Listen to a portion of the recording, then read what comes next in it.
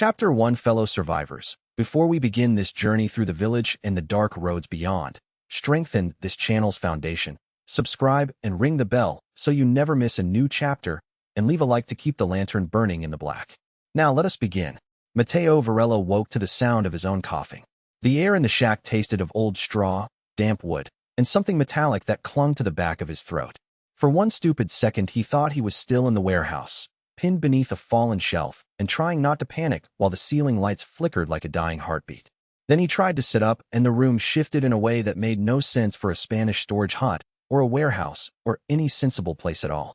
He lay on a narrow cot under a coat that smelled of leather, smoke, and rain. His hands were wrong. Not injured wrong. Older wrong. Bigger than his own had been. Calloused in places he did not remember earning. The sleeves of the coat were stitched with heavy seams and lined with hidden pockets, as if it had been designed by a man who expected to live out of his own sleeves. A holster hung from the back of the chair by the wall. A hunting knife rested in a loop beside a lantern with a chipped glass chimney. Matteo stared at the knife. He stared at the coat. He stared at the room that looked like a roadside hut from some rural nightmare and realized that the world had not merely gone wrong. It had rearranged itself around him. Then the voice came. Merchant system initialized. Inheritor confirmed. Safe commerce is not given. It is earned. Matteo sat up so fast the cot creaked under him. The message hovered in the air in front of his face, blue and hard-edged, too clean to be hallucination and too cold to be mercy. He had seen interfaces like this in games. He had joked about them online. He had spent late nights arguing with strangers about what-if scenarios and optimal route paths, and whether the merchant in Resident Evil 4 was a real character or just a moving convenience store with a voice like gravel soaked in whiskey. This was not a joke. The hut had no mirror, only a cracked basin on a bench. Matteo stumbled toward it on unsteady legs and looked down into water gone gray with dust. The face that looked back was not his. It was younger than the voice in the room had made him feel at first, but older than the body he remembered leaving behind in a warehouse accident outside Madrid. Dark hair cut rough and uneven. Hollow eyes. A stubble shadow along the jaw. The kind of face that had learned to survive by refusing to look too closely at anything. The merchant's face. Matteo put one hand on the basin to keep from falling over. No, he whispered, and the word came out in Spanish before he could think to translate it. No, no, no. The system chimed again. Objective 1. Survive the local road network. Objective 2. Establish a neutral trade zone. Objective 3. Do not die before the first customer arrives. Matteo laughed once. It sounded thin and wrong in the shack. He dragged a hand down his face and tried to remember the last thing in his own life. Boxes stacked too high. A wobbling shelf brace. A warning shout he had not understood in time. Then darkness. Then this. The system unfolded another pane. Inventory, unlimited. Safe room capacity, 0/1. Route markers, locked. Customer trust, 0. Appraisal, locked. Matteo leaned closer. Unlimited inventory. He repeated the words silently and felt his pulse stumble. That meant exactly what he thought it meant. Not pockets. Not bags. Not a tiny system stash. Anything he acquired could be stored somewhere beyond reach, and if the system was being honest, he could use it. One ridiculous advantage in a world that was about to fill with parasitic cult fanatics and people trying to eat him in a village square. He stood, nearly dizzy with the implications, and the merchant coat shifted around his legs. Outside the shack, a bell rang once. Not church bells. Not a clean village toll. This one was warped and far away, as if someone had hit old iron with a hammer in a room below the earth. Matteo opened the shack door. Rural Spain spread out in front of him in a gray, damp wash of morning light. Narrow dirt tracks cut through patchwork fields. Low stone walls boxed the road in strange, crooked lines. A chapel rose on the hill ahead, its bell tower crooked as a broken finger. Chickens moved in the yard of the neighboring house. Smoke drifted from chimneys. It all looked normal in the way a painted stage set looks normal until you noticed the blood on the floorboards. That blood was not on the floorboards yet, but the system showed him a faint red haze at the edge of the village road. Threat vector detected. Matteo went still. He had played enough to know this place. Not the exact minute, maybe, but enough to know the texture of it. The village. The cult. The wrongness under the ordinary. The people who would become infected by something they did not understand. The man in the coat. The first rescue.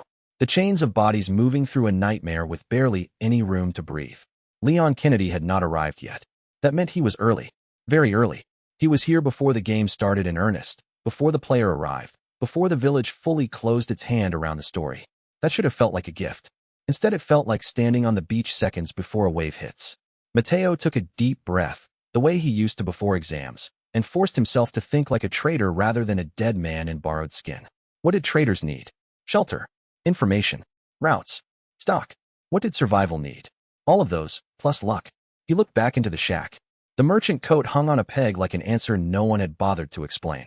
He pulled it on fully and felt the system settle over him with a strange sense of recognition, as if the body itself had accepted the role better than his mind had. Then he heard footsteps on the road. Not one pair. Several. Slow. Uneven. Shuffling with the kind of casual ownership that meant the walkers believed this place belonged to them. Mateo stepped back inside and closed the door. The first thing he found was a lantern. The second was a tin box under the cot with a few spare shells, dried herbs, and a folded note in a hand he did not recognize. You know what to do. The note ended there. Mateo stared at it for a full second, then at the shell box, then at the system's empty inventory pane. Yeah, he muttered. That is not comforting. The footsteps outside stopped. Someone scratched a knuckle against the door. Mateo's entire body went cold. The first day in a new world had a way of teaching people what kind of life they had bought with their luck. Mateo had just learned his answer. It was the kind with monsters on the porch. Chapter 2. The scratch on the door came again, slower this time. Mateo did not move. The system had gone from blue and clinical to almost smug in its silence, which meant it was probably waiting to see whether he was stupid enough to open the door like an idiot in a horror film. He had spent too many years yelling at fictional protagonists for exactly that mistake to make it now. The lantern in his hand trembled only a little. Hello, a man's voice called from outside. Spanish. Thick accent. Wary. Human enough to be a trap.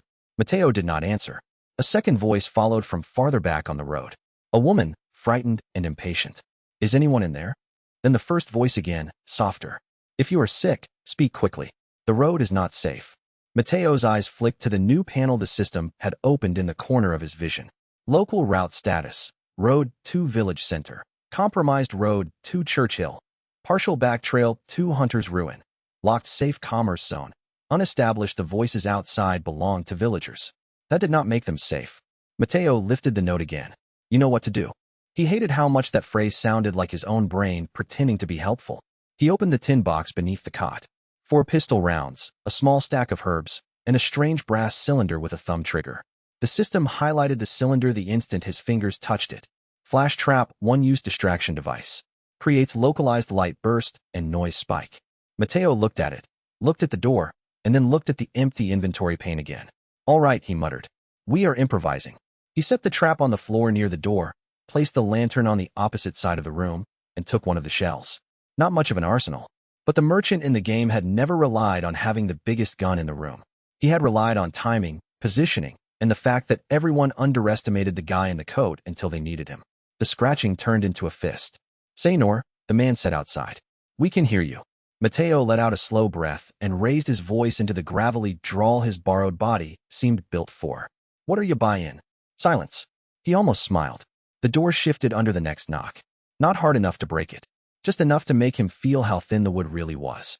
Open the door, the woman snapped. We need help. Mateo put one hand on the trap trigger and kept his other near the shell box. If they rushed him, he would flash the room, use the lantern as cover, and run for the back wall. If they were armed, he might die. If they were infected already, he might die faster. He opened the door a crack. The villagers outside were all wrong in slightly different ways. One man stood at the front, hat in hand, face lined and dirt smeared. Behind him, 2 others clustered closer than comfort allowed. Their eyes were too fixed, their expressions too slack.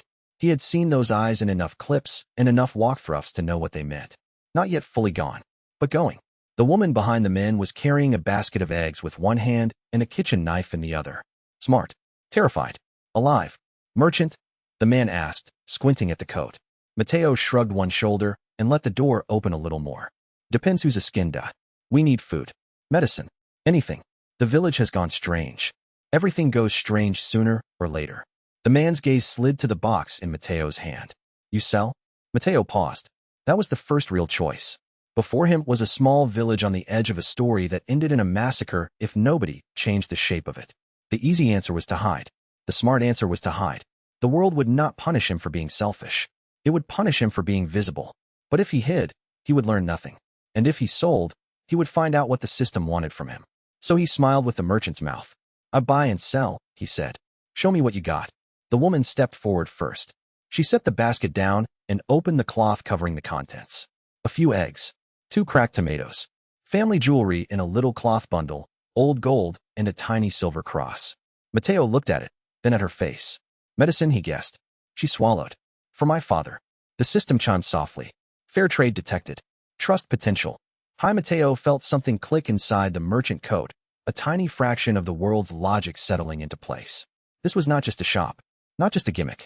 The system wanted him to create trust and routes and safe points by being useful where the village expected fear.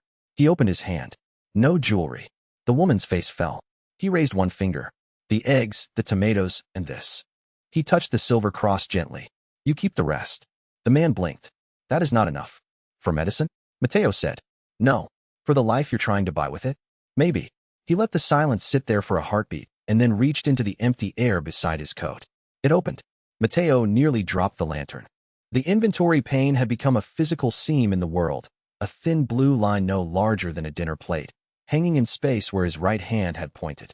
Inside it, shadows of objects floated on impossible shelves, not visible enough to count, just enough to know the system was not lying. He took out a small vial of antiseptic and a bandage roll. The villagers stared. What the hell? The woman whispered. Mateo ignored the question. That father's a fever or a wound? Both, she said. Then use the antiseptic first and wrap the leg after. If he starts shaking, keep him warm. If he starts talking nonsense, keep him away from the priest. That last part came out with more certainty than he felt. The man with the hat scratched his chin. You really are the merchant.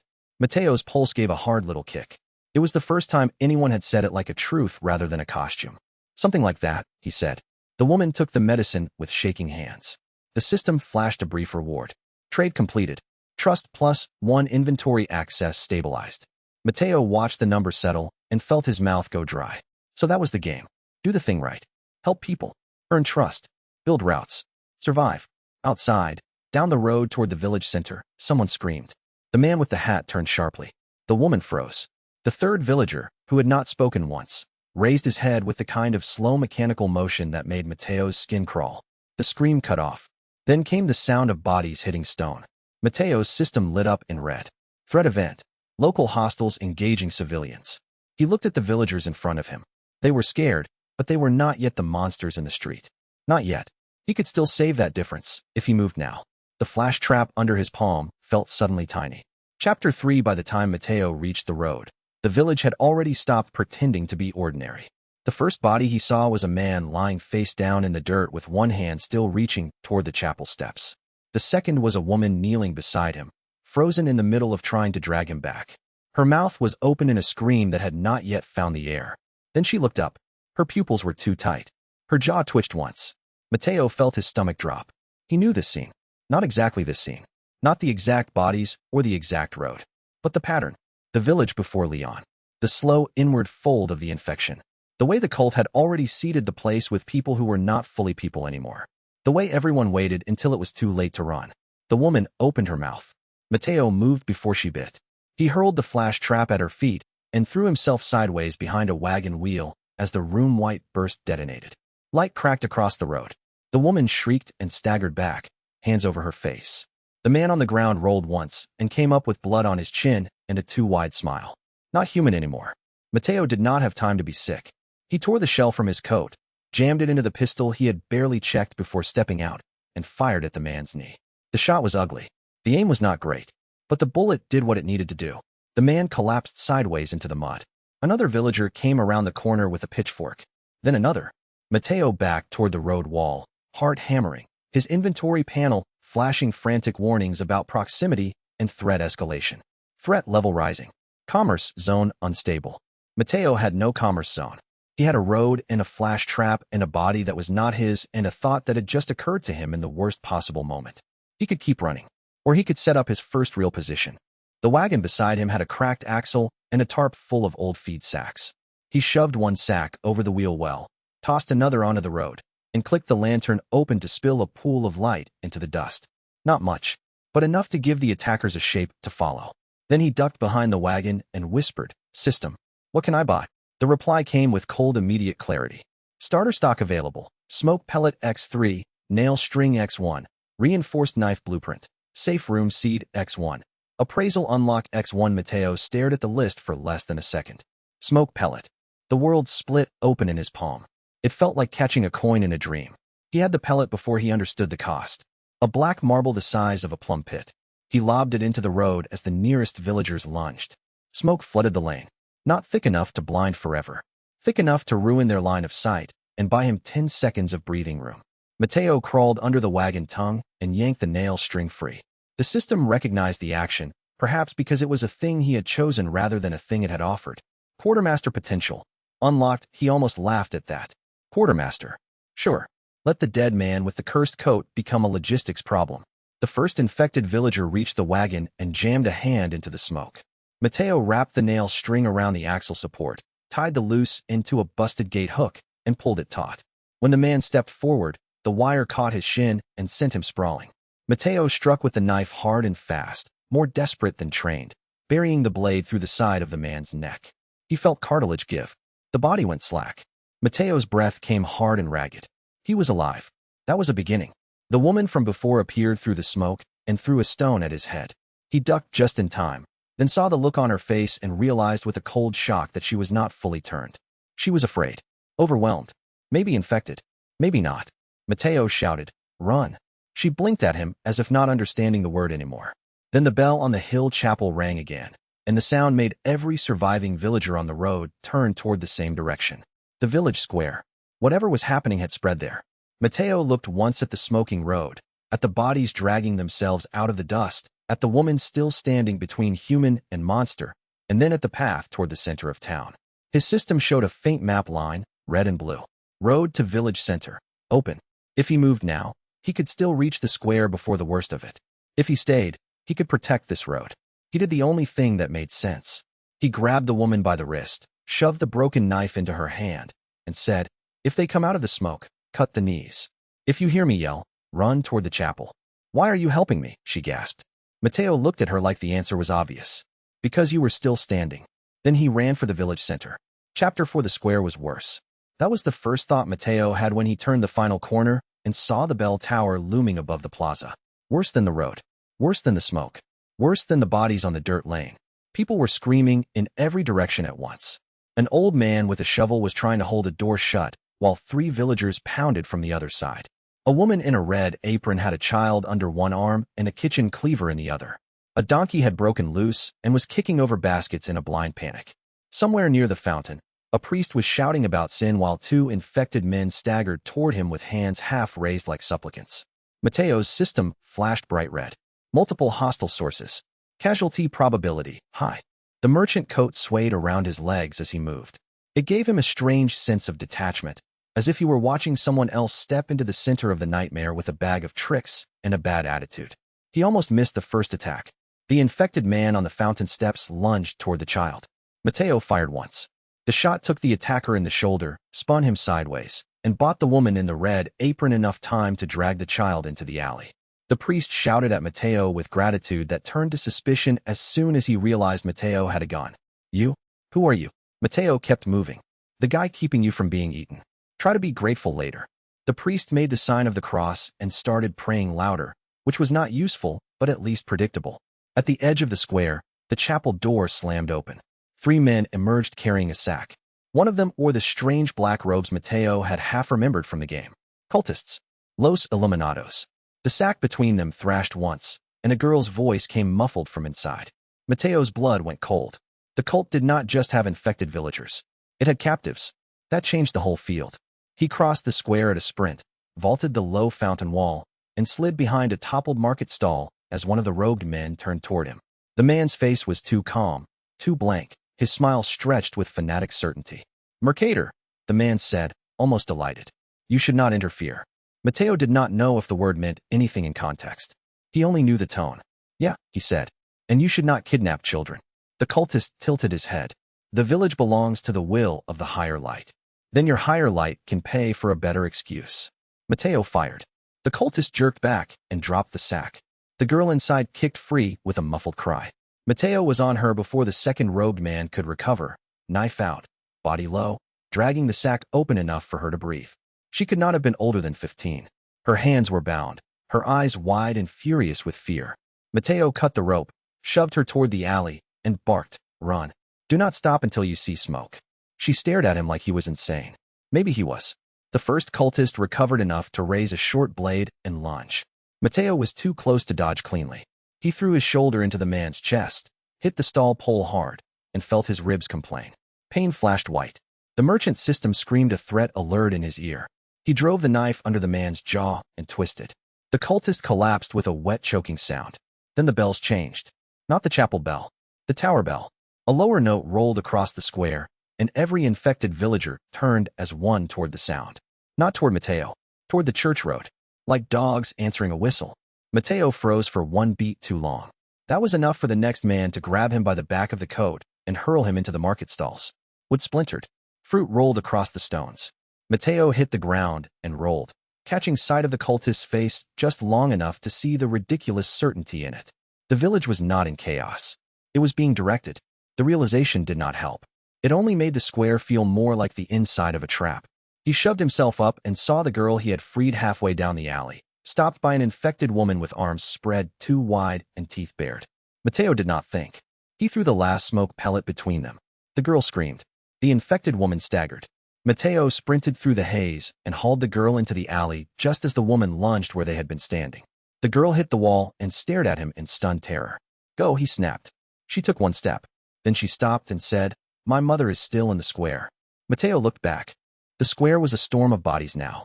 Smoke. Prayer. Blood. The cultists moving in among the villagers as if they knew exactly where panic would lead each person.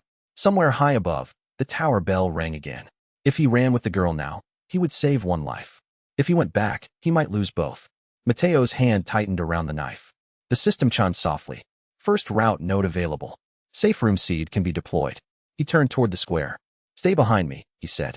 Chapter 5. The first route node did not look like much when the system allowed him to place it. Mateo had expected a glowing circle or some dramatic video game nonsense. Instead, it manifested as a small brass token the size of a coin, stamped with the merchant's insignia. When he set it into the earth beneath a fallen cart in the square's northwest corner, the token vanished. A soft blue line spread outward through the stones like ink in water. Route node established. Safe commerce radius, 12 meters. Mateo blinked. Within the radius, the air felt different. Not safe exactly. Safer. The kind of space where a frightened person could breathe long enough to make a decision. A place where the system seemed willing to stand behind him if he did his part. The girl with the missing mother had stayed close, as ordered. Her name, he learned in a broken breath while shoving crates into a barricade, was Lucia. Lucia crouched behind the cart and watched him like he might be either a saint or a lunatic. "What is that?" she whispered. "Temporary shop. That is not a real answer. It is the only one I have time for."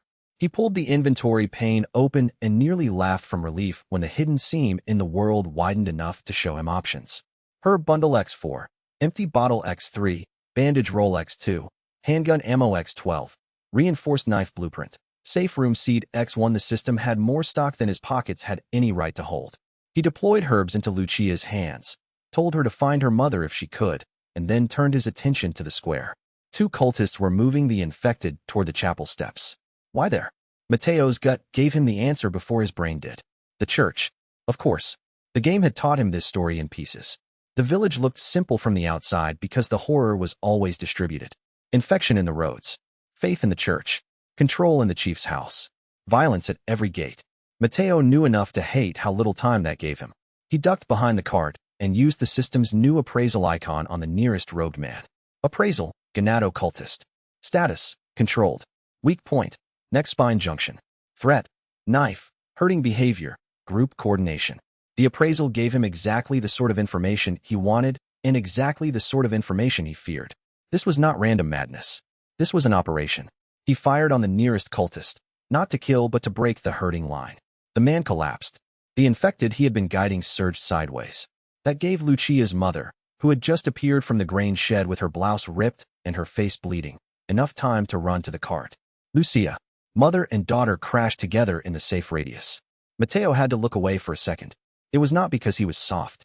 It was because the sight hit him where his own memory still hurt. He remembered his own mother in a hospital hallway years ago, telling him to stop worrying and go eat something because she was fine, because adults always lied like that when they were scared. The square rang with another bell. More villagers turned. Mateo looked up and saw the chief's house on the hill. Mendes. He was not visible, but Mateo could feel the shape of him in the village's movement, like a finger pressing through cloth. The cultists were steering the infected were being used as pressure, and the civilians were being forced toward the church road. Why? To clear the square. To make a path. To let something worse move through. The thought came with such force that Mateo nearly missed the man climbing the chapel stair with a rifle. Not a cultist. A hunter. He was dragging a body in one hand and looking down at the plaza with the calm of someone taking inventory. When he glanced toward Mateo, the system lit with a furious warning. High priority threat. Biotic hunter type, unknown. Mateo went cold. That was not in the early village footage. The body the hunter was dragging twitched once. Then Mateo heard a voice from the church road behind him. You are making quite a mess. The accent was wrong for the village. Foreign. Dry. Amused. Blue hood. Mateo spun and saw him leaning against a toppled barrel at the edge of the square, coat hood up, the same impossible calm as before. He had not approached. He had simply arrived, as if stepping out of the road itself. You again, Mateo snapped. Blue hood spread his hands. You say that as though I am unwelcome. You have terrible timing. I have excellent timing. That is why I am alive. The hunter on the church steps lifted his head and looked toward them both. Blue Hood's voice lost some of its lazy edge. That one is not part of the village. Mateo glanced once at the shape dragging itself up the church wall. I noticed. Blue Hood's hidden smile returned. Then perhaps the new merchant is learning. Good. Because if you intend to keep roads open, you will need to survive things that do not care for your sympathy. Mateo nearly asked him what that meant. Then the hunter fired. The shot punched through the cart's wheel, sending Lucia screaming.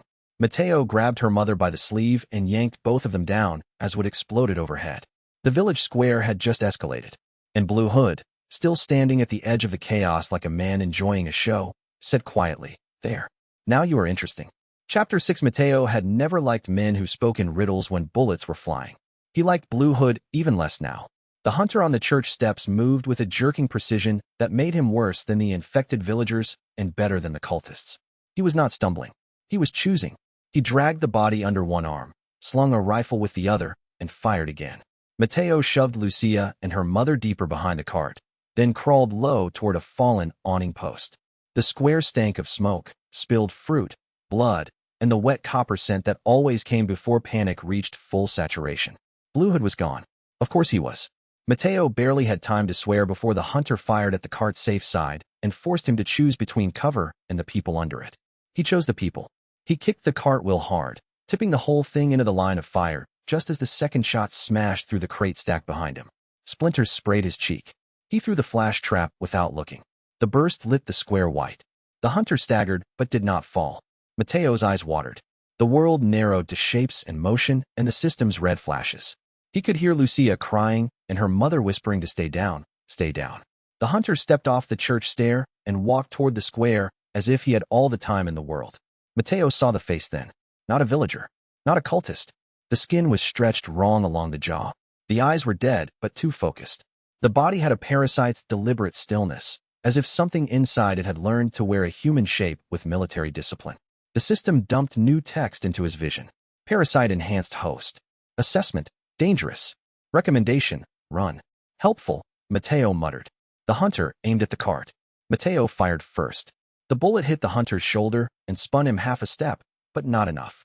The rifle came up again. Mateo dove left, felt the shot pass where his ribs had been, and rolled hard behind the fountain. Water exploded up in a dirty spray. The hunters were not supposed to be here this early. That meant the timeline had moved. Or the system had. Or both. The square had become a funnel. Villagers still fought and screamed at the edges, but the hunter's presence changed everything. People started running toward the church road because it felt safer than being near the man with the rifle. The cultists took advantage of the movement to herd them. Mateo hated how effective it was. Lucia's mother shouted for him, and he risked a glance back. They were still alive, still under the cart's broken remains. Good. Then the hunter disappeared. Mateo's head snapped up. Nothing on the church steps. Nothing on the road. The system's threat marker jerked to the left. Wall.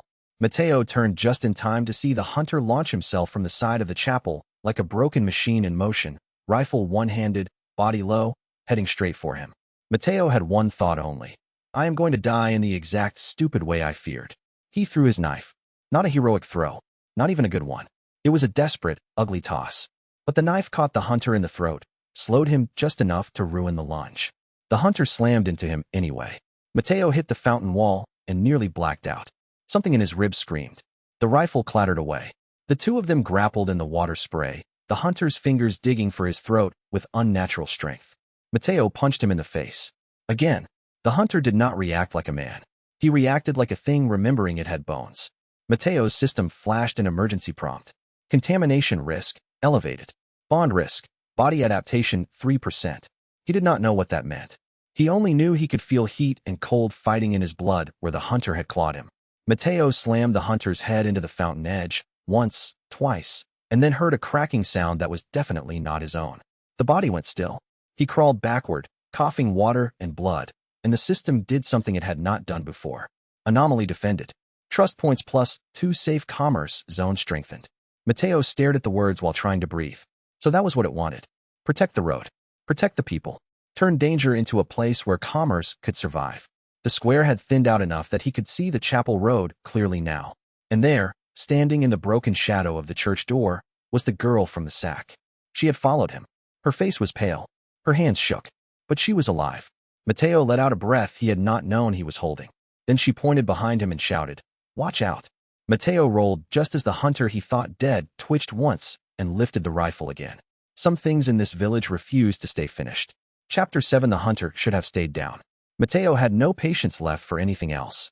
He snatched the rifle from the mud, jammed the barrel against the hunter's chest, and fired until the weapon clicked empty. The body jerked once, twice, then slumped against the fountain rim with the kind of final stillness that only came after something inside it had been forced to stop pretending.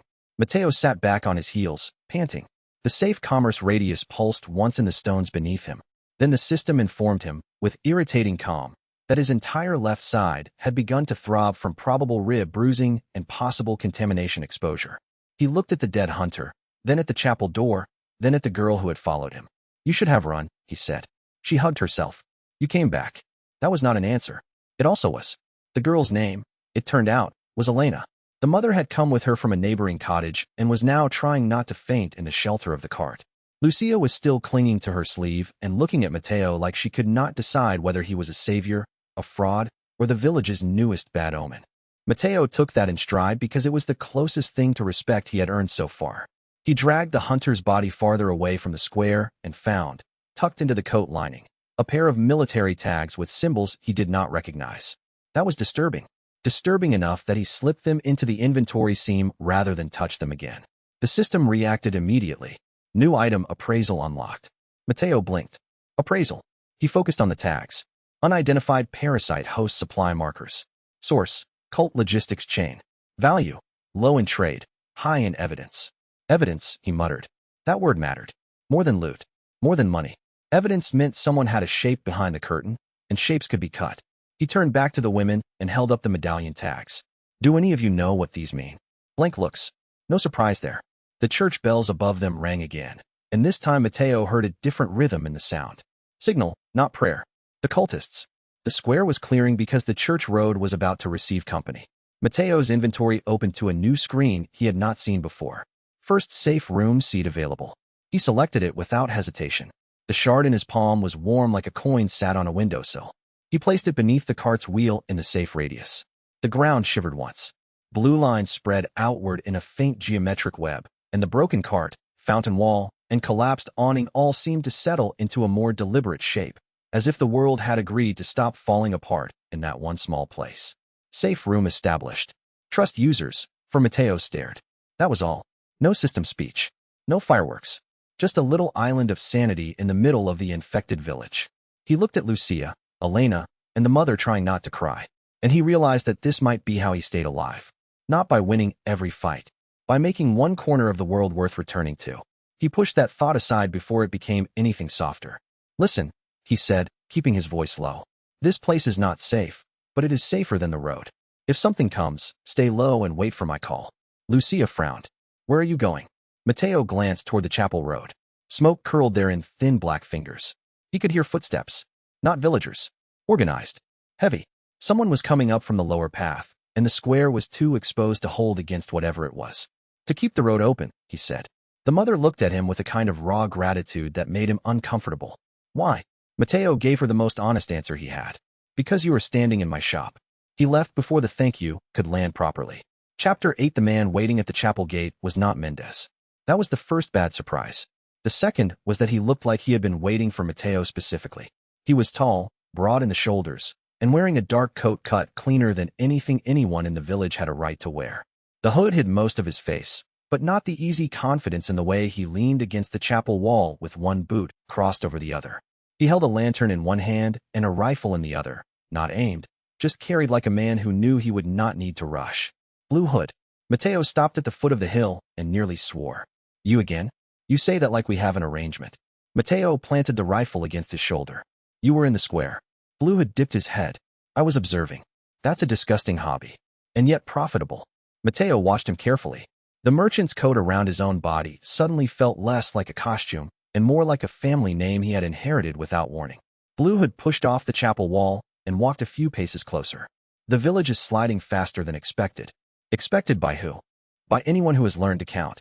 The roads, the houses, the church, the chief's estate. It is all the same machine. You can hear it better now because you have made yourself audible. Mateo did not like that at all. He liked it even less when the system highlighted Blue Hood with a faint gold border.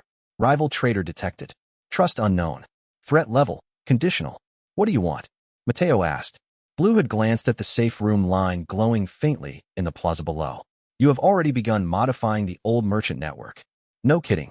That network survived by one rule. Neutrality. Never hold a side. Never hold a grudge. Never build a place too comfortable to burn. Mateo's mouth tightened. Sounds like cowardice dressed as wisdom. Blue Hood chuckled. That is what men call wisdom when they are too young to fear consequences. The words hit harder than they should have. Mateo had spent years in a world where being useful was rewarded only if it could be monetized. In this one, useful people got eaten by cults or framed by governments or dragged into hell by their own compassion. Maybe neutrality really had been the only way to survive. Maybe. He did not like that answer either. You came all this way to lecture me? He asked. No. To warn you. Blue Hood turned the lantern so its light hit Mateo's coat. For one weird second, Mateo felt like he was standing in a mirror made of smoke. Your first route node is drawing attention, Blue Hood said. The chief's men noticed supplies where they should not be. The cult noticed the bodies you saved. And now the village has started asking why a merchant appears where people stop dying. Mateo laughed once without humor. That sounds like a good thing. Only until the monsters decide your shop is the thing preventing the village from becoming theirs. The warning sat there between them. Mateo had no trouble imagining what that meant. The story had too many people willing to cut down something useful if they could not control it. He looked back toward the square. Lucia's mother was kneeling beside the safe room cart, trying to hold her daughters together with both arms while keeping the dead hunter out of sight. The little girl in the red apron had joined them. The priest was gone. The square had gone quiet in that terrible way a place does after the first shock, when everyone has enough breath left to realize the next one will hurt worse. He turned back to Blue Hood. So what? Mateo said. I should close up and pretend I was never here. Blue Hood's eyes narrowed under the hood. You could. Mateo looked down at the rifle in his hands. At the coat. At the inventory seam only he could see. At the line of frightened people now depending on the square. No, he said. Blue Hood studied him for a long moment, as if trying to decide whether he was looking at courage or simple stupidity. Then he sighed. Good, he said. I was hoping you'd be difficult. Mateo snorted. That sounded like a compliment. Do not ruin it by making me explain myself. The system chimed once. Allied route node potential increased. Mateo ignored the text and asked, Who are you really? Blue Hood tilted his head. For now, he said, someone who remembers what the old merchant network was for. Then he reached into his coat and dropped a small blue medallion into Mateo's hand. It was worn, scratched, and marked with a symbol almost identical to the one on Mateo's coat, except that the hooded figure had taken a knife to the engraving and broken the circle open. If you intend to keep making noise, Blue Hood said, you will need this. Mateo looked down at it. Appraisal locked. Side mission contract accepted. What does it do? Blue Hood had already turned away. Depends how badly you need it. Chapter 9. The medallion was not valuable in the way gold was valuable. It was valuable in the way keys were valuable. Mateo learned that after he touched it to the broken road sign outside the square and watched a series of pale blue lines flare to life across the dirt path. The system recognized the symbol and opened a map overlay so detailed it made his skin crawl. Side mission board detected. Contract class, blue medallion.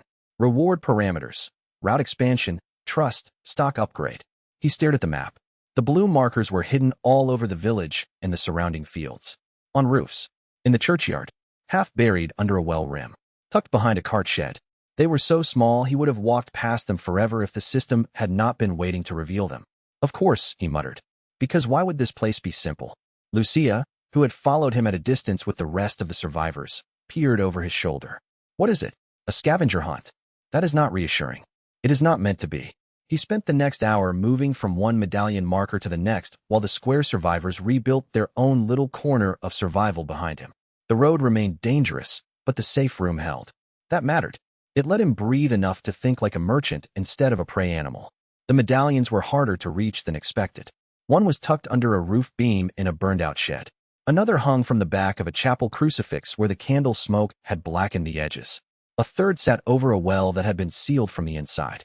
Mateo had to use the inventory to grab a length of wire, a folded chair, and the flash trap to get the last one. Every medallion he recovered pinged the system with a soft reward. Trust +1 stock access modified.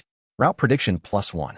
By the time he had recovered 6, his legs were shaking and his hands smelled like soot and wet stone. The 7th sat in the village square's bell tower. Mateo climbed the ladder with a knife in his mouth and a rifle slung awkwardly over one shoulder. The tower was narrower than it looked from below, and every rung creaked like a warning from the building itself. At the top, he found the medallion tied to the bell support with a strip of red cloth. And underneath it, scratches. Not random scratches. Letters. He brushed the dust away and read the carved warning with a cold sinking in his gut. The merchant is no longer neutral. Mateo's pulse thudded once hard. The system flashed a prompt, as if it too had just noticed the message. Warning. Route inheritance is active. He stared at the carved words until the scratches blurred. Then he reached for the medallion and felt a second text layer open beneath the dust. Hidden cache coordinates. The original merchant had left him something. Mateo climbed back down the tower faster than he should have and nearly missed the last rung. Blue Hood's warning echoed in his head. Neutrality. Not unless you want to burn. The old merchant network. Hidden caches. Coded ledgers. Somewhere in this region, there had to be stock the original body had buried for a reason. And the system had just confirmed it. He returned to the square and found Lucia arguing with the priest over whether the dead hunter should be buried or burned. The priest had the pale, offended look of a man discovering that theology did not help much against cannibalistic villagers. Mateo ignored both of them and held up the medallion.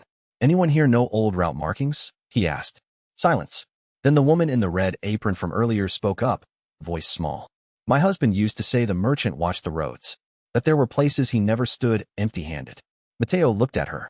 Where? She pointed toward the old hunter's ruin half a mile outside the village road. There, she said. He said the man in the coat once waited there when the night was bad. Mateo did not like the feeling in his stomach at that sentence, but he liked ignorance even less. Chapter 10. The hunter's ruin was exactly the kind of place people forgot existed until they needed it.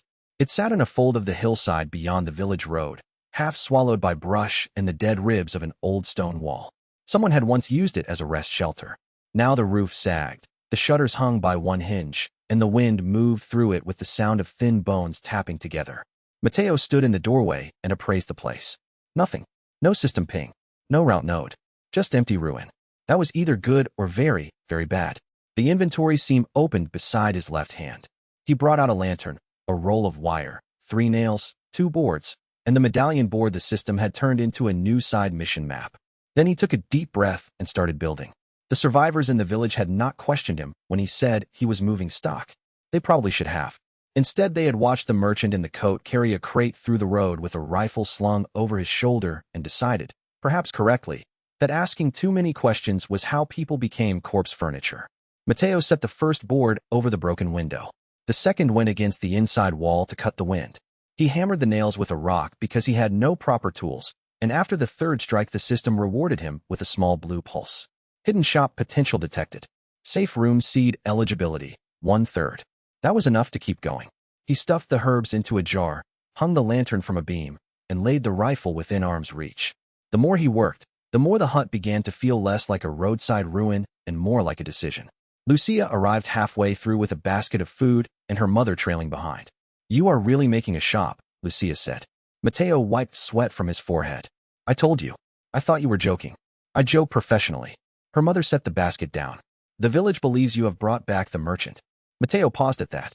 He was not sure he liked it. He was not sure he disliked it either. The merchant in the game had been half myth already. In this village, that myth had become practical. If people needed a place to breathe, maybe that was enough. He appraised the basket and found a decent meal's worth of bread, cheese, and a flask of wine. Trade completed. Trust +1. He looked up. Take the basket back. I pay fair. With what? The mother asked, almost laughing despite herself. Mateo reached into the inventory and pulled out a small vial of antiseptic, a bandage roll, and a packet of painkillers he could not yet explain, but the system had made available after the first safe room seed. The woman stared as if he had taken them from the air because, in a sense, he had. For your father, Mateo said, and for anyone who gets cut by the road. She took them with careful hands. The system chimed again. Fair trade sustained. Safe room capacity increased. Mateo glanced at the ruined wall and nearly swore. At the far end of the room, the empty seam he had not noticed before had become a little blue outline, almost like a doorway waiting for a better idea. The inventory panel flashed. Appraisal unlock available. He touched the outline. The world sharpened. Everything in the ruin gained a small label. Rotten beam. Salvageable board. Old iron nail. Hidden crawl space. Cracked floor. Weak corner. That was the sort of power that made people useful in a way raw firepower never did. Mateo stared at the labels with a thrill so sharp, it almost hurt. Appraisal, he whispered. The system answered by unlocking it fully. Appraisal online. Mateo nearly laughed. Of course the merchant got the ability to see what was worth money, what was worth time, and what was worth saving. He appraised the first object in the room, the old hunter's wall map, and the result came back immediately. Old village route map. Value high. Hidden function. Safe passage node chance. Mateo leaned in. The map had faded pencil marks along the edges. Not road names. Not ordinary notations. Path lines. Rest loops. Marker numbers. Someone had hidden a merchant route here years ago and expected only the right body to find it again. He looked at the map and felt the entire story line up in his bones. Original merchant. Hidden caches. The system was not making him invent a role. It was handing him the ruins of one. Lucia tugged his sleeve. Is it bad? Mateo looked up and realized he had gone still for too long. No, he said. Then, because he wanted to sound more certain than he felt, he added, it's a road. Outside, from the village direction, a bell rang once. Then again, Mateo's system flared a warning red across the appraised map. Intrusion detected. He turned toward the door, rifle in hand, as footsteps approached the ruin from the road. Not villagers this time. Boots. Measured. Heavy. Military. Mateo looked at Lucia and her mother and made the first decision that would matter. Backroom, he said. Now. He had barely finished speaking when a man's voice called from outside, calm as a knife on a table. Merchant. Open up. Chapter 11. The voice outside the ruin did not belong to a villager. It belonged to someone who knew how to ask for a door to open and expected the door to obey. Mateo pushed Lucia and her mother into the back crawl space under the ruined floor while keeping the rifle level at the entrance. The system had already highlighted the crawl space as a hidden passage, which meant the old merchant network had been smarter than the village ever realized. The knock came again. Merchant, the voice repeated. I know you're in there. Mateo frowned. Then you know the door is locked. That was not a request. Great. He glanced at the crawl space and then at the wall map. The system did not give him many options, but it had just marked the back corner as weak enough to break through if needed. That was useful information if he wanted to leave through the rear, and less useful if the man outside was already covering the road. Who are you? Mateo asked. There was a brief pause, long enough to make him feel the shape of the answer he would not like. Vitor's Mendez's men, the voice said. Open the ruin. Mateo felt the room go colder. So the village chief had noticed. He should have expected that. Mendez would not let a useful road remain unclaimed. The cult had eyes everywhere, and a new merchant shop on the edge of their village was either a resource to be controlled or a problem to be burned. Mateo slid the rifle's safety off. What do you want? He called back. Weapons. Medicine. Information. That sounds like a shopping list. The man outside did not laugh. You have been moving stock where you should not have any. The chief is curious. Mateo almost said that curiosity was a useful thing until it got you eaten. Instead, he appraised the door, the hinges, the cracks in the frame. Weak lock. Rotten top hinge. One good kick would do it. The question was whether he wanted to let that happen on his terms. He turned to the crawlspace opening. Lucia's face looked up at him from the dark, all eyes and fear. Her mother clutched her shoulder. If they come in, Mateo whispered, stay down until I say run. Are you going to be all right? Lucia asked. Mateo gave her the kind of smile people used when they had no right to comfort and only wanted to provide one anyway. Probably. Then he moved. The room had only one lantern. He knocked it over, plunging half the ruin into shadow, and kicked the old map into the inventory scene before any outside eyes could catch it. The first kick against the door hit the rotten frame exactly where he had expected. He fired through the wood. A shout outside. A stumble. Boots shifted back. Mateo yanked the safe room seed from his inventory and slammed it into the floor beneath the table. The blue lines lit up. Safe room radius stabilized. The door burst inward a second later. 2 men in village coats, and 1 in a black cult robe, stormed the ruin. The first held a shotgun. The second had a machete. The cultist carried no visible weapon at all, which somehow made him the most alarming one. Mateo rolled left as the shotgun roared. Splinters exploded off the wall behind him.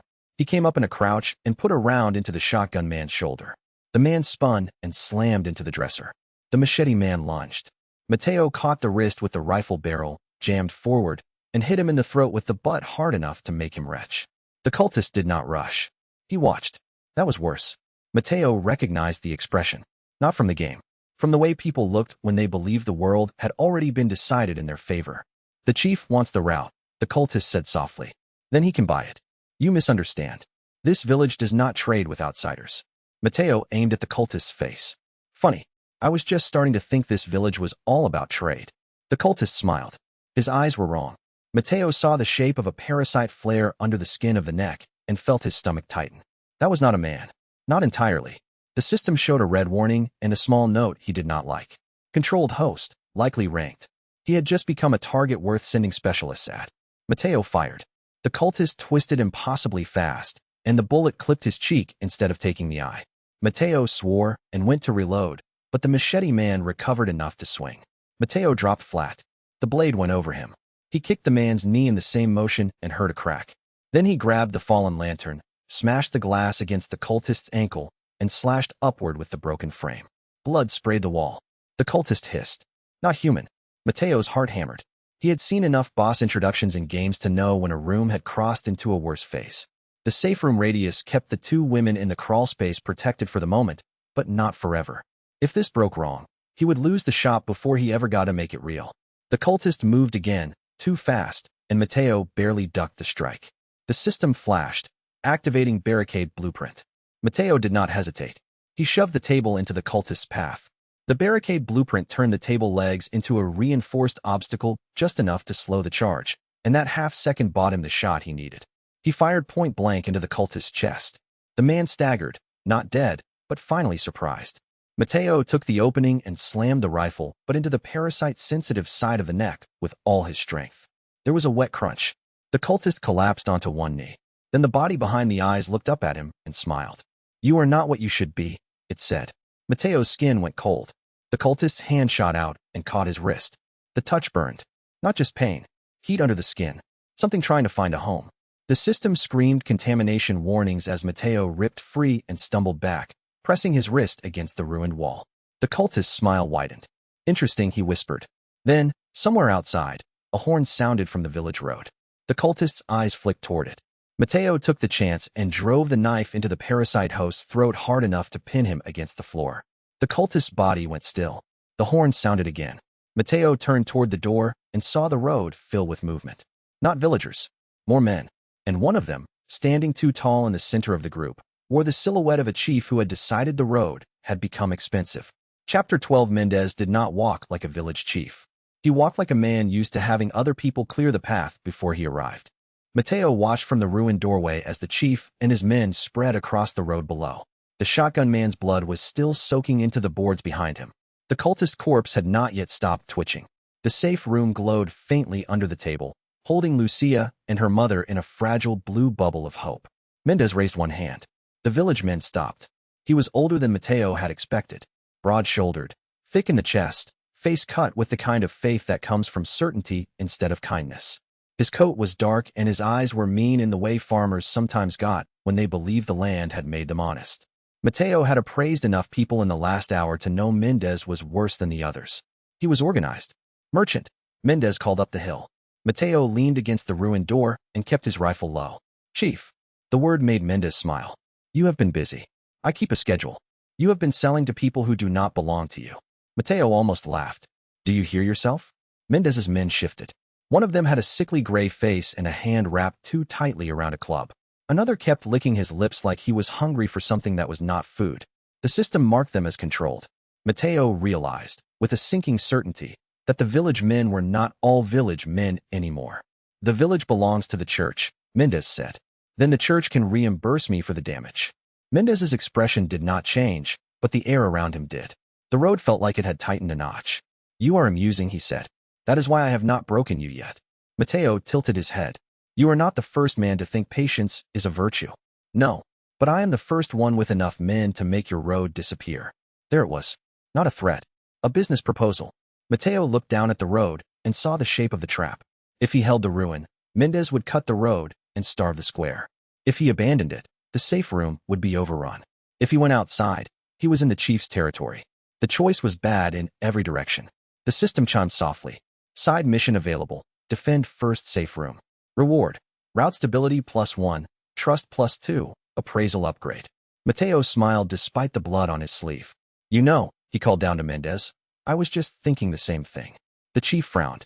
Mateo dropped back into the ruin, slammed the door, and kicked the chair over the back of it, just as the first rifle shot punched through the frame. Lucia screamed inside the crawl space. Her mother said her name, and then Mateo heard the safe room pulse. Stay low.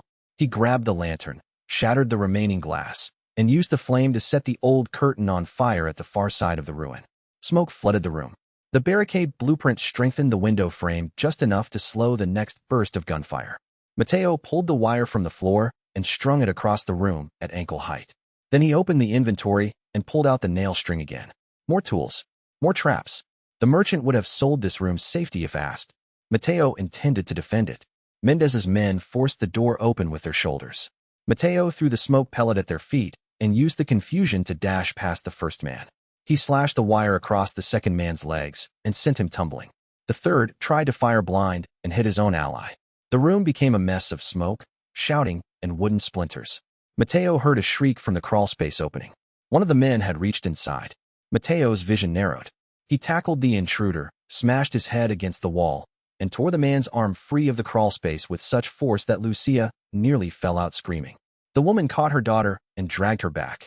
Mateo found himself breathing hard enough to taste copper. Mendez's voice came from outside the ruin, calm as before. You can keep the road, he said, or you can keep your hide. Mateo looked up through the smoke and saw the chief standing in the doorway of the road like an answer he could not ignore. Then the inventory seam opened without warning.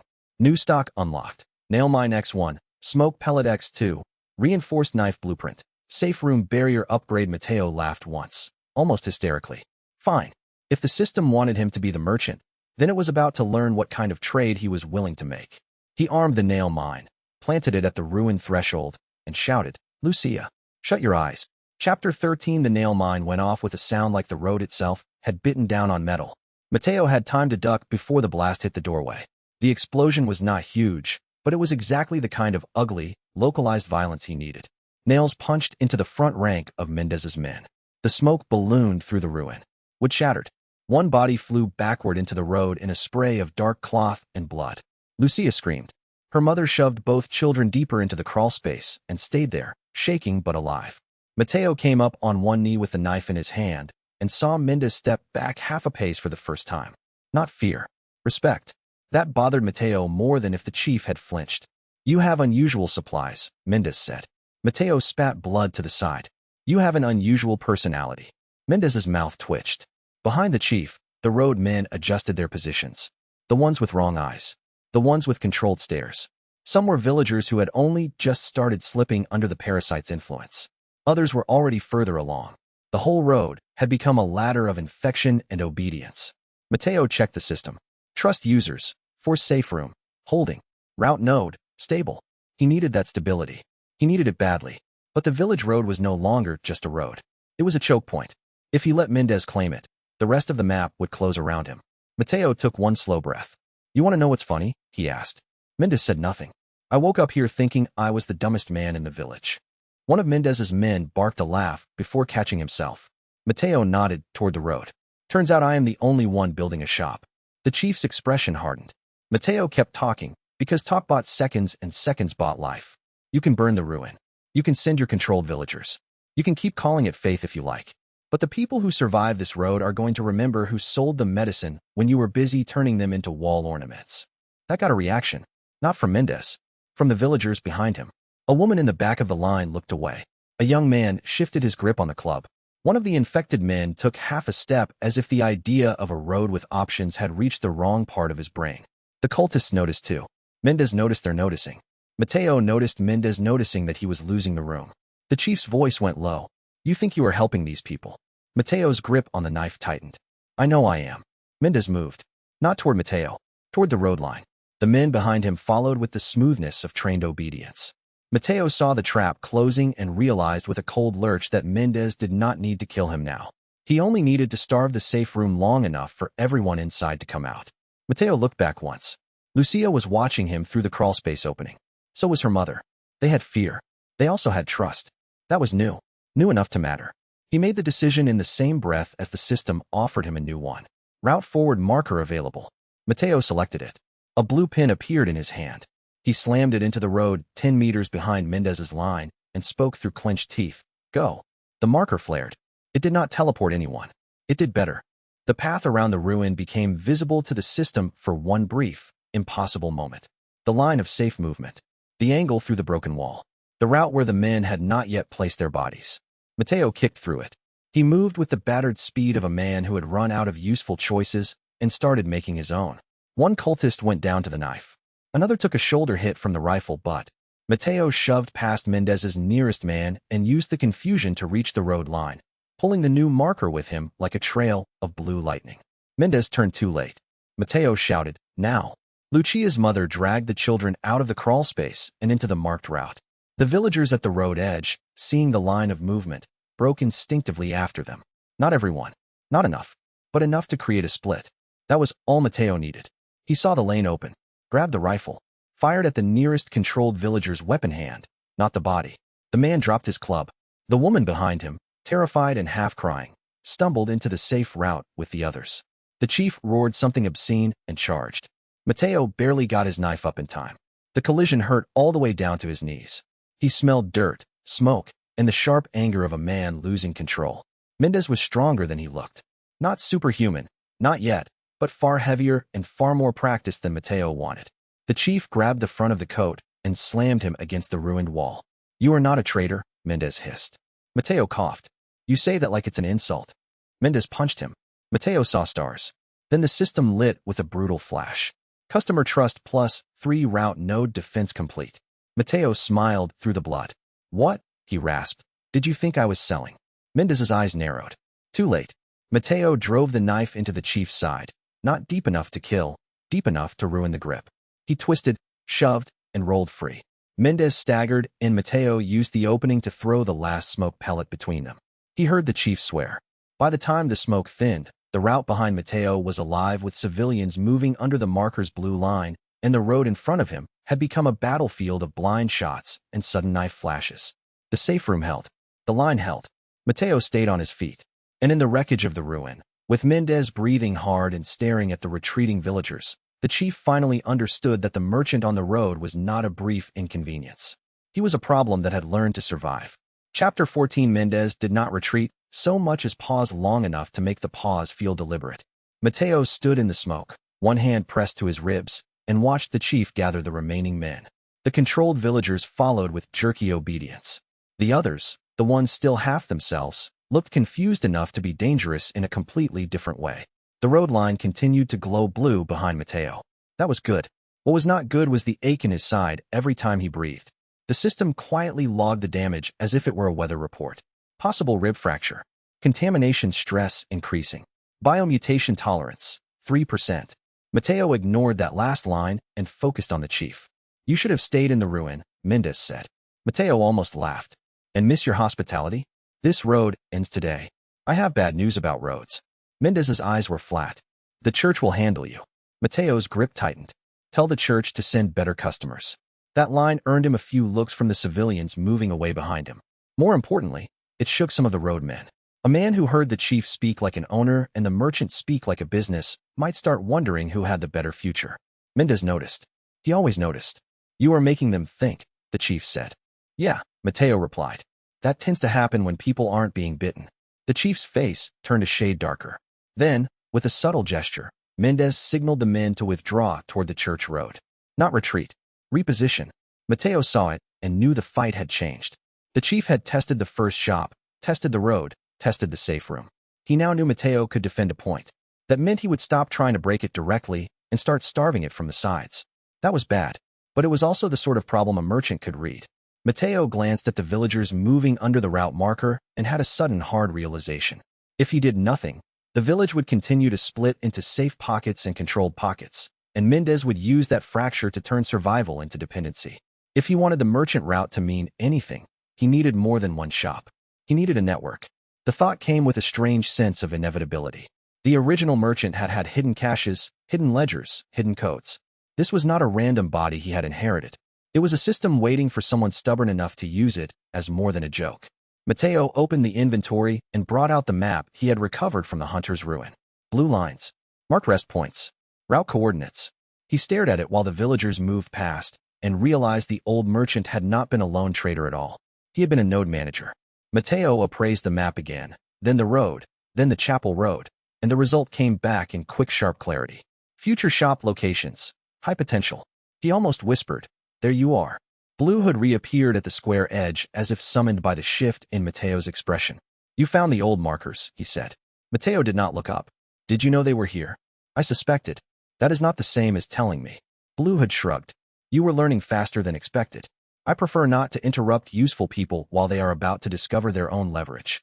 Mateo looked at him then. "You are either helping me or grooming a disaster." Blue Hood's laugh was soft and dry. "Those are not mutually exclusive." Mateo hated that he could not immediately prove him wrong. He folded the map and shoved it into the inventory seam. The system accepted it with a bright pulse. New route data registered. Next node access potential, Hunter's Hill Ruin. There it was. Proof. Mateo had not imagined the network. He had inherited it. He turned back to the square and saw Lucia and her mother already helping another survivor to the safe room. The little girl had stopped crying. Good. That meant she might keep breathing long enough to remember a place that had not wanted her dead. Mateo pushed off the ruin wall and walked toward them, every step sending pain up through his side. Blue Hood fell into step at a distance. "You are still moving as if this ends in the village," the hooded man said. Mateo glanced back. "It doesn't." "No, but you may yet make it something that can continue." The words came out almost kind. Mateo filed that under suspicious. He reached the safe room and found Lucia sitting on the floor with the medicine vial in her hand, reading the label like it was a miracle and not a bottle. "You came back," she said again. Mateo crouched to her height this time. "I said I would. People say that, and then they don't." He considered that. "Yeah," he said. "They do." Lucia studied him for a long moment, then asked the most dangerous question possible in a village like this. "Will you come back if we need more?" Mateo looked past her at the road, the ruins, the blue lines still faintly glowing under the carts and broken stones. The system seemed to hold its breath with him. He smiled, small and certain and a little grim. "If you have coin," he said, "I'll be here." That was the merchant answer. Not because it was mercenary, because it was honest enough to build a road on. Chapter 15. The first custom weapon he made was ugly. Mateo was almost proud of it. He had spent 2 hours in the hunter's ruin after dusk, using scavenged police parts, a length of bent metal from a broken lampstand, and the system's blueprint panel to build something between a pistol brace and a sacrificial promise. It was not elegant. It had too much kick, a jam risk in the chamber, and a grip that would have offended anyone who cared about finished work. But the blueprint label in his vision had changed from red to yellow. Custom upgrade stable. He turned the weapon over in his hands and felt the new weight settle against his wrist. Mateo had never built anything like this before. In his previous life, he had fixed broken appliances, patched shelves, and once, disastrously, tried to repair a washing machine with a screwdriver and optimism. This was different. This was survival engineering. It felt like crossing a bridge built from bad decisions and making it load-bearing by being too stubborn to fall through. The system rewarded him immediately. Arms curation unlocked. Appraisal bonus +1. He stared at the message, then at the gun. "You are showing off now," he muttered. The empty ruin did not answer. The night outside was worse than the day. The village had quieted in the way cursed places quiet, when they have already decided what kind of scream they will use next. Mateo could hear distant shouts from the church road. Occasional shots. A dog barking, and then stopping too fast. He moved the lantern closer and began laying out the next set of parts. If the merchant was going to be a real role, he needed more than ammo and bandages. He needed a product line. Something practical. Something that made people come back. If he could keep Leon alive later, if he could hold Ashley's trust, if he could keep routes open, he would need better than a pistol that looked like a junk drawer's revenge. Mateo pulled the inventory seam open and looked at the next tier. Rare blueprints. Locked. Route master requirement. 2/3. Customer trust. 7. Safe room capacity. 1/2. He could feel the shape of the next unlock waiting just beyond reach. The wind outside rattled the ruined wall. Then someone knocked once. Mateo snapped the pistol up. Who is it? A woman's voice, low and hurried. I heard there was medicine here. He frowned and opened the door a crack. The woman on the step was the one from earlier, the one who had first brought the basket. Her right sleeve was soaked through blood. She held a kitchen towel over the wound with one hand and a small bundle in the other. Your father? Mateo asked. She nodded. The fever broke. But now the churchmen are taking people from the square. Mateo went cold. That changed the night again. He led her inside, appraised the wound, and found it was worse than she had said. A bite mark, shallow but dangerous. Not fully infected yet. Not fully human either if he waited too long. The system highlighted the wound in bright red. Parasite exposure, early phase. Treatment window, short. Mateo did not hesitate. He cleaned the wound, used the antiseptic, and wrapped it tight, while the woman watched him with the stunned dread of someone realizing the road had become a medical decision.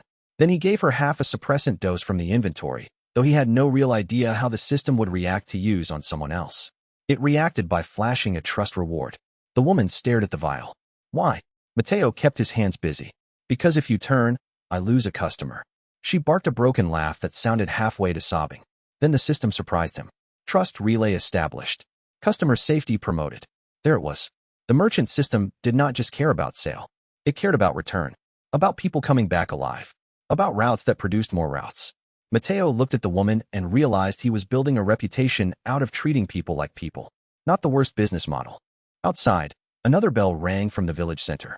Then a second bell answered from the church. The woman paled. What does that mean? Mateo listened to the bells and heard the pattern. Not warning. Summons. He grabbed the custom pistol, shoved spare ammo into the inventory, and looked toward the road. Mendez was moving again. And this time, Mateo had a feeling the chief was not coming to trade. Chapter 16. Mendez came at dawn with fire. Mateo saw the smoke before he saw the men. A dark line rising from the lower road, thick enough to blot the sunrise. Then came shouting. Then the sound of wood cracking under a boots and axe rush that meant the chief had decided subtlety was no longer worth the cost. The ruined safe room alarm chimed once. Mateo's stomach dropped. Safe room capacity stress. He had 3 people inside the back crawl space now. The mother, Lucia, and the woman with the bite wrapped under cloth and prayer. For if he counted himself, the system had warned him the room would hold only so much before it began to fail. That meant Mendez had timed the attack perfectly. Mateo looked at the road and saw men carrying torches. Of course, he muttered. Because the village needed arson too. He sprinted to the door, kicked out the first torchbearer, and fired into the line to break the advance. The custom pistol handled better than the old one. Less recoil. More steadiness. Enough. Not enough.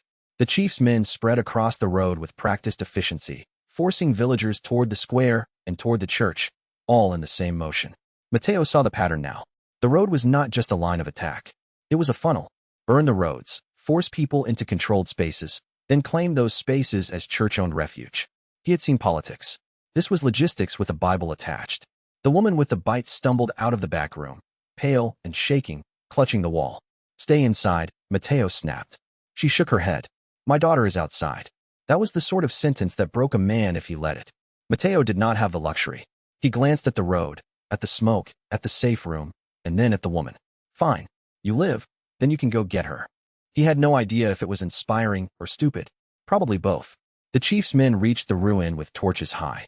Mateo threw the smoke pellet, stepped through his own haze, and used the chaos to place the nail mine beneath the front cart wheel.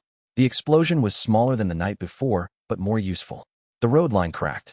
A man fell. Another screamed with a leg shredded by shrapnel. Mendez himself appeared through the smoke on the far side of the road, coat unburned, face hard. He had come prepared for a war. Mateo realized with a faint sinking feeling that he had also come prepared. The village had become a test. Mendez was measuring whether Mateo would defend the shop or the people. Mateo answered by doing both badly and refusing to apologize for either. He ran straight into the line of torchbearers and used the inventory to pull out the last smoke pellet.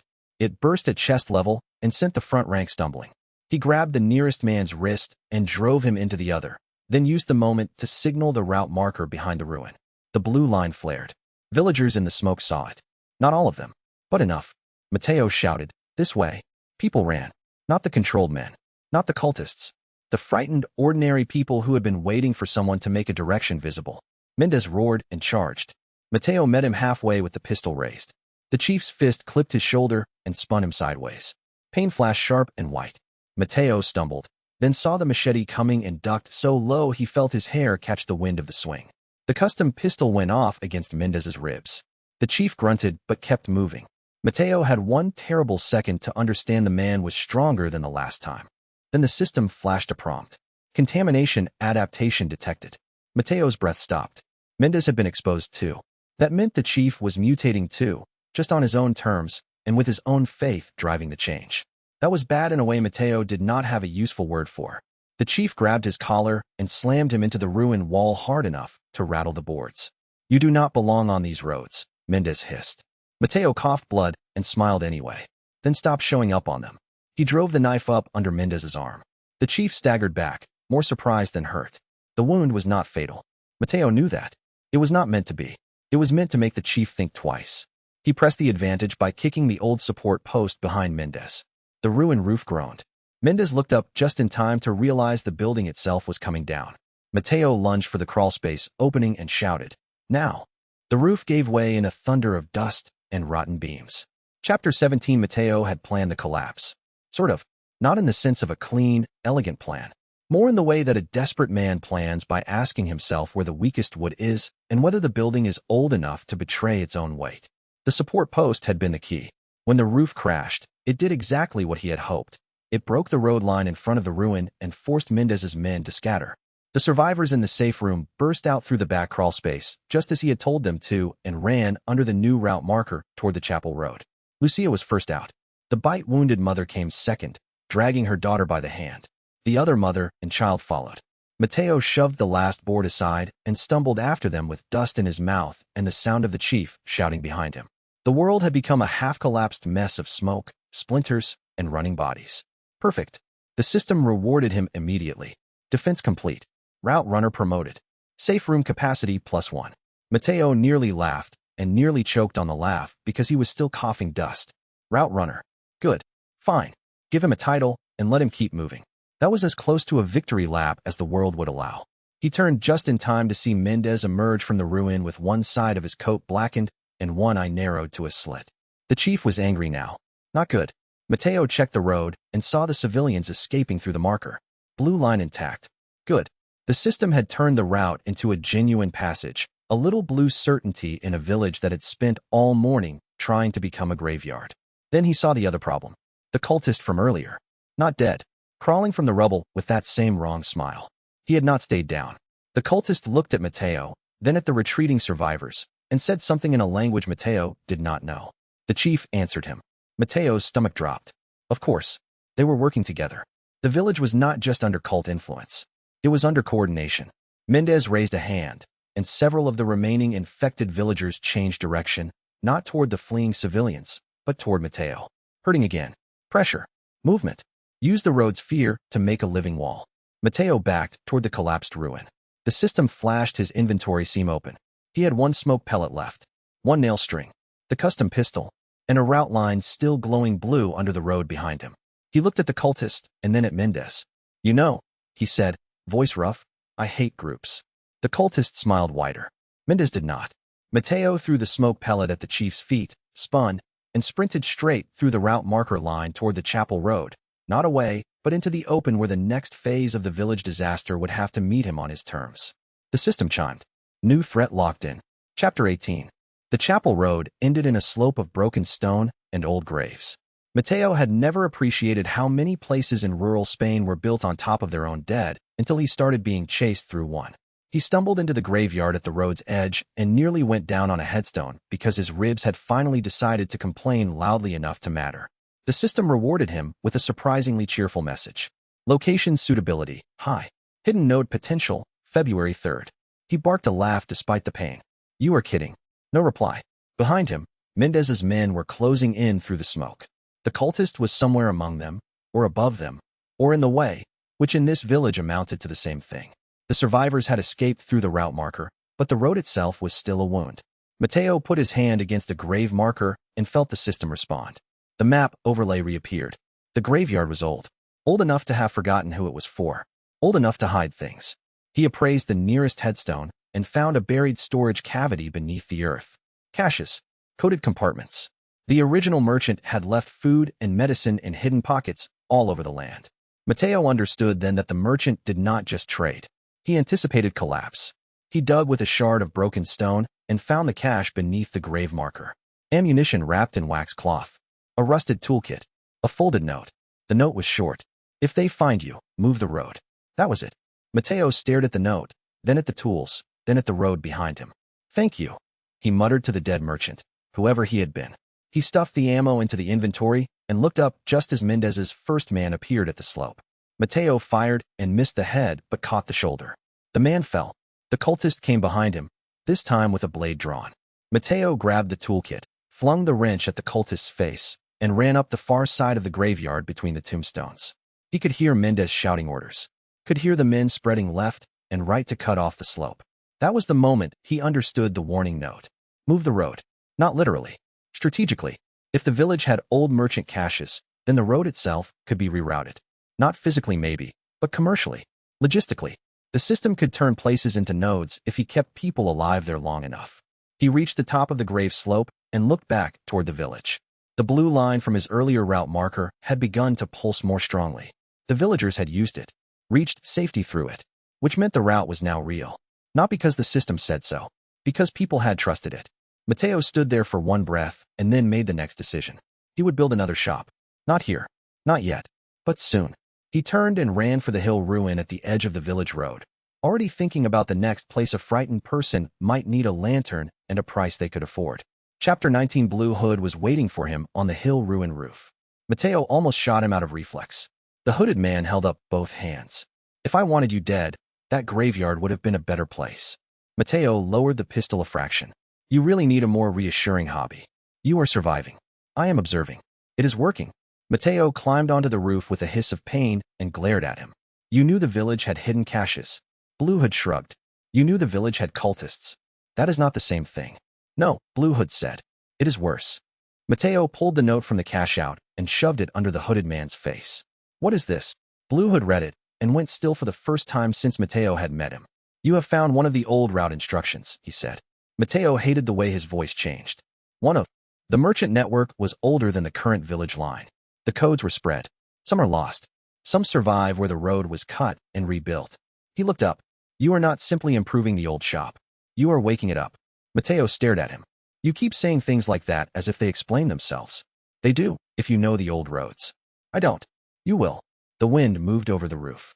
Somewhere below, the village was still burning in patches. Matteo could hear distant cries. The chief's men were regrouping. The cultist was still alive. And now, according to Blue Hood, the route caches he had found were only the beginning.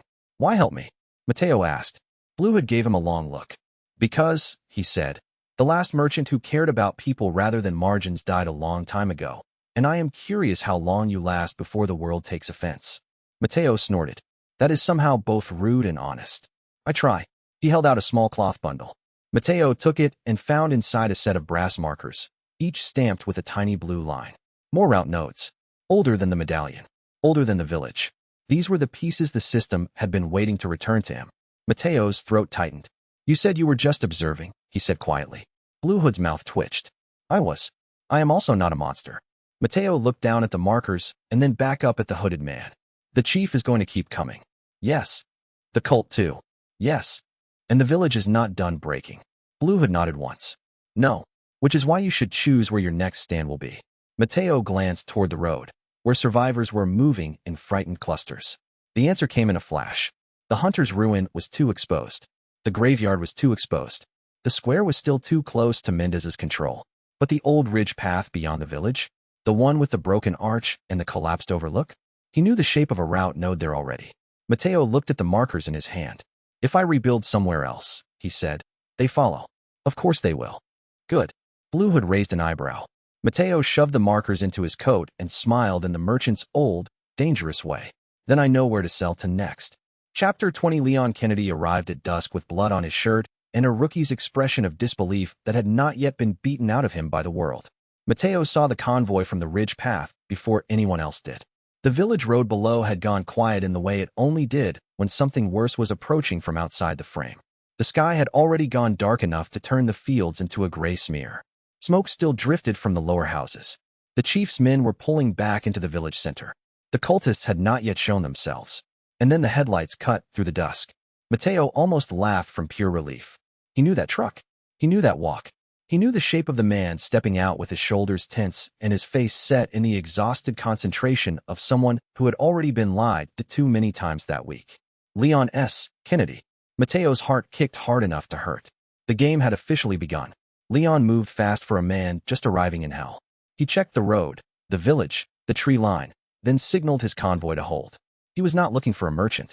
He was looking for a gap, a rescue point, a way through. Mateo crouched behind the broken ridge arch and appraised him. Object, foreign agent. Trust, 0. High-value customer potential, extreme. That almost made Mateo laugh again. The convoy had barely stopped before Mateo felt the system tug at his inventory seam, offering an absurdly timely piece of stock. Handgun ammo X15, first aid spray X1, scope mount X1, trade note. Unknown customer arrival. He took the first aid spray and the ammo, then checked the road. Leon had already drawn his gun. The first ganado came out of the village gate behind him. Mateo did not waste time being surprised.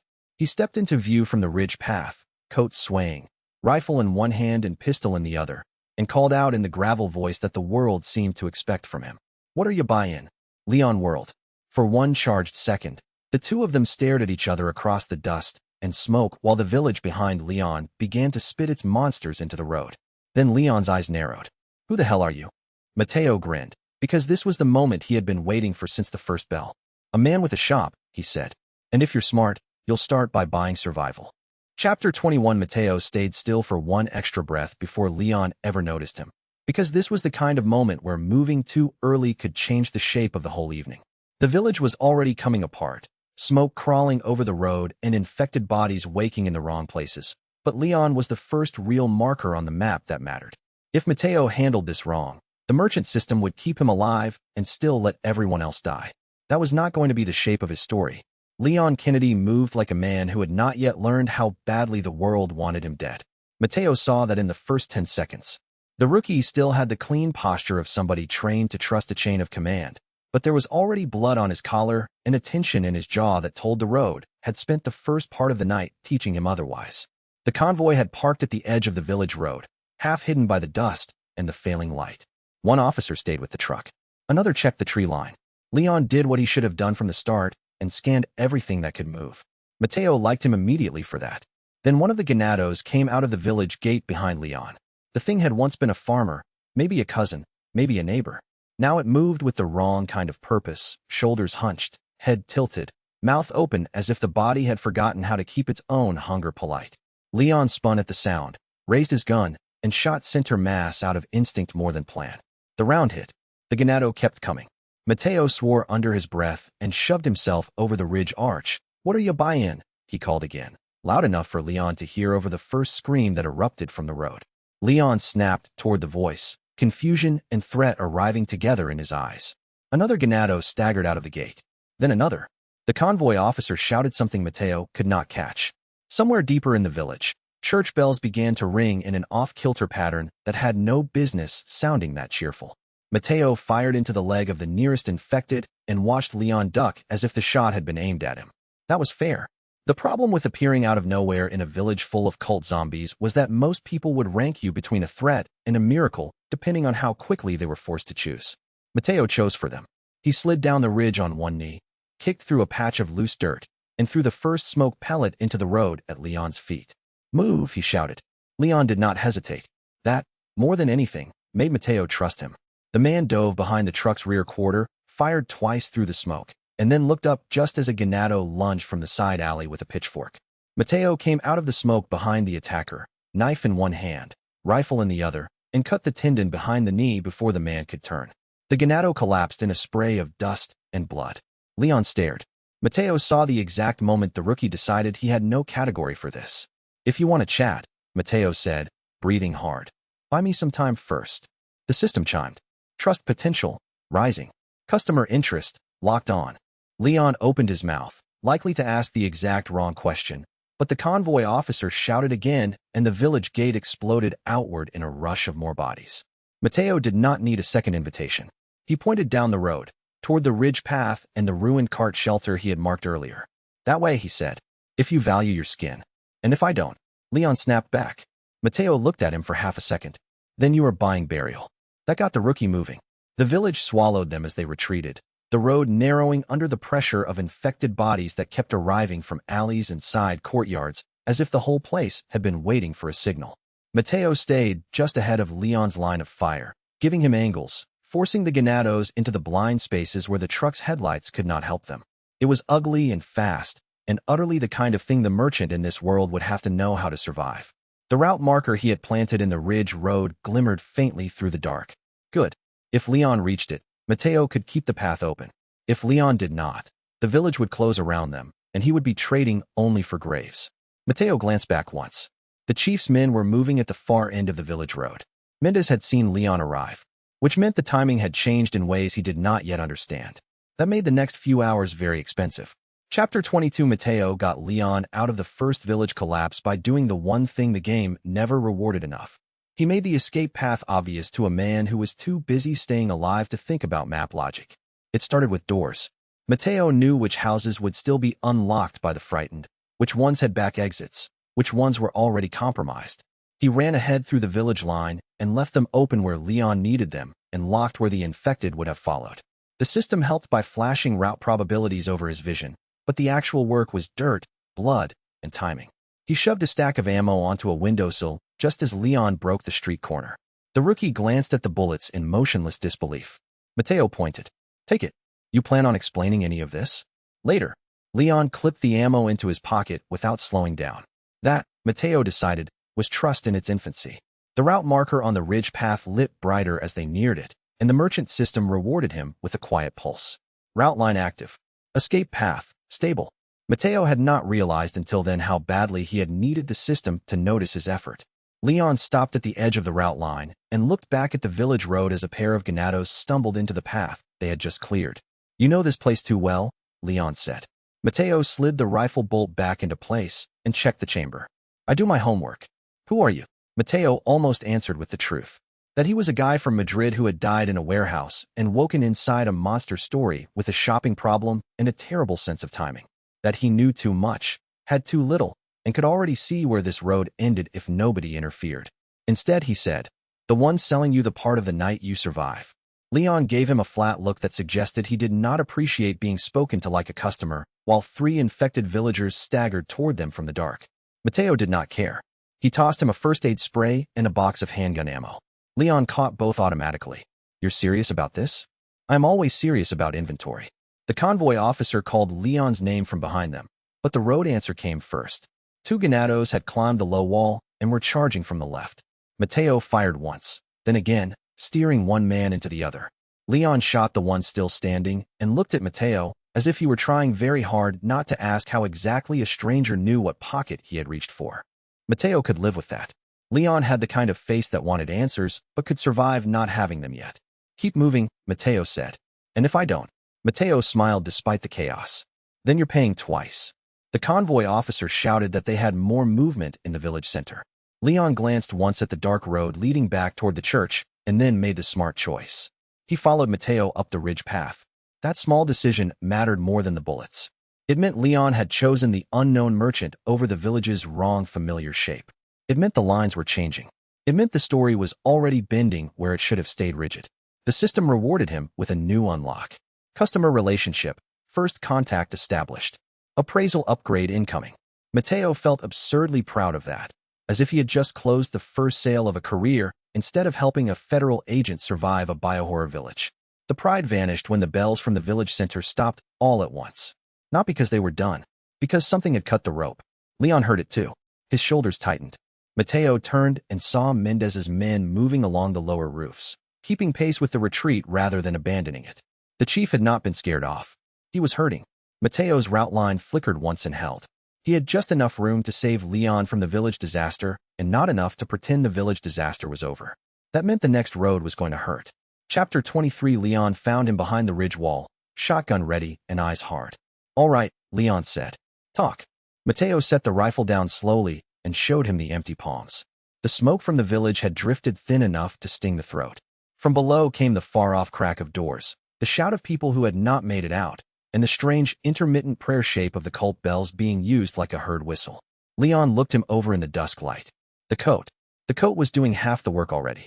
The other half was Mateo's calm, which was mostly borrowed from terror and carefully arranged not to show. "You got a name?" Leon asked. Mateo considered giving him the merchant's. Considered giving him his own. Decided, because the world was weird enough already, that both would be true. "Mateo," he said. "Leon." Mateo nodded, as if that were useful trade data. Leon did not appreciate the gesture. "You knew the village was bad before I got there." "I knew enough." "That's not an answer. It is if you want to keep breathing." Leon stared at him for a long beat. Mateo could practically hear the rookie resorting every conclusion he had already made about the man in the coat. "How did you know I was coming?" Mateo gave the only answer that remained useful. "The road told me." Leon's eyes narrowed. That was fair too. Mateo reached into the inventory and took out the first aid spray. Leon watched the motion with open disbelief when the air seam opened beside Mateo's coat like a hidden pocket in the world. He did not say a word, but his grip on the shotgun tightened enough to show he had seen enough strange things in the last 30 minutes to keep one more in reserve. "You keep that?" Leon asked. "I keep a lot." "Where?" Mateo shrugged. "You want the short version or the expensive version?" Leon did not smile. He did, however, stop looking like he might put a bullet in Mateo on principle. That was progress. Mateo tossed him the first aid spray. Leon caught it, inspected the label, and then looked back at the village road as if expecting it to prove the whole situation was a practical joke. "So," Leon said carefully, "you're a merchant. That's the brand.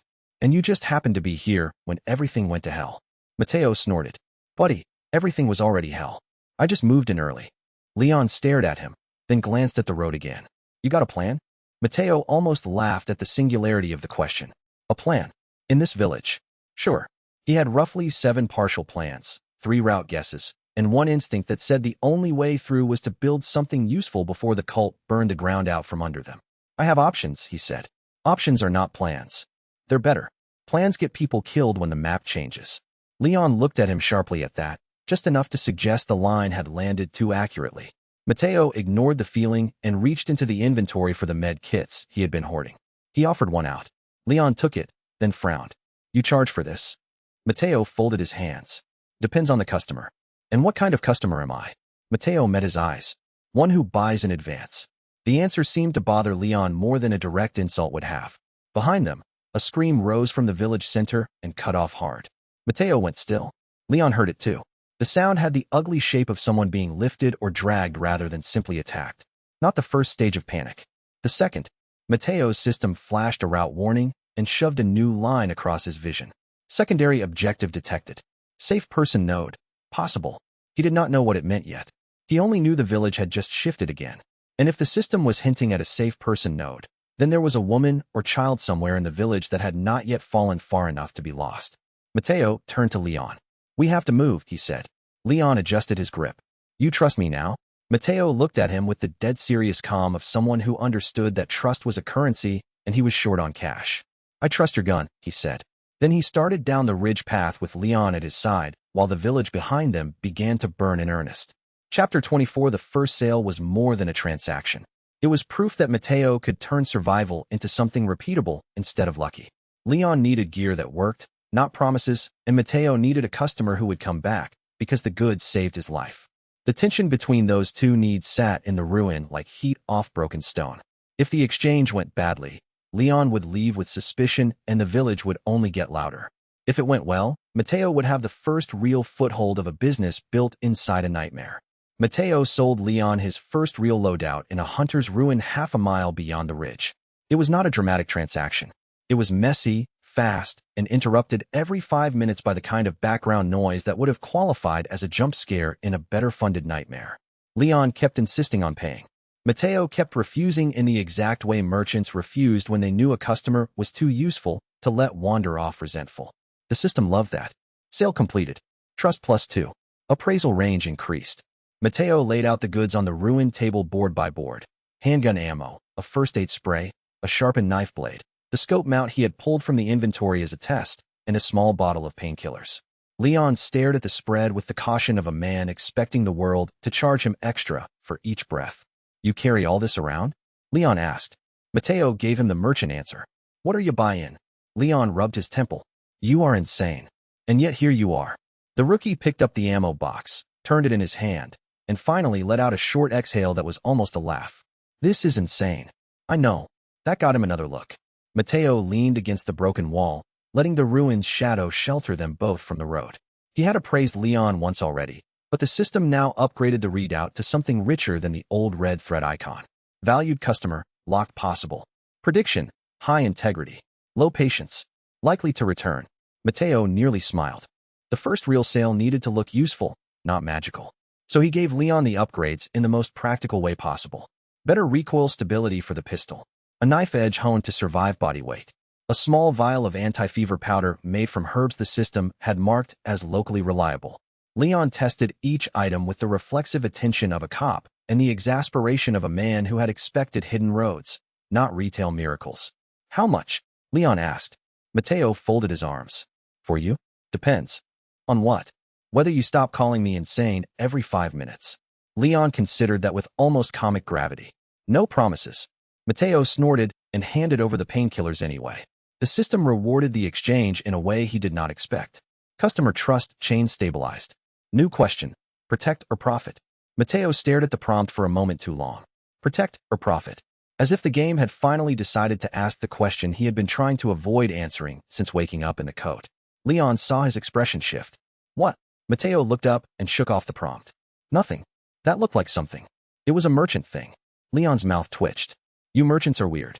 Mateo spread his hands. "You came to a village in the middle of nowhere and expected normal?" That got a huff from Leon that might have been the beginning of a smile. It was enough. While Leon checked his new gear, Mateo went to the doorway and watched the road. The village smoke had thickened. The bells had gone silent. That meant the cultists were doing something important. Something organized. The kind of thing a person usually only noticed once it was already too late. He heard Leon behind him, reloading with better confidence than before. "You really knew I was coming?" Leon asked. Mateo glanced back. "If you were expecting a different answer, I warned you already." "No. I mean, you knew me." The question had more weight than Mateo liked. He did know him, in a sense. The way one knows a story beat from a game. The way one knows a man by the shape of the choices he is forced to make. But Leon did not need that answer. Not yet. Not if Mateo wanted to keep his cover alive. "I know enough to sell to," he said. Leon gave him a flat look that said he understood the evasion but would let it pass for now because the village was still trying to kill them. Then the rookie pointed toward the road. "We heard a woman screaming near the church." Mateo stilled. That was the safe person node from before. He had a bad feeling that the woman in the church area was not just a random civilian. The system had flagged her for a reason, and the route lines around the square were shifting as if the world wanted him to make a decision. Mateo grabbed the inventory seam, took out a med kit and an extra flashlight, and shut the door to the ruin behind them. "Then we go see what the village is hiding," he said. Chapter 25. Hunnigan found him through a radio crackle 300 miles away. Not literally, but it felt close enough to count. Mateo and Leon had barely finished clearing the church road when Leon's comm unit spat static and then a woman's voice cut through, tight, with professional urgency. "Leon, do you copy?" Leon lifted the device instantly. "Hunnigan." Mateo froze at the name. "Good." That meant the timeline still recognized some of its own bones. Hunnigan's voice came through again. "I have an anomaly on your channel. Are you alone?" Leon looked at Mateo, then at the broken village road, then at the ruined bell tower where smoke still curled from the earlier chaos. "No," Leon said. Mateo almost laughed.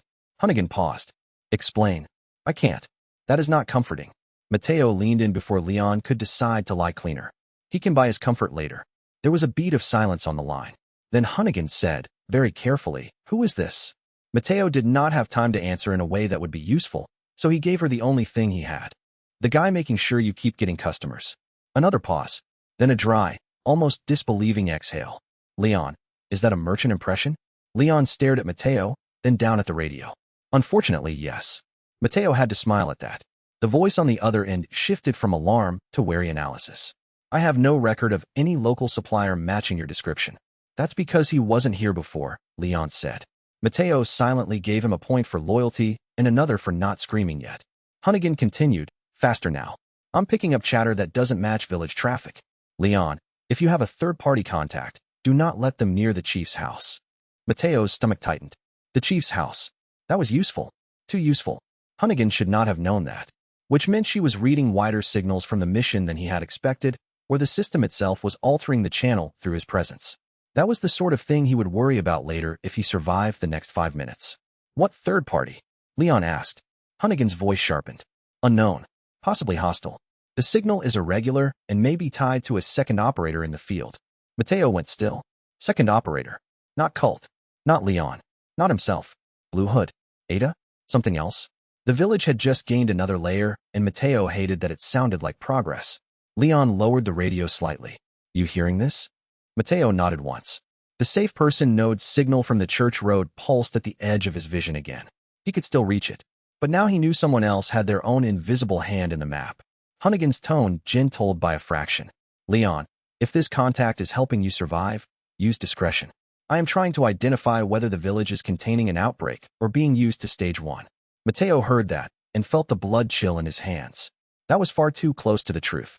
Leon asked, can you get me extraction? Not yet. Great. Mateo leaned in and said, more quietly, tell her the road's already bad. Leon frowned. Why? Because if she thinks it's only bad, she might send the wrong help. That won him a hard stare. He ignored it.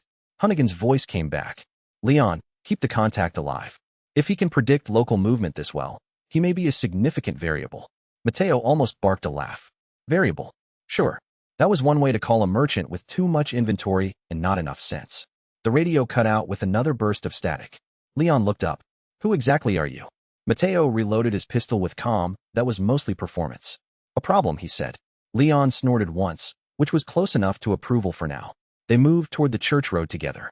Behind them, the village road groaned under some new pressure from the chief's men. And somewhere out there, a second operator was watching the map. Chapter 26. Ashley Graham was found earlier than Mateo expected because frightened villagers talked when they thought nobody had a use for their words. That was the simplest explanation. The more alarming one was that the system had quietly started moving the route markers around him toward her location as if it had decided that the president's daughter was more important than the church, the chief, or the 100 little deaths already accumulating in the village. Mateo first heard her name from the old woman at the edge of the road. A girl. The woman gasped, clutching Mateo's sleeve with fingers gone white from fear. They took a girl in a dress from the house above the stream. Mateo went still. Leon looked up. Ashley. The woman nodded hard enough to make her gray hair shake. The cult men. They said the chief wanted her moved. Mateo's blood went cold in a very specific way. Not because she was named. Because she was there too early. The game had moved the piece. Or he had. Or the village had decided to speedrun its own tragedy in response to his meddling. He did not know which explanation was worse. He turned to Leon. We go now. Leon did not waste time arguing. Where?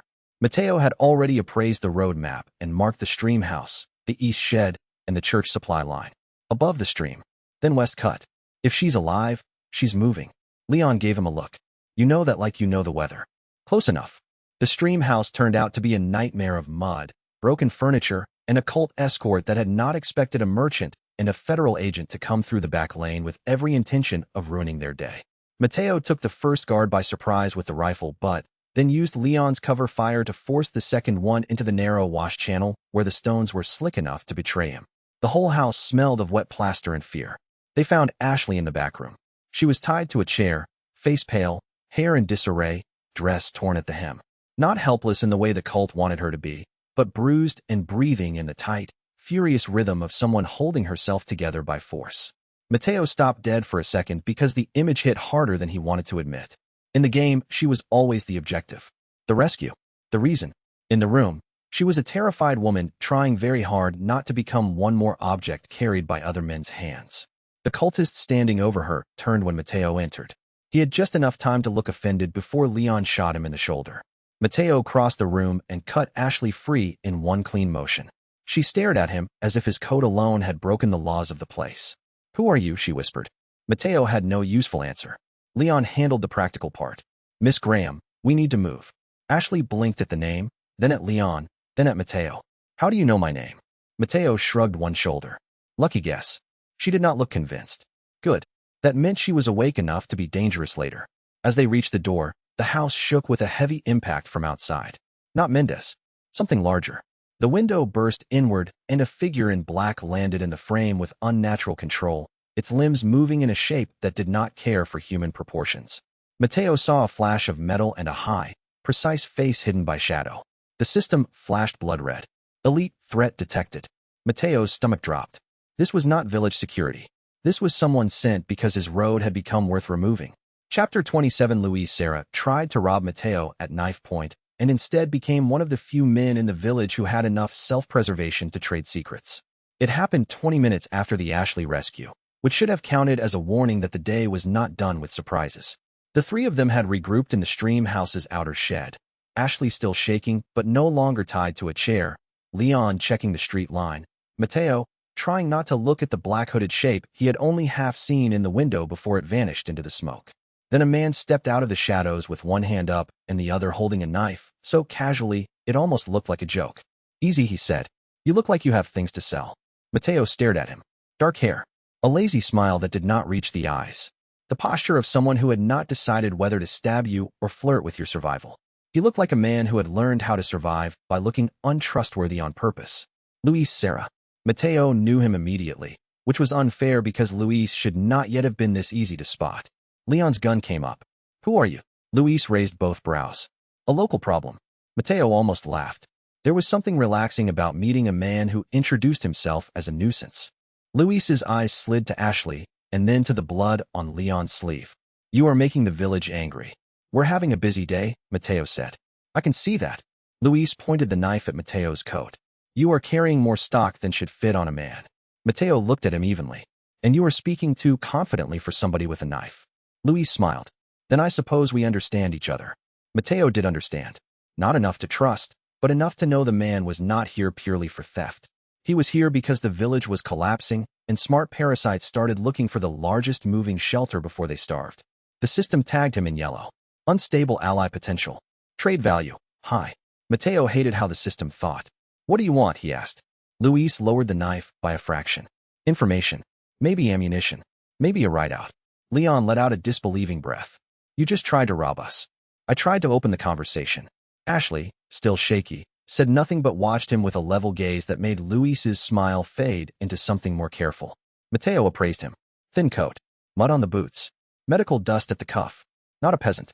Not a soldier. Not quite a cultist. The system read him as suspicious enough to be useful. You know the chief? Mateo asked. Luis's mouth pulled to one side. I know enough to avoid becoming his dinner. And the cult. Luis considered that. I know they like to move prisoners at dusk. Mateo's eyes narrowed. That was useful. More useful than a knife. You saw the girl from the stream house. Luis looked at Ashley, then back. I see a lot of things. Most of them are bad for me. Leon shifted. If you know where they're moving people, you talk now. Luis rubbed the side of his jaw as if deciding whether to regret his entire personality. Fine. Trade. I tell you something useful, and you tell me whether your coat is as full as it looks. Mateo snorted. That depends on how honest you are. The man gave him a quick, assessing look, then reached into his own coat and produced a folded set of notes stained with old chemical marks. Parasite suppression research, Luis said. From a lab cache in the village outskirts. If you are smart, you can use it. Mateo took the notes. The system flashed an immediate reward. Quest item acquired. New blueprint path possible. He looked at the paper. Half the symbols were scientific gibberish to him, but the diagrams were recognizable enough to make his skin crawl. Sample movement. Frequency notes. Containment protocols. Experiment references. Umbrella? No. Something adjacent. Worse, probably. Luis saw the look on his face and said, You recognize it. Mateo lied smoothly. I recognize a problem. Good. Then we speak the same language. Leon looked between them with the expression of a man regretting every second of his day. Do I get to know why the guy with the knife is suddenly useful? Mateo folded the notes and shoved them into the inventory seam. Because, he said, he brought me something I can sell. Luis laughed, delighted. Ashley did not. She looked at Mateo, at the papers disappearing into the impossible pocket of his coat, and then at the strange local man who had just turned robbery into an auction. What exactly are you? She asked quietly. Mateo met her eyes and gave the only answer that seemed safe enough. Busy. That made Luis laugh harder, which meant he was either brave or stupid enough to live. Either quality could be useful. Chapter 28 Sadler noticed the route anomalies the way predators notice blood in water. Mateo learned that from Luis's notes and the system's new threat overlay, which began flagging movement patterns around the village as if the whole region had become a board someone was gradually tugging toward the center. The cultists were already acting differently. Mendez's patrols tightened. Villagers were being pulled off roads. The church bells rang more often. Not prayer. Coordination. Mateo stood in the stream house and spread the parasite suppression notes across the table between the lantern and the rifle, while Leon kept watch outside, and Ashley sat a little too close to the wall, trying to recover enough composure to become herself again. The system highlighted a line in the notes he could barely read. Biological control stability. Human host subject to external command. Mateo frowned. Luis, leaning in the doorway like he had no reason to be anywhere else, pointed at the same line. That is not supposed to be public. You read this before? Mateo asked. Luis gave him a sidelong look. I have worked around enough bad men to know when a paper should not exist. Mateo let that sit. The suppression notes, according to the few lines he could parse through the system's appraisal assist, suggested that the cult's control over the infected could be tuned through sound, pheromone exposure, and injury thresholds, which meant the bells, the road movement, the village shifts, the way Mendez had herded people like livestock. It was all part of the same mechanism. Not a coincidence. A machine. Mateo's jaw tightened. Sadler is tracking me, he said. Leon looked up sharply from the window. You sure? Mateo tapped the notes. The roads are changing because somebody upstairs does not like what I am doing. When a cult can move people like a flock, and every safe route I build gets answered by tighter control, that is not random. Luis nodded once. Then the chief is not the problem. No, Mateo said. He is the messenger. Ashley had gone pale again, but she was listening. Good. She was still trying to catch the shape of the world around her even while it threatened to crush her. Mateo respected that. He opened the inventory and checked the route markers. He had enough brass markers to build 2 more nodes if he wanted. Maybe 3 if he stretched the system and cut corners. The problem was not stock. The problem was attention. He could keep making safe points and attract the cult like flies. Or he could slow down and let the road close around the village until Leon died in one of the spots the game had always set aside for him. He hated both options. That meant he was thinking correctly. The system suddenly flashed a new alert. Proxy threat rising. Local herding signal. High. Mateo looked up as the church bells rang again. This time the sound came from farther away. Too far. The village had a second line of command. Someone was carrying the control signal out beyond Mendez's reach. Mateo realized, with a cold twist in his gut, that he was no longer just fighting the chief. He was fighting whatever moved the chief's pieces. Luis saw the change in his face. What? Mateo did not answer right away. He was too busy listening to the bells. The pattern had changed. The road marker in his inventory flickered as if the system itself had noticed. Somewhere in the village, a cluster of infected turned in unison toward the church. Then another cluster. Leon swore under his breath from the window. That's not good. Mateo looked at the notes, at the road map, at Ashley trying to keep her breathing slow enough to stay in the room, and decided the village was about to teach them the next lesson whether they were ready or not. No, he said quietly. That means he is moving the board. Chapter 29 Leon returned from the village road with blood on his sleeve and the expression of a man who had finally stopped pretending the situation was recoverable by normal means. Mateo saw him before he crossed the doorframe and already knew the answer. The rookie was wounded. Not dead. Worse than that in a village like this. Annoyed, exhausted, and still functional. Let me guess, Mateo said. You picked a bad fight. Leon gave him a withering look and sat hard on the nearest crate. There were maybe 8 of them. That is a number. It stopped being a good number the second they started coming through the window. Mateo kneeled in front of him with the first aid kit from the inventory. The wound on Leon's arm was ugly but shallow enough to keep him moving. Mateo had already learned that keeping Leon alive would be a mix of medicine, gear, and an insulting amount of improv. The system rewarded the treatment with a tiny trust increase. Leon watched the bandage with the same concentration he probably reserved for bomb disposal. How do you keep finding stuff? He asked. Mateo shrugged. Retail intuition. That's not a thing. It is when you need it.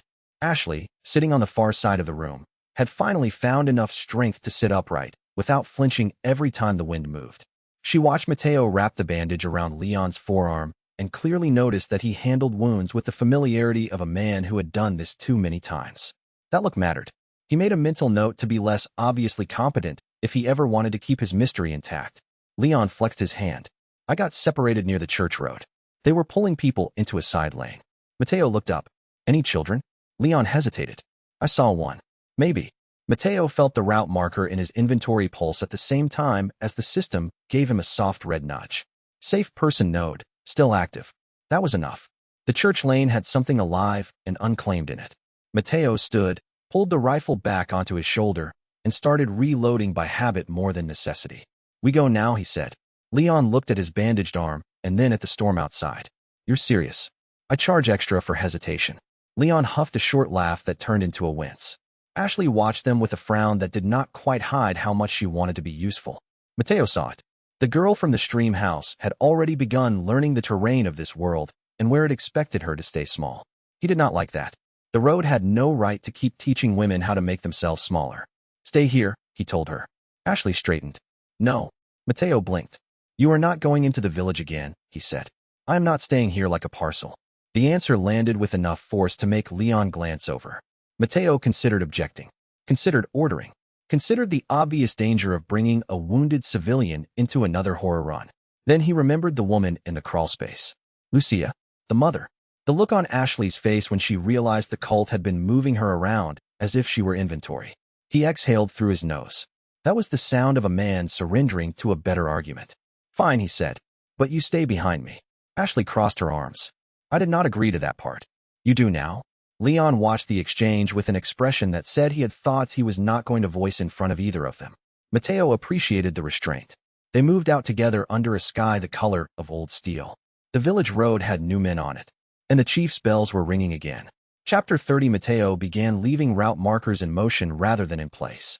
That was the trick the system taught him once he stopped treating the brass pins like static objects and started treating them like decisions. A marker could be planted at a bottleneck, a corner, a gate, a roof line, a road fork. It did not have to stay where it started. It only had to define the path long enough for people to trust it. The new route markers changed everything. Mateo set one under the church lane wall, another near the collapsed water trough, a third in the shadow behind the butcher's door. Each time he placed one, the system layered a faint guidance line over the world, showing him where the civilians could move without being cut down by the herded infected. Leon noticed immediately. You doing that on purpose? He asked while covering a window line. Mateo ducked behind the wall and checked the next lane before answering. No, I do all my life changing by accident. Leon actually snorted at that. Ashley, staying close enough to see but not enough to slow them, looked from the markers to the men chasing them and then back. She was learning fast. She was also starting to notice that Mateo did not use the word safe the same way ordinary men did. For him, it meant a place with a route, a line, a chance for people to keep moving. The church lane ahead broke into an ambush. 3 infected villagers. 1 cultist with a bell cord wrapped around his wrist. Mateo spotted them just long enough to see the bell cord tied to a hanging iron hook above the door. That was the trigger. Don't shoot the bell, Mateo snapped. Leon looked at him like that was either advice or insanity. Mateo did not wait for clarification. He threw a smoke pellet low across the lane and charged through it with the custom pistol raised. The bell cord would have rung if hit, and ring calls were exactly how the herd moved. He cut the cord with the knife instead. The bell dropped. Silence hit the lane. The infected froze for a heartbeat, confused by the lost signal. Leon used that beat to shoot 2 of them in the chest. Ashley flinched and then immediately forced herself to keep moving. Mateo saw her hand shake on the broken handle of the kitchen knife he had given her earlier. Good. She was afraid and still walking. That was enough to respect. The route marker line flared again. Mateo felt something in the system unlock, a small internal click, as if the road itself had acknowledged the moving path. Route prediction upgraded. Mobile marker technique stabilized. He nearly grinned. The church lane was no longer a trap. It was a passable cut-through. Not safe, not by any sane standard, but survivable. Then Mendez's men appeared on the rooftops. Mateo looked up and saw the chief standing on the church wall far behind them, watching the lane like a man inspecting the edge of a noose. He had learned. That was the worst part. Mendez had learned to watch the markers, not just the bodies. Mateo glanced at Leon, at Ashley, at the lane, and then at the robed figures above. The chief pointed once. The infected below turned. Mateo's stomach clenched as the lane collapsed into another synchronized charge. The village had just learned his rhythm. Chapter 31. Ashley arriving this early changed the whole weight of the village in Mateo's hands. In the game, she was a mission objective. Here she was a frightened woman with blood on her dress and enough composure left to notice when someone treated her like a person. That made everything harder and better at the same time.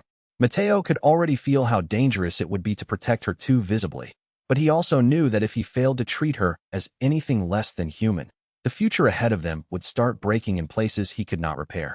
Ashley Graham was not supposed to be the first person Mateo saved twice in the same day. Life, however, was not interested in being polite about it. The second rescue came in the side lane behind the church, after Leon took fire from the rooftop line and Mateo had to drag Ashley bodily behind a broken cart because she had stumbled on a loose stone. She hit the dirt hard enough to gasp and then looked furious with herself for making the sound. Mateo hauled her up by the elbow. "Are you hurt?" "No." The answer came too fast. He gave her a level look. "That means yes." She glared at him, but the glare lacked force. The cult pressure in the village had rattled everyone. Ashley had been holding herself together by force of will since the stream house, and now the whole thing was beginning to crack at the edges. The lane behind them shook with another burst of gunfire. Leon shouted something from the road. Mateo did not hear it cleanly, only the shape of it. "Danger. Move. Hurry." Ashley looked back once and saw the infected closing. Her face drained of color. All the fear she had been clamping down on surged back at once. And for the first time since Mateo had seen her, she looked like a person who had run out of room for composure. He recognized the look immediately. It was the same look Lucia had worn in the crawlspace, and the same look people wore right before a panic consumed the rest of them. Mateo made the choice without thinking. He shoved Ashley into the side alcove of a shuttered shed and blocked the opening with his body while Leon covered the lane. The safe room line had not been enough to keep her steady. The city of horror inside her head had gotten louder than the one outside. "Breathe," Mateo said. Ashley tried. Failed. "Mateo, I can't dash." "Yes, you can." That sounded harsh enough that she flinched. He softened immediately. "Look at me." She did. The lane noise receded by a fraction as Mateo held his own breathing steady and forced the rhythm into something slower. He had no medical training for panic attacks. He had survival and a few dim memories of reading how to guide someone through shock by giving them one thing at a time. "In," he said. Ashley inhaled in short, ragged bursts. Again, her shoulders trembled. "Out." The way she looked at him while trying to obey hit him harder than he expected. Not because she was helpless, because she was trying so hard to stay herself. The system quietly rewarded the moment. Trust +2. Safe person node synchronized. Mateo almost swore. The safe person node from the church had not been random. It had been her. Ashley looked at him with red-rimmed eyes and a sharp kind of embarrassment that came from being seen at her weakest. "I am not usually like this," she said. Mateo nodded. "I know." She blinked. He did not explain how he knew. He could not. Leon shouted from the lane that the roof shooters were moving again. Mateo squeezed Ashley's shoulder once, brief, careful, grounding, and then stepped back out into the road. She grabbed his sleeve. "Why are you helping me?" Mateo turned just enough to meet her eyes. "Because you were standing. Because you were scared and still trying to move. Because the village had already turned one woman in a dress into a shipment, and he had no intention of letting that be the final shape of her story. But none of those answers were safe enough. So he said, "Because you're not cargo." Her expression changed. Not enough to name. Enough to matter. Then Leon yelled for him again, and the moment broke. Mateo went back into the lane with his coat snapping behind him and the system humming softly in his vision. He had just saved Ashley from a panic spiral, which meant the road had gained another person willing to come back to his shop. That was dangerous. And good. Chapter 32. Ashley stopped calling him the merchant in the flat, fearful way of a hostage, and started saying it like a question. That was how Mateo knew the bond was changing. The village road had been cleared enough for them to duck behind a half-collapsed wine storage shed, where the smoke from the lane thinned just enough to breathe. Leon was outside covering the street line. The sound of shouting had moved farther downhill, toward the chief's estate. Ashley sat on an upturned crate with her hands wrapped around the first aid spray Mateo had left near her after the panic episode. She looked less like a captured object now. Still frightened. Still pale. But thinking again. That mattered more than she probably realized. "You really are a merchant," she said. Mateo glanced up from the rifle he was cleaning. "I was trying to be mysterious." "You fail at it. That is rude. You deserve it." He almost smiled. Ashley noticed and narrowed her eyes. "How do you keep doing that?" she asked. "Doing what?" "Acting like this is a business trip." Mateo paused. That was harder to answer than it should have been. He had been using humor and pricing language and the merchant voice because if he stopped and thought too long about the horror around him, the entire thing would swallow him. Treating the impossible like inventory had kept him functional. "It helps," he said. She studied him. "It doesn't sound like it should." "It doesn't." The answer was honest enough that Ashley's face softened by a degree. Outside, Leon's footsteps thudded against the lane boards. He called that he was moving to a higher angle. Mateo answered without looking up. Ashley leaned forward. You said I wasn't cargo. You aren't. Then what am I? Mateo looked at her. The question was simple enough to be dangerous. In the story, she was the president's daughter. The objective. The thing people moved because the world would change if she got away. In the room with him, though, she was a young woman trying very hard not to be reduced to the shape everyone else had assigned her. A customer, he said first. She made a face. Mateo held up a hand. A difficult one, but still. That earned him the smallest, unwilling grin. He leaned back against the wall and checked the route map in his vision. The village had grown more dangerous but also more navigable because of the markers he'd already placed. The next road was the problem. The chief was adapting. Blue Hood had warned him that the merchant network survived by neutrality. Mateo was already breaking that rule in half. Ashley watched him think. You're not from here, she said quietly. Mateo's hand paused on the rifle. That was new. Not because she had noticed he was foreign. Because she had noticed it in the way he moved, in the way he spoke, in the way he treated danger as if he had read it before. Neither are you, he said. She looked away. He could have left it there. Should have. Instead he asked, what makes you say that? You sound like someone explaining the world to himself while he builds it. Mateo went still. The sentence had gone straight through him. He laughed once under his breath, more tired than amused. That is either very smart or very worrying. Both, Ashley said. He did not know what to say to that. So he handed her the inventory-sealed med pack and told her to keep it in case the road got worse. She looked down at the pack, then back at him. Why are you giving me things if I am just a customer? Mateo did not look away. Because the first rule of my shop, he said, is that people who come back alive get to keep walking. Ashley stared at him for a long moment. Then, very quietly, she said, I think I understand why the others trust you. The words should not have landed as hard as they did. They did anyway. Chapter 33. The first real bond formed in the dark behind a hidden shop shelf while the village tried to swallow the street outside. Mateo had not expected Ashley to be the one who broke first. Leon was off checking the upper road. The village had momentarily quieted to the low groan of distant shouting and bells. The wine shed had become their temporary shelter, its floor littered with old straw and broken crates. Mateo had opened a concealed inventory room under the shelf boards because the system had finally agreed to let him turn one corner of the ruin into a proper hiding place. Ashley stepped inside the hidden room and stopped short. It was not large, just a blue-lit pocket of relative stillness hidden behind the false wall. But it had the atmosphere of a place that had not yet been violated by the village's hunger. Mateo had dropped a lantern, a crate of bandages, and a second med kit inside it. The system called it a safe room, but it felt more like a promise. Ashley looked around, stunned. You built this? Mateo shrugged. Sort of. That is a room. It helps if you do not overcomplicate it. She gave him a look that would have been more effective if she were not still trembling from the day. Mateo knelt by the crate and checked the bandages. Ashley stood in the doorway of the hidden room, arms folded tight across herself like she was worried the room might vanish if she relaxed. You do that a lot, he said. Do what? Hold yourself like the floor is trying to move. Ashley looked down at herself, then away. I'm trying not to think too hard. Mateo recognized that line. Everybody said versions of it in different worlds. He set the bandages aside and took a breath. The road will keep trying to scare you. That does not mean you have to help it. She made a small sound that might have been a laugh or a near sob. You make this sound simple. No, he said. I make it sound survivable. The answer hit her. He could see it in the way her shoulders shifted. Then, because she was still standing in the room, and because the day had already burned too much out of both of them, Ashley asked the question she had clearly been carrying for too long. Why did you help me? Mateo looked up. There it was again. The question the village kept demanding in different forms. He could not give her the truth, not yet. The truth would sound like madness.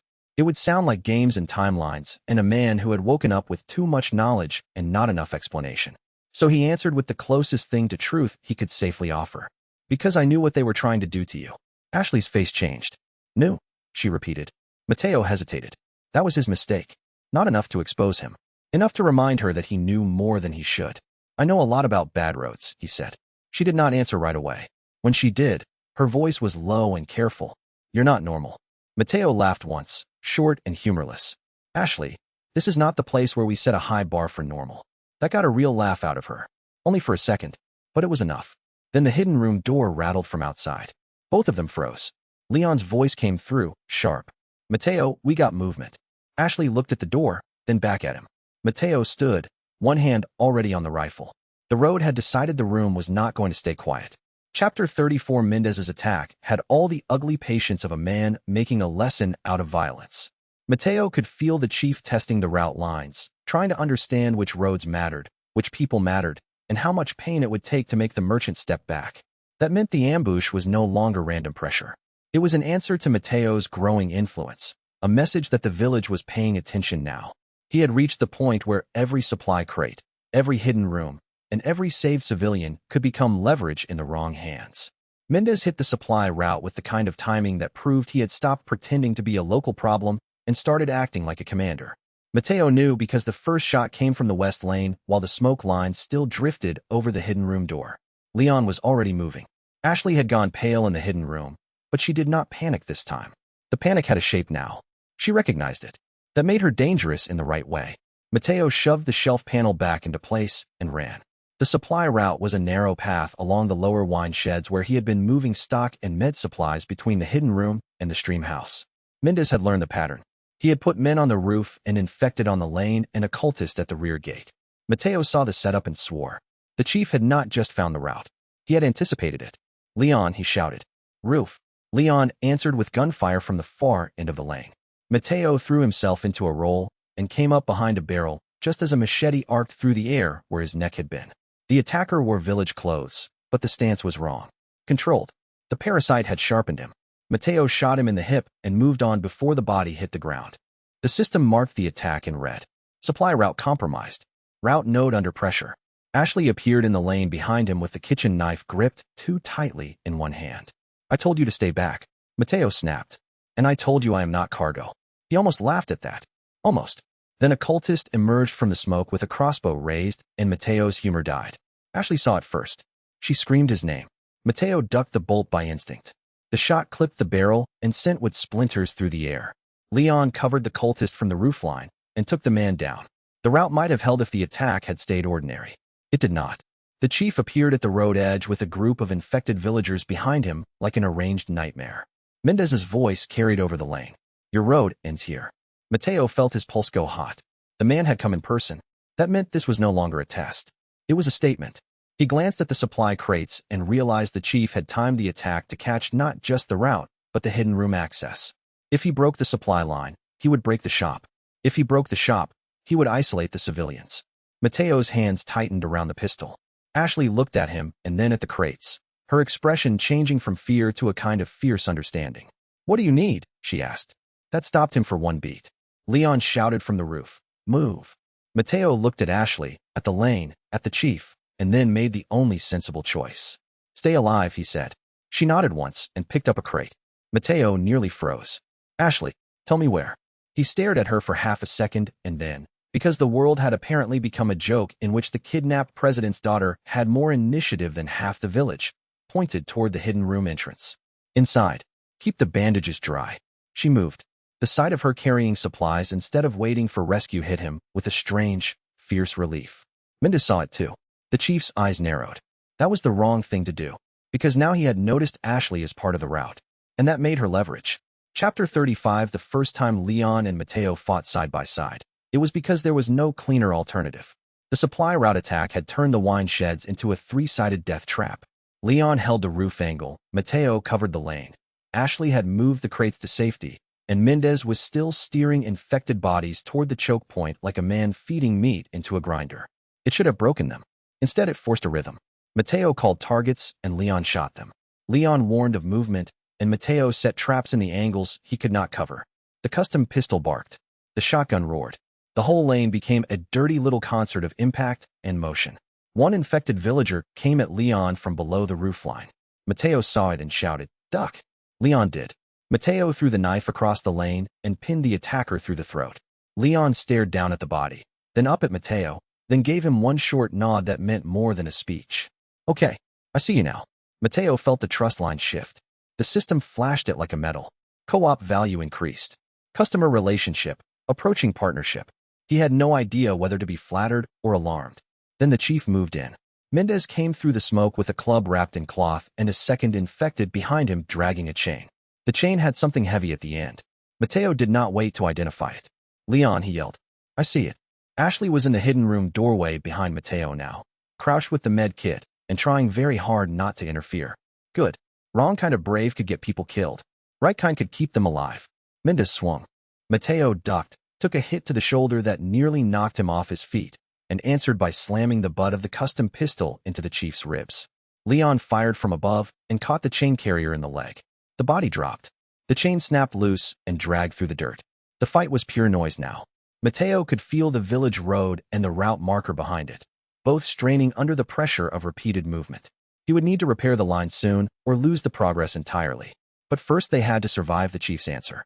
Mendez reached for him, and Mateo saw the wrongness in the hand just in time. The fingers were thickened, swollen, not fully transformed, but not fully human either. The adaptation the system had warned him about. The chief's faith had not made him safer. It had made him more aggressive in the shape of the infection. Mateo ducked low and drove the knife up under the arm. Mendez snarled. Leon dropped from the roof in a messy, fast move that should have broken his knees and somehow did not. He landed beside Mateo with the shotgun up and fired into Mendez's shoulder at point blank. The chief staggered. Mateo seized the opening and shouted, "Now!" He kicked the chain into the lane, stepped onto it, and used the slick metal to drive the chief off balance just enough for Leon to finish the angle with a shot that took Mendez's balance out from under him. The chief went down hard. Not dead, but on the ground. That mattered. Mateo stood over him, chest heaving, and realized with a cold sense of clarity that Mendez had not lost the fight because he was weak. He had lost because he had not understood that Mateo would turn the whole road into a shop floor.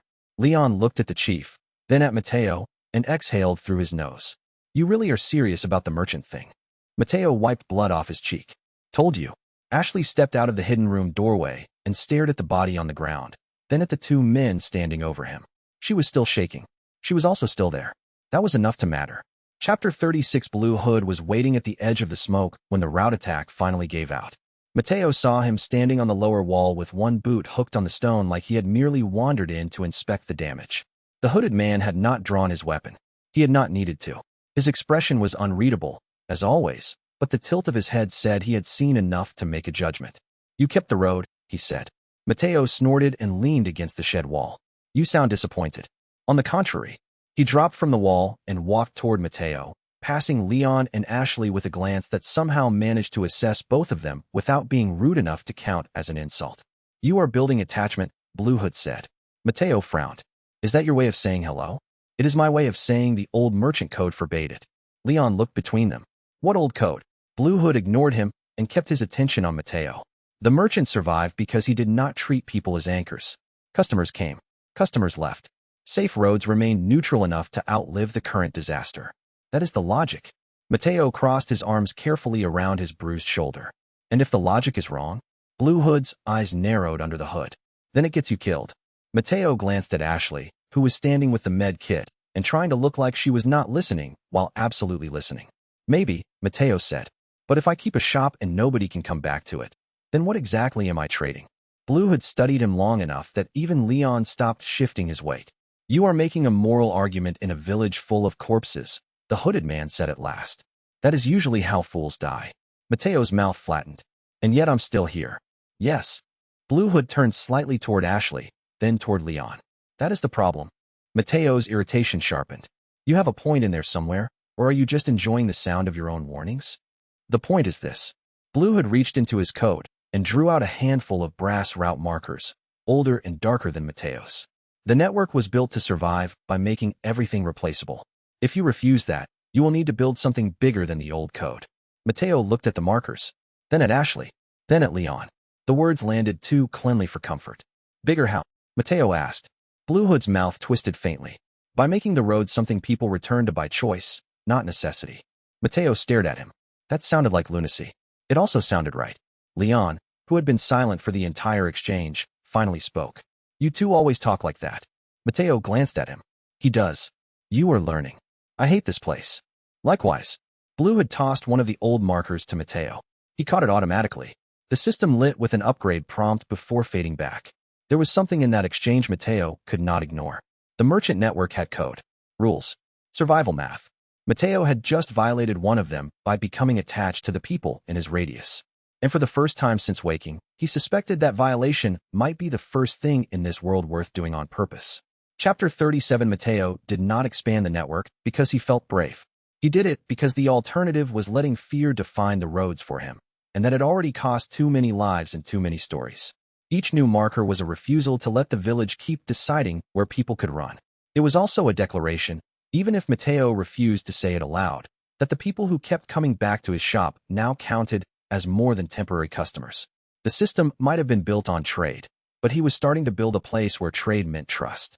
Mateo expanded the route network because the village had forced his hand. It was not a poetic decision. It was logistics. He had new markers from Blue Hood, a route line that had proven people would follow it, and two people, Leon and Ashley, who now counted as more than hazards. That meant the old ruin on the ridge was no longer enough. The shop needed another node, and another after that. He spent the late afternoon turning the ridge path into a chained sequence of visible, usable movement. One marker on the broken arch, one under the collapsed overlook, one hidden in the outer shed where survivors were already bringing water and blankets. The system responded to each successful placement with a tiny pulse of approval. Route network +1. Customer reliance increased. Leon watched him work with that same tight expression the rookie got whenever he was trying to decide whether the impossible was worth commenting on. "You're really building a network," Leon said. Mateo checked the map overlay and adjusted the last marker a few feet to the east. "What did you think I was doing?" "Selling." "That too." Ashley, still recovering from the route attack, was helping sort bandages and ammo in the hidden room. Mateo had given her a job because he had seen the way her posture changed when she was useful. Not less frightened, just less trapped. He had not expected her to take to it so quickly. The merchant system rewarded each handoff. Trust +1. Trust +1. Safe room utilization rising. Blue had arrived to find the hidden room active and the new route markers already in place. He did not look pleased exactly. He looked, if Mateo was being generous, impressed in the way a veteran might be impressed by a reckless recruit who kept living through bad calls. "You made it bigger," Blue Hood said. Mateo dusted his hands off. "You said I should. I said you would need to. Same difference." Blue Hood looked past him to Ashley, then to Leon, then to the stock. "You are creating dependency." Mateo did not like the accusation. "No," he said. "I am creating something worth returning to." The hooded man went silent. Leon glanced back at Mateo. "You know, that sounded like a speech. Don't ruin it." Blue Hood gave a short, almost bitter laugh. "That is not how the old code worked." Mateo folded his arms. "Then the old code is dead." Blue Hood looked at him for a long moment. Maybe. That was all the concession Mateo was going to get. It was enough. Ashley came out of the hidden room with the med kit tray and looked at the two of them like she was quietly assembling the shape of a larger problem. Mateo saw the change in her expression and realized she was starting to understand that his work was not random. It was a structure. She set the tray down and asked, "Does this mean there are more shops?" Mateo hesitated, then nodded. "Maybe. Where?" "Where people need them." Ashley looked at the route markers, then at the village road, then back at him. "That sounds dangerous." Mateo shrugged one shoulder. "So is breathing here." Leon snorted. Blue Hood shook his head. "You really are going to get yourself killed." Mateo smiled, but there was less humor in it now. "Not if I get there first." Chapter 38. Hunnigan traced enough chatter to realize somebody else was moving pieces in the village. Mateo found out because Leon's comm crackled again just after midnight while the hidden room was being restocked. The radio hissed, then Hunnigan's voice cut through in that precise, clipped way that made everything sound like a deadline. "Leon, I have a new read on your local anomaly." Leon answered from the doorway. "You're saying that like you were expecting one." "I was hoping not to have to say it aloud." She paused. "There are movements in the field that do not match village behavior." Mateo looked up from the crate he was sealing. "Good. The system had been telling him that for hours." "Explain," Leon said. Hunnigan did. There were too many simultaneous signal shifts for a single village chief to control without external guidance. Too much precision in the road movement. Too many coordinated pauses. The local outbreak was not just spreading. It was being steered. Mateo felt the back of his neck go cold. That was exactly the sort of phrase that meant the chief was only one hand on the wheel. "Are you saying somebody else is in the field?" Leon asked. "I'm saying the shape of the disturbance suggests a second player." Mateo nearly swore. Blue Hood, standing in the back of the hidden room with his hood lowered just enough to reveal a shadow of a smile, looked like a man who had just confirmed a suspicion he had been carrying around for fun. Mateo pointed at him. "You knew about this?" Blue Hood ignored the accusation. "I suspected a third hand." "A third?" "The village, the cult, and now the invisible organizer." Mateo hated that answer almost immediately. Ashley looked from one face to another, understanding only enough to know that the room had become more dangerous. That was the problem with smart people in bad situations. They learned the shape of the trap too quickly. Hunnigan's voice crackled again. Leon, if your contact is helping you evade the local pattern, use caution. I cannot confirm his alignment. Mateo leaned toward the radio. You mean the guy with the shop? Hunnigan paused for exactly long enough to make him think. I mean the man you should not trust too quickly. Too late, Leon muttered. Mateo gave him a look. Leon did not back down. That was fair too. Hunnigan continued, sharper now. There are also indications that the chief's movements are being reinforced by a signal source, not currently in the village center. I need a visual if possible. Mateo and Blue Hood exchanged a glance. The hooded man gave a tiny shrug. He had already decided this was interesting enough to survive. Mateo looked at Leon. Can she see my route markers? No. Good. Then why did he feel so uneasy? The answer arrived half a second later when Ashley, who had been quiet while the adults and the soldier talked over the invisible war, asked in a flat voice. Then what is moving the village? No one answered right away. The radio hissed. The hidden room breathed. Leon checked the doorway. Blue had lowered his head slightly, as if listening to a problem no one else could hear. Mateo stared at the inventory seam and realized the question had become larger than the village. Somewhere beyond Mendez, beyond the church, beyond even the cult, somebody was adjusting the map in real time. And that somebody was now aware of him. Chapter 39. Ashley's question landed harder than the gunfire because it forced Mateo to say out loud what he had been trying to live around. Why help people when the village rewarded selfishness and the system rewarded efficiency? He could feel the answer in the room with them. Because if he refused to act, then every useful thing he had become would only serve the monsters. Helping people was not nobility. It was a way of keeping the world from becoming a place where the only skills that mattered were cruelty and speed. Ashley asked the question while Mateo was repairing a broken route marker at the edge of the hidden room. He had been half expecting it. Maybe from Leon. Maybe from Blue Hood. Maybe from the system itself when it finally got tired of acting like a background mechanic and started turning his choices into real consequences. Ashley stood in the doorway with her arms folded, looking far steadier than she had a few hours ago, but still carrying the tightness of a person who had not yet forgiven the world for what it had done. Why do you help people? She asked. Mateo did not look up right away. The marker in his hand was cracked. The brass line had started to dull from overuse. He rubbed a thumb over the stamp and thought of the village women, the survivors in the square, the route line under the ridge path. Leon taking orders from him because it had kept them alive. The question was not simple. It was dangerous because it asked him to name the thing he had been doing without quite admitting to himself why it mattered. Because they need it, he said finally. Ashley did not move. That is not enough. Mateo gave a short breath that might have been a laugh if the world had been kinder. It is in a village full of people trying to eat each other. You know what I mean. He did. That was the problem. He could say he helped because he knew the story, because he understood the shape of survival, because the merchant system rewarded trust and route building, because if he did not keep people alive, there would be nobody left to buy from. All of those would be true. They would also be incomplete. Mateo finally looked at her. Because I can, he said. Ashley frowned. That sounds selfish. It is. She seemed to wait for more. When nothing else came, her expression changed into something softer and more complicated. You make it sound like selfishness can be a reason to save people. Mateo shrugged. Sometimes it is. She stared at him for a long time. Then she glanced at the hidden room, the medicine, the route markers, the line of survivors sleeping in shifts in the safe radius he had built. You are not a normal man, she said. Mateo almost replied that nobody in this village was normal anymore. Instead, he said, neither are you. That got a tiny, tired smile. It also made the silence between them a little more dangerous than before. The system, traitorous as ever, marked it. Relationship node, stabilizing. Safe person priority, high. Mateo looked away first. It was the safer choice. Probably. Chapter 40. The order from Sadler was the kind of thing that made a war feel official.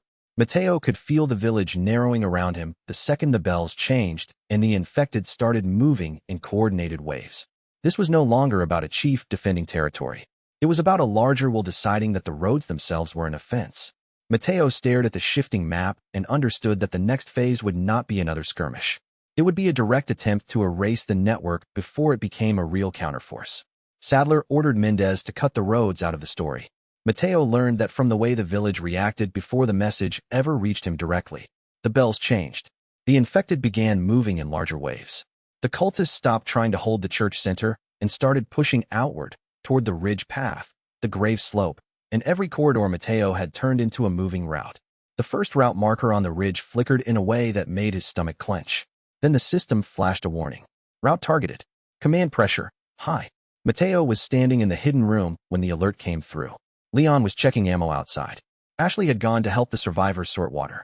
Blue Hood had disappeared again, because of course he had. Mateo hit the doorway and saw the village road already shifting. Not random. Directed. Mendez's men were moving in a wider arc than before, using the surviving infected to block the return path from the ridge and the square. The cultists at the church were ringing the bells again, but now the sound carried a different weight, like a command no one else could ignore. Sadler. It had to be him. Mateo's jaw tightened. Not because the chief had acted, because the chief had been told to act. That meant the boss beyond the boss had finally noticed the merchant on the road and decided the roads themselves were now the target. Leon came up beside him, scanning the village with his gun up. Looks like we got their attention, he said. Mateo's expression went flat. Good. Leon shot him a look. That doesn't sound like good. It is if you like living dangerously. Leon snorted despite himself, then grew serious. They are steering everything toward the church. Mateo already knew. The safe room radius pulsed at his back, and for 1 second, he saw the shape of the problem with perfect clarity. The village was being narrowed. The roads were being cut. The people he had saved were being herded into a smaller and smaller space until the cult could strike the route network itself. The message from above was simple. Stop selling, or be burned with the shop. Mateo looked at Leon, at the road, at the women and children behind the hidden room, and then at the line of blue markers he had already planted. The merchant system chimed softly, as if waiting to see whether he understood the real price of being useful. Mateo smiled with no humor at all. Then we keep the roads open, he said. Chapter 41. Mateo could feel the village pushing against the stall before the first cultist even climbed the ridge. The pressure sat in the walls, in the way the smoke drifted, in the way the route markers seemed to tremble, as if they knew something ugly was coming. It was the sort of feeling he had started to hate most, because it meant the danger was not just visible. It was organized. Leon shifting beside him. Ashley holding still behind the shelf, the sound of the bells cutting the air like a blade. All of it warned him that this was not a raid meant to scare him. It was a message meant to break the people he was protecting. Mateo felt the change in the air before the first attacker crossed into view, like the village had inhaled and forgotten how to exhale. The pressure of it made the skin on his arms prickle. That was what this world did when it wanted to remind you that safety was temporary and expensive. He had already seen enough broken alleys and blood-slick roads to know that the only thing standing between a merchant and a grave was how quickly he could turn panic into geometry. The stalls behind him were no longer shops. They were points on a map the cult meant to erase in public, and Mateo had no intention of letting them do it cheaply. The first impact felt less like a raid and more like the village itself had decided to reject the existence of Mateo's shop. The bells came wrong. The road noise came wrong. And even the smoke drifting over the ridge seemed to fold around the stalls like something alive trying to listen. Mateo had spent enough time in survival games to know that when a place starts reacting to you, the next attack is never just bodies. It is fear with a plan.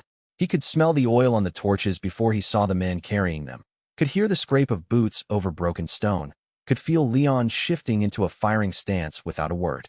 That was the kind of silence that only happens when everyone in the room understands they are outnumbered and still chooses to stand anyway. Mendez did not wait for a formal declaration. He answered Sadler the way men like him always did when the village stopped being a place and started being a battlefield. He sent bodies first, then sound, then fear. Mateo saw the first attack coming from the ridge road because the route markers twitched before the men did. That gave him a precious second to understand the shape of the problem. The stalls were no longer just places to sell. They were targets the cult meant to tear apart in public. Leon was outside the hidden room when the first wave hit. Ashley was sorting water at the back shelf. Blue Hood had not returned. Mateo had just started counting the remaining stock when the bells cut into the air with a harsher rhythm than before. Not prayer. Not warning. Command. The first cultist came up the ridge path with a burning torch and a grin that said he had been promised something for the effort. Mateo shot him in the knee. The man fell into the marker line, and 3 more followed immediately behind him. One carried a sack of stones. Another had a pitchfork wrapped in cloth. The third was not even trying to hide the fact that he was carrying a jar of flammable oil. Mateo backed into the stall frame and opened the inventory seam. The system gave him a quick list of emergency stock. Flash pellets, nail traps, smoke, 2 spare boards, 1 mine kit. It felt less like a shop now and more like a war chest someone had hidden inside a coat. Leon vaulted over the lower rail and took the second man with a clean shot to the chest. Ashley stared for one frozen moment, then ducked instinctively behind the water barrel as a thrown stone shattered the shelf beside her. Mateo snapped, "Stay low." She did. That mattered. The attackers tried the front lane next, expecting the stall to collapse under pressure from both sides. Mateo answered by blowing the walkway apart with a trap charge that turned the path into a broken mess of boards, dust, and panic. The cultists had to slow. Slowing was enough. Leon covered the lane while Mateo dragged the stock crates backward into the hidden room entrance and started thinking like a man building a checkpoint instead of defending a store. That was the moment the war changed. Not because it became louder, because Mateo realized he could make the stalls expensive to attack. The system rewarded the thought with a quiet pulse. Trap integration enabled.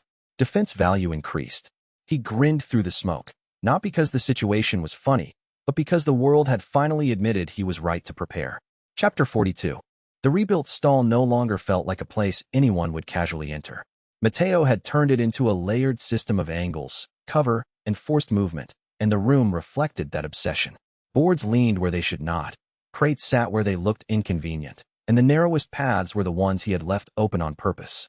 He had started seeing every scrap of wood as a decision and every open doorway as a liability.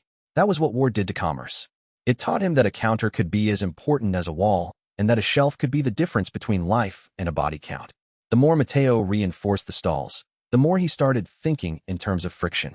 Every nailed board, every narrowed doorway, every box stacked just high enough to force a body into a bad angle added a little more resistance against the village's hunger.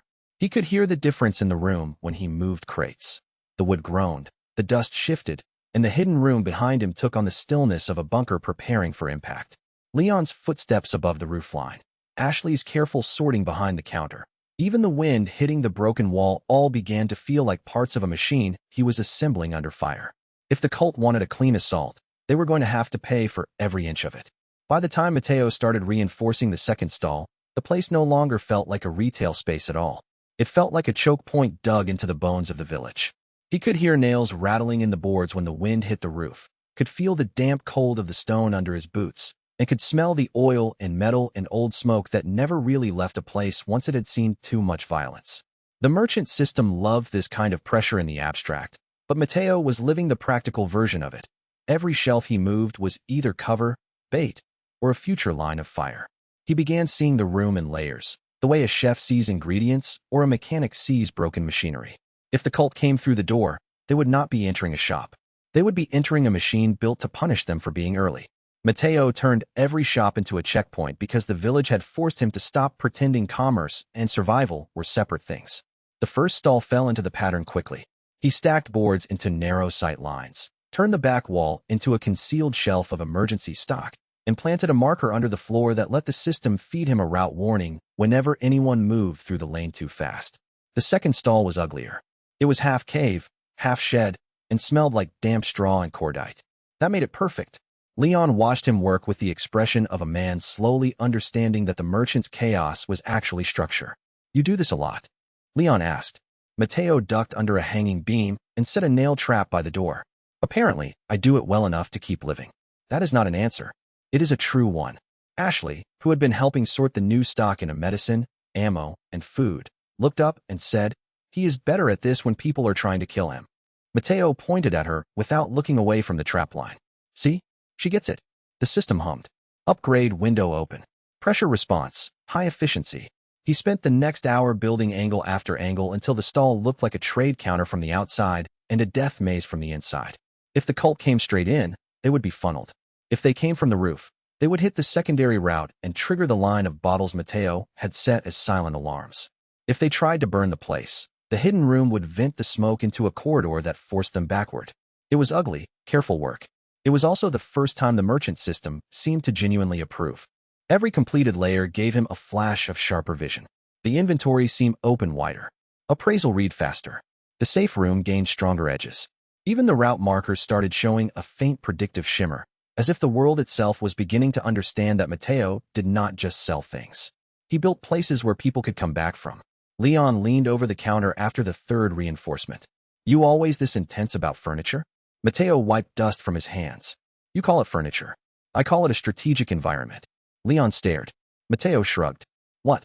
It sounds better if I do." Leon gave him the smallest hint of a smile, then looked toward the road where the village movement had quieted too quickly. They'll come again, he said. Mateo checked the trap line and nodded once. Good. If they were going to come, they would have to pay for every step. Chapter 43. Ashley's usefulness was not loud, which somehow made it more dangerous. She did not dominate the room. She improved it. The survivors noticed before Mateo did. The old man with the limp stopped shaking long enough to answer her questions. The child let her bandage a scraped hand without crying. Even the water barrel looked less like a burden when she was the one checking the cups. Mateo had expected help. He had not expected someone to make the safe room feel like a place people might recover in instead of merely hide in, and that shift unsettled him because it meant the network was no longer built entirely around him. Watching Ashley work changed the feel of the safe room in ways Mateo had not expected. The room no longer revolved entirely around his inventory, his route markers, or the system's prompts. It started to revolve around the people inside it. That was a subtle shift, but in a place like this, subtle shifts became survival. The survivor with the limp started breathing easier when Ashley handed him water without pity. The child stopped crying when she pointed out the bandage shelf like it mattered. Mateo could feel the room becoming more than protection. It was becoming a place where people were allowed to have jobs, and jobs meant they had something to do other than fear the next scream from the road. Ashley did not announce that she was helping because she did not need permission to be useful anymore. She just started doing it, the way someone quietly steps into a storm drain instead of waiting to be told the flood is coming. Mateo noticed that about her immediately. She organized with purpose, but not with panic.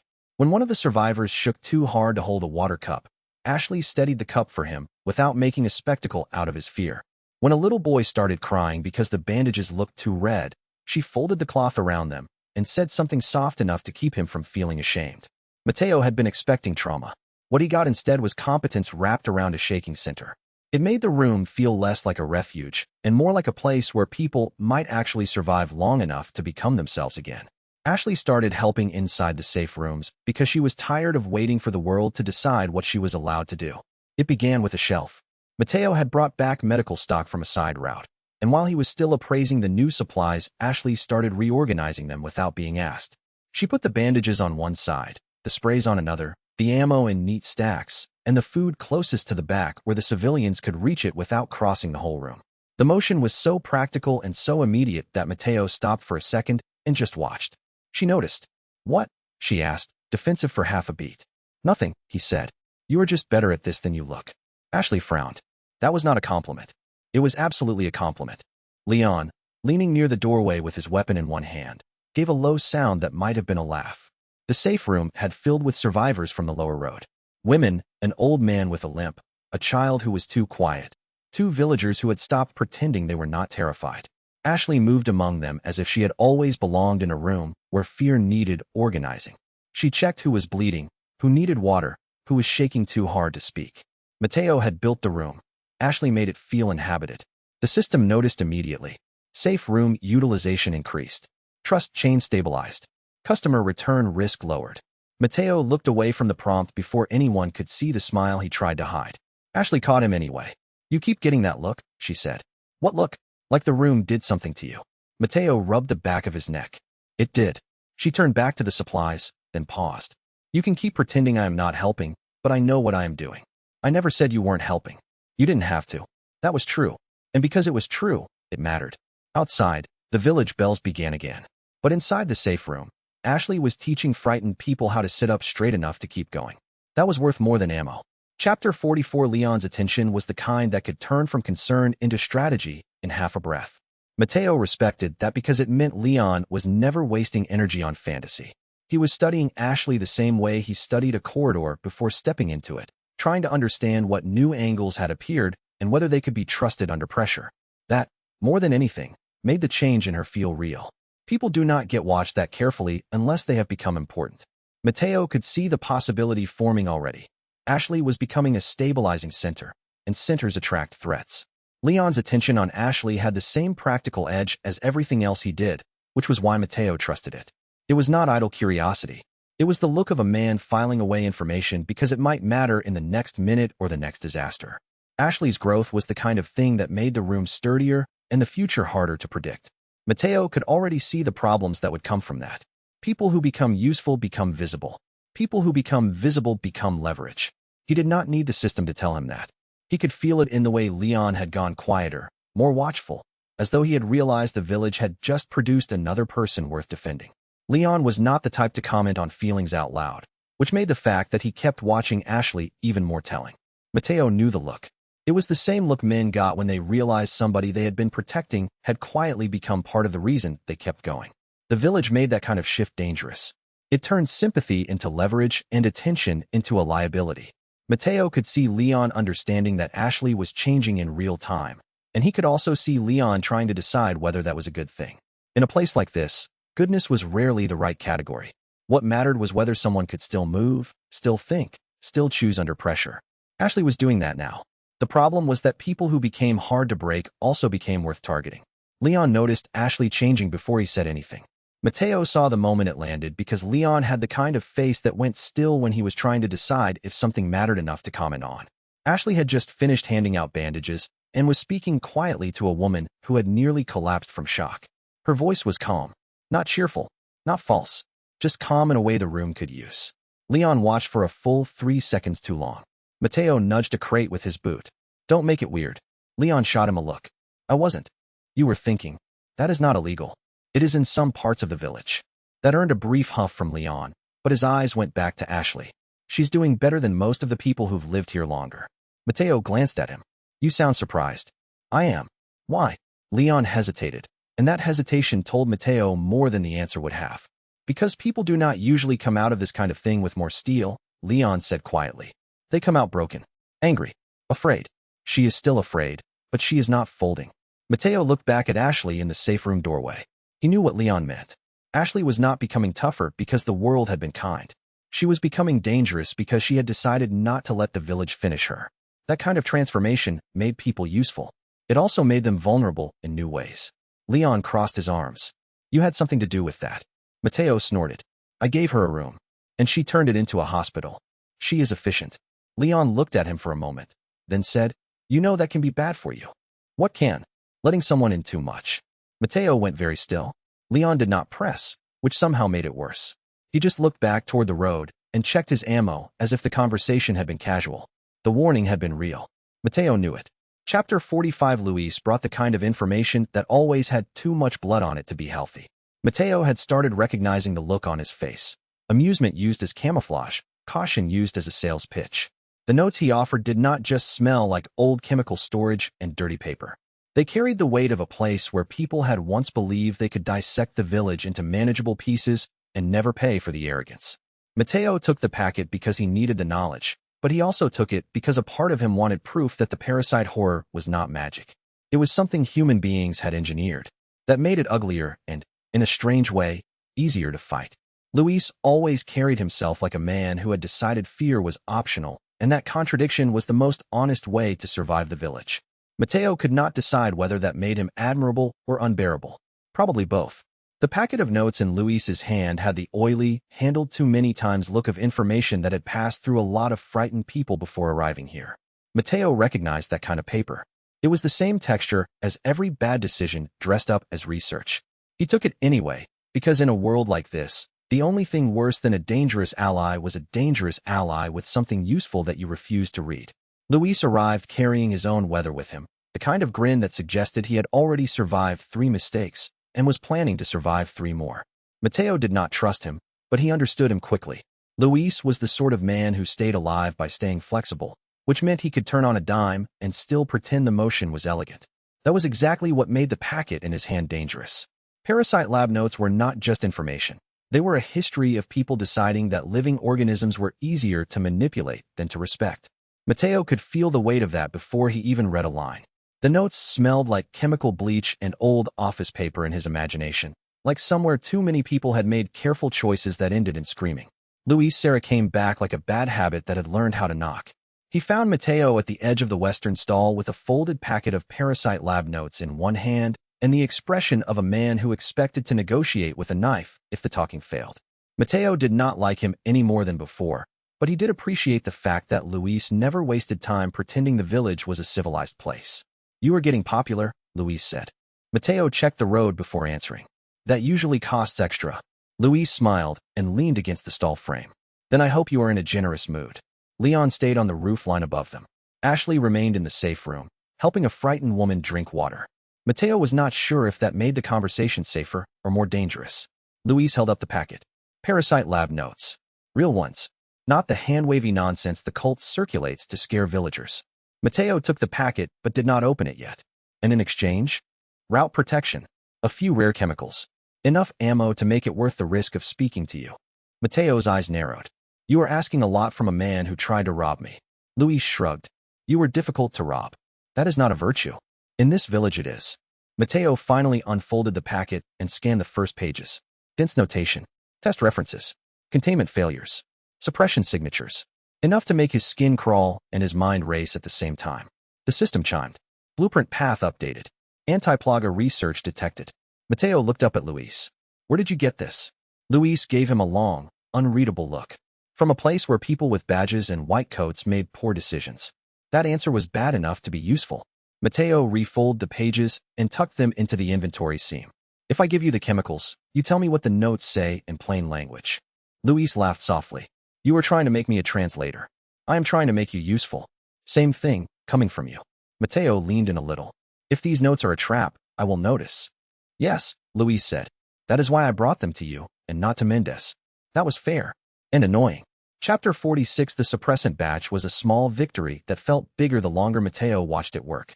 The room had gone quiet while he mixed, because everybody in it understood that medicine mattered more than bravado here. When Leon's breathing eased and Ashley's eyes stopped watering, the whole space changed temperature.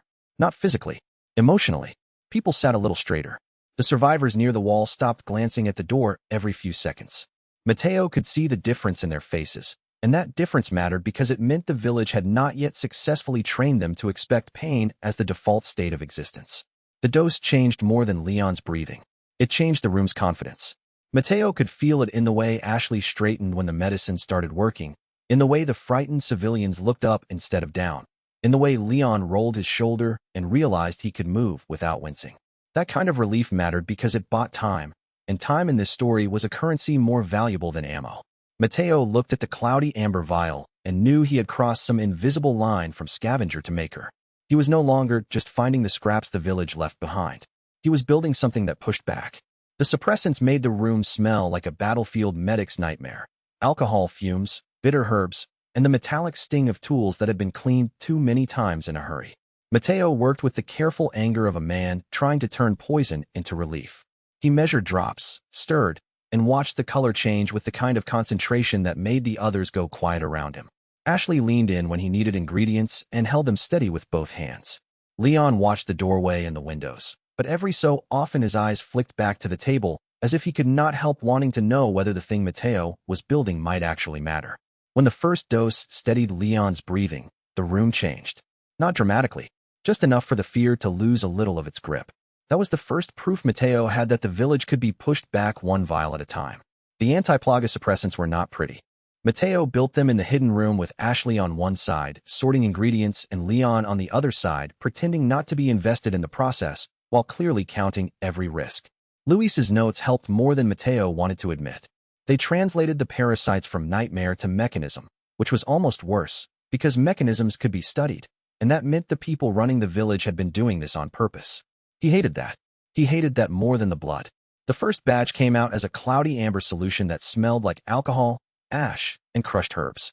The system flagged it for limited efficacy, which was a polite way of saying it might keep someone alive if the world was feeling generous. Mateo handed the first dose to Ashley. She eyed it suspiciously. That looks awful. Medicine usually does. Leon took the second dose without arguing. That alone would have counted as a miracle if Mateo had been in a better mood. If this works, Leon said after swallowing, you owe me the part where you explain how a merchant knows biochem. You really want that answer? Not enough to stop asking. The suppressant hit Leon first with a sharp breath and then with a visible easing in his shoulders. Ashley's reaction was slower, but when it came her eyes stopped watering and the tightness in her jaw eased just enough for Mateo to see the effect. The system lit up. Customer safety increased. New repeated trade possibility, high. Mateo felt the boost in the way the room steadied around him. This was bigger than better ammo. Bigger than easier sales. It meant he could keep people functional longer.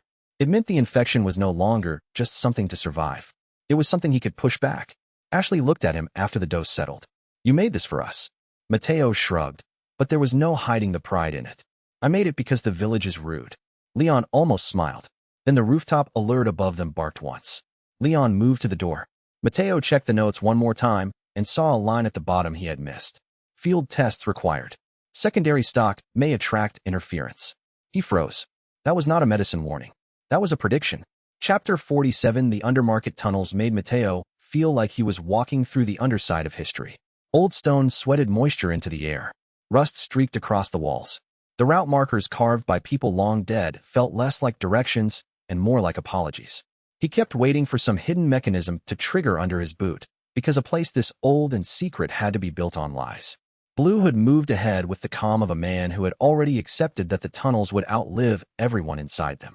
That made Mateo uneasy, because it suggested the merchant network had been planning to survive by burying its mistakes instead of fixing them. Blue Hood had the patience of a man who had lived long enough to stop expecting gratitude, which made him even harder to read. Mateo followed him into the tunnels with his senses stretched thin, listening for the scrape of rats or the thud of hidden doors. The undermarket space felt less like a forgotten hallway and more like the skeleton of an older economy. Everything in it had been built for movement: carts, traders, smugglers, and people who needed to vanish fast. Mateo understood immediately why Blue Hood wanted him here. If the surface roads were the village's face, these tunnels were its stomach, and that meant the real history of the merchant network had been digesting people for years. The undermarket tunnels were the kind of place that made people stop talking without being told. The air carried old wet stone, rust, and the sour ghost of trade smoke that had soaked into the walls over years of bargains nobody wanted written down. Mateo followed Blue Hood with one hand on his weapon and one eye on the old route markings, half expecting a trap to open under his boots. Instead, he got history: sealed alcoves, broken crates, forgotten passage nodes with merchant seals cut into the stone like someone had branded the dark itself. The older the chamber became, the more Mateo understood that the village above was only one surface level, not in a much larger network of selfish survival. That realization bothered him because it meant the merchant role had always been bigger and uglier than the coat made it look. Blue Hood took Mateo into the undermarket tunnels because the village above had become too small for the amount of damage Mendez wanted to inflict.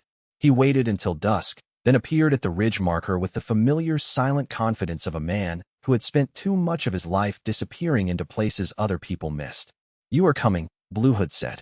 Mateo crossed his arms. That sounded like an order. It was. Leon, who had been loading gear near the stall, looked over. "Where?" Blue Hood ignored the question and addressed Mateo only. "If you keep building shops, you need to know the roads under them." Mateo had already guessed that the older merchant routes did not stop at the village surface. Still, he did not like the idea of going deeper into a place designed to hide the ugly parts of history. "And why would I trust you with that?" Blue Hood tilted his head. "Because I know where the bodies of the network are buried." That was not comforting. It was useful.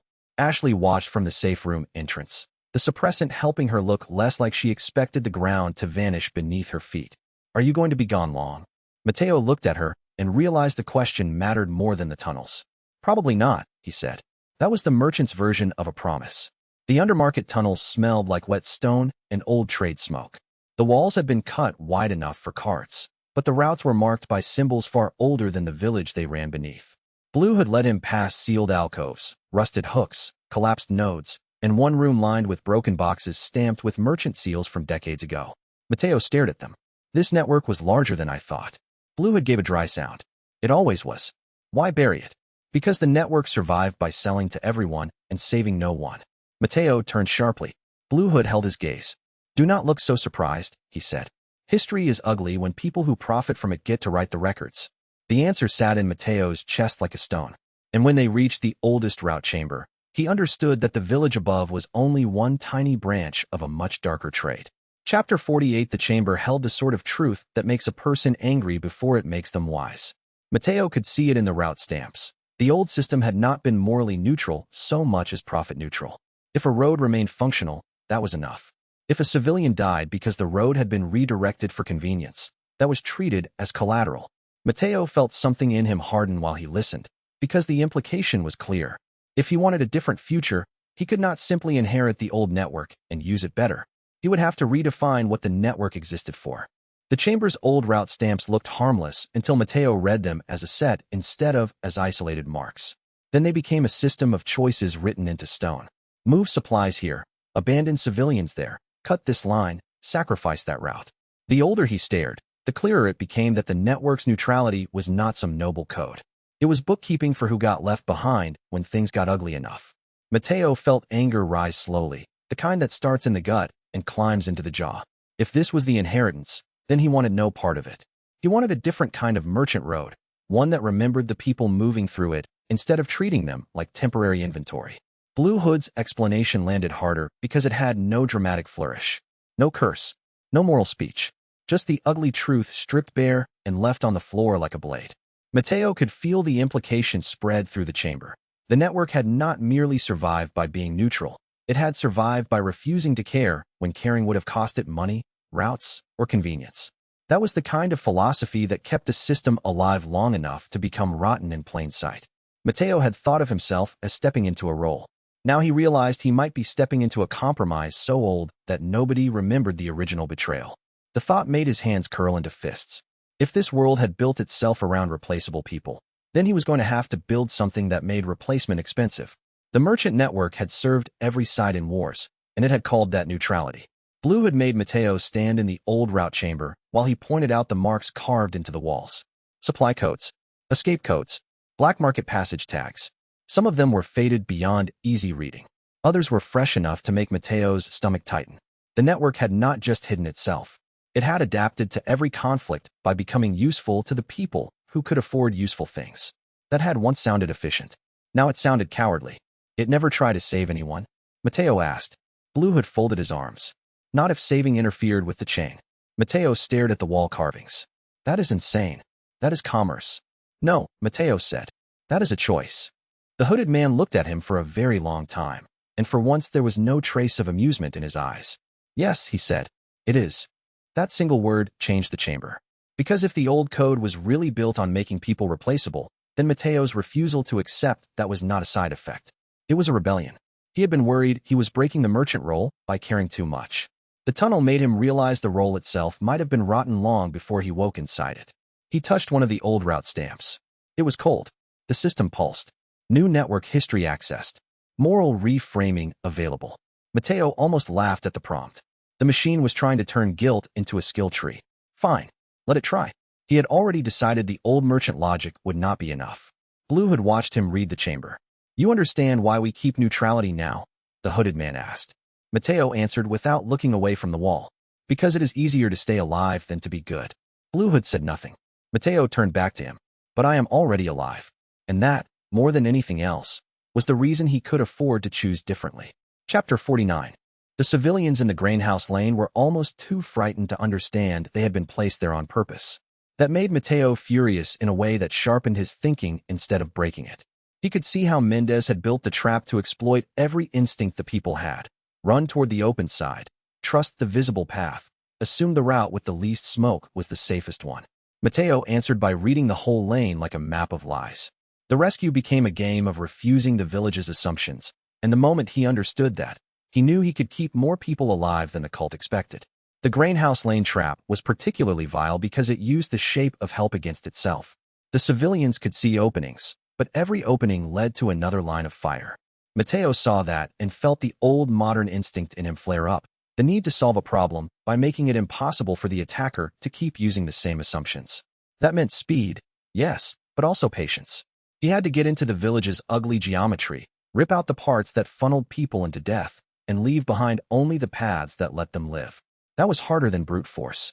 It also felt better, which made him deeply suspicious of what kind of person he was becoming. The trap Mendez set for the civilians was nasty in the way only a practiced commander can manage. Enough openings to tempt rescue, enough violence to punish it, and enough sightlines to make the rescuers feel clever right up until the moment they died. Mateo hated that sort of design because it counted on compassion becoming a weakness.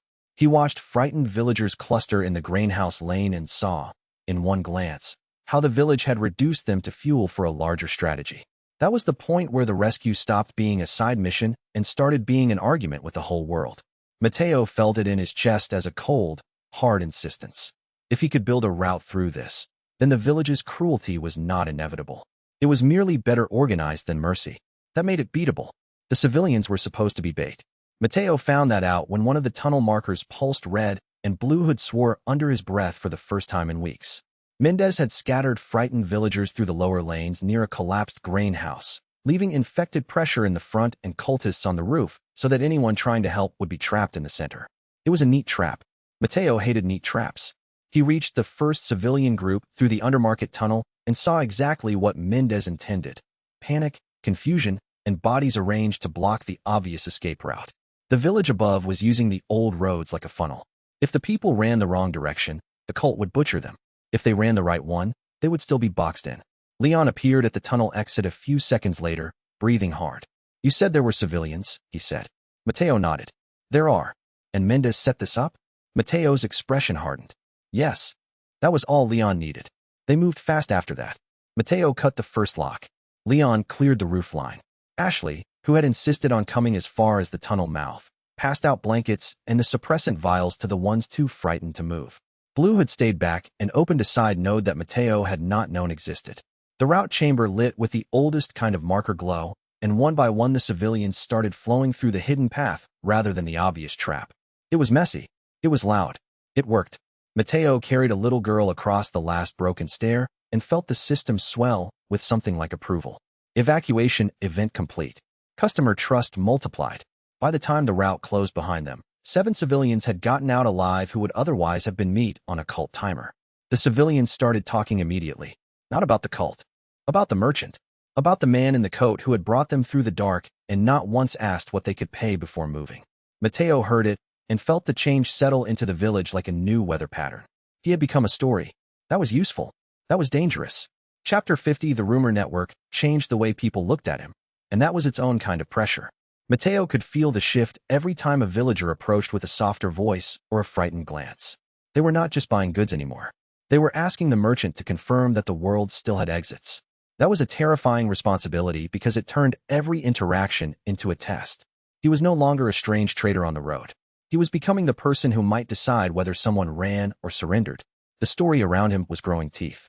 The legend effect had a cost, and Mateo could feel it almost immediately. People looked at him now with expectation in their eyes. Not just gratitude. Expectation. They wanted answers, routes, medicine, certainty, a reason to believe the village had not already decided their ending. He could sell those things in pieces, but the pressure of being seen as a solution made his shoulders tighten. The merchant system liked trust, yet trust was a fragile thing. Too much, and it became dependence. Too little, and the road collapsed. Mateo was beginning to understand that every rumor about him was also a demand, and some of those demands would someday be impossible to answer. The rumor spread with the speed of relief. Mateo could feel it changing the line before the crowd even finished forming.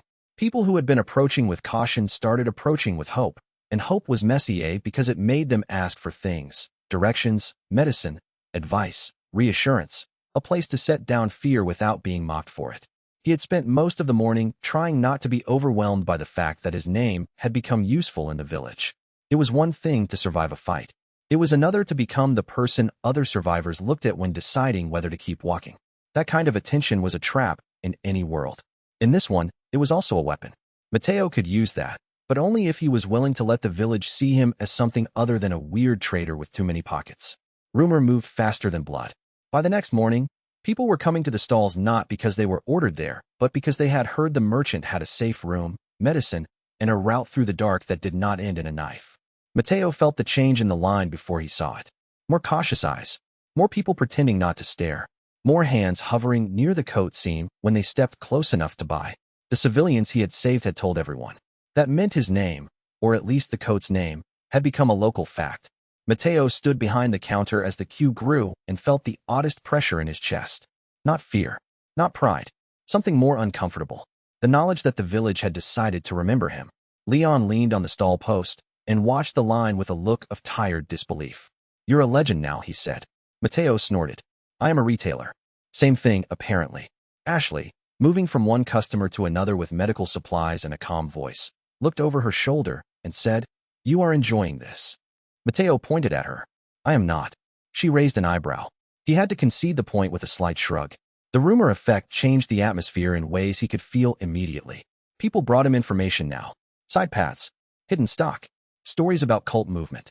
One old man even brought a family relic in exchange for antibiotics and whispered that he had been told the merchant knew how to keep a road open after dark. Mateo didn't know.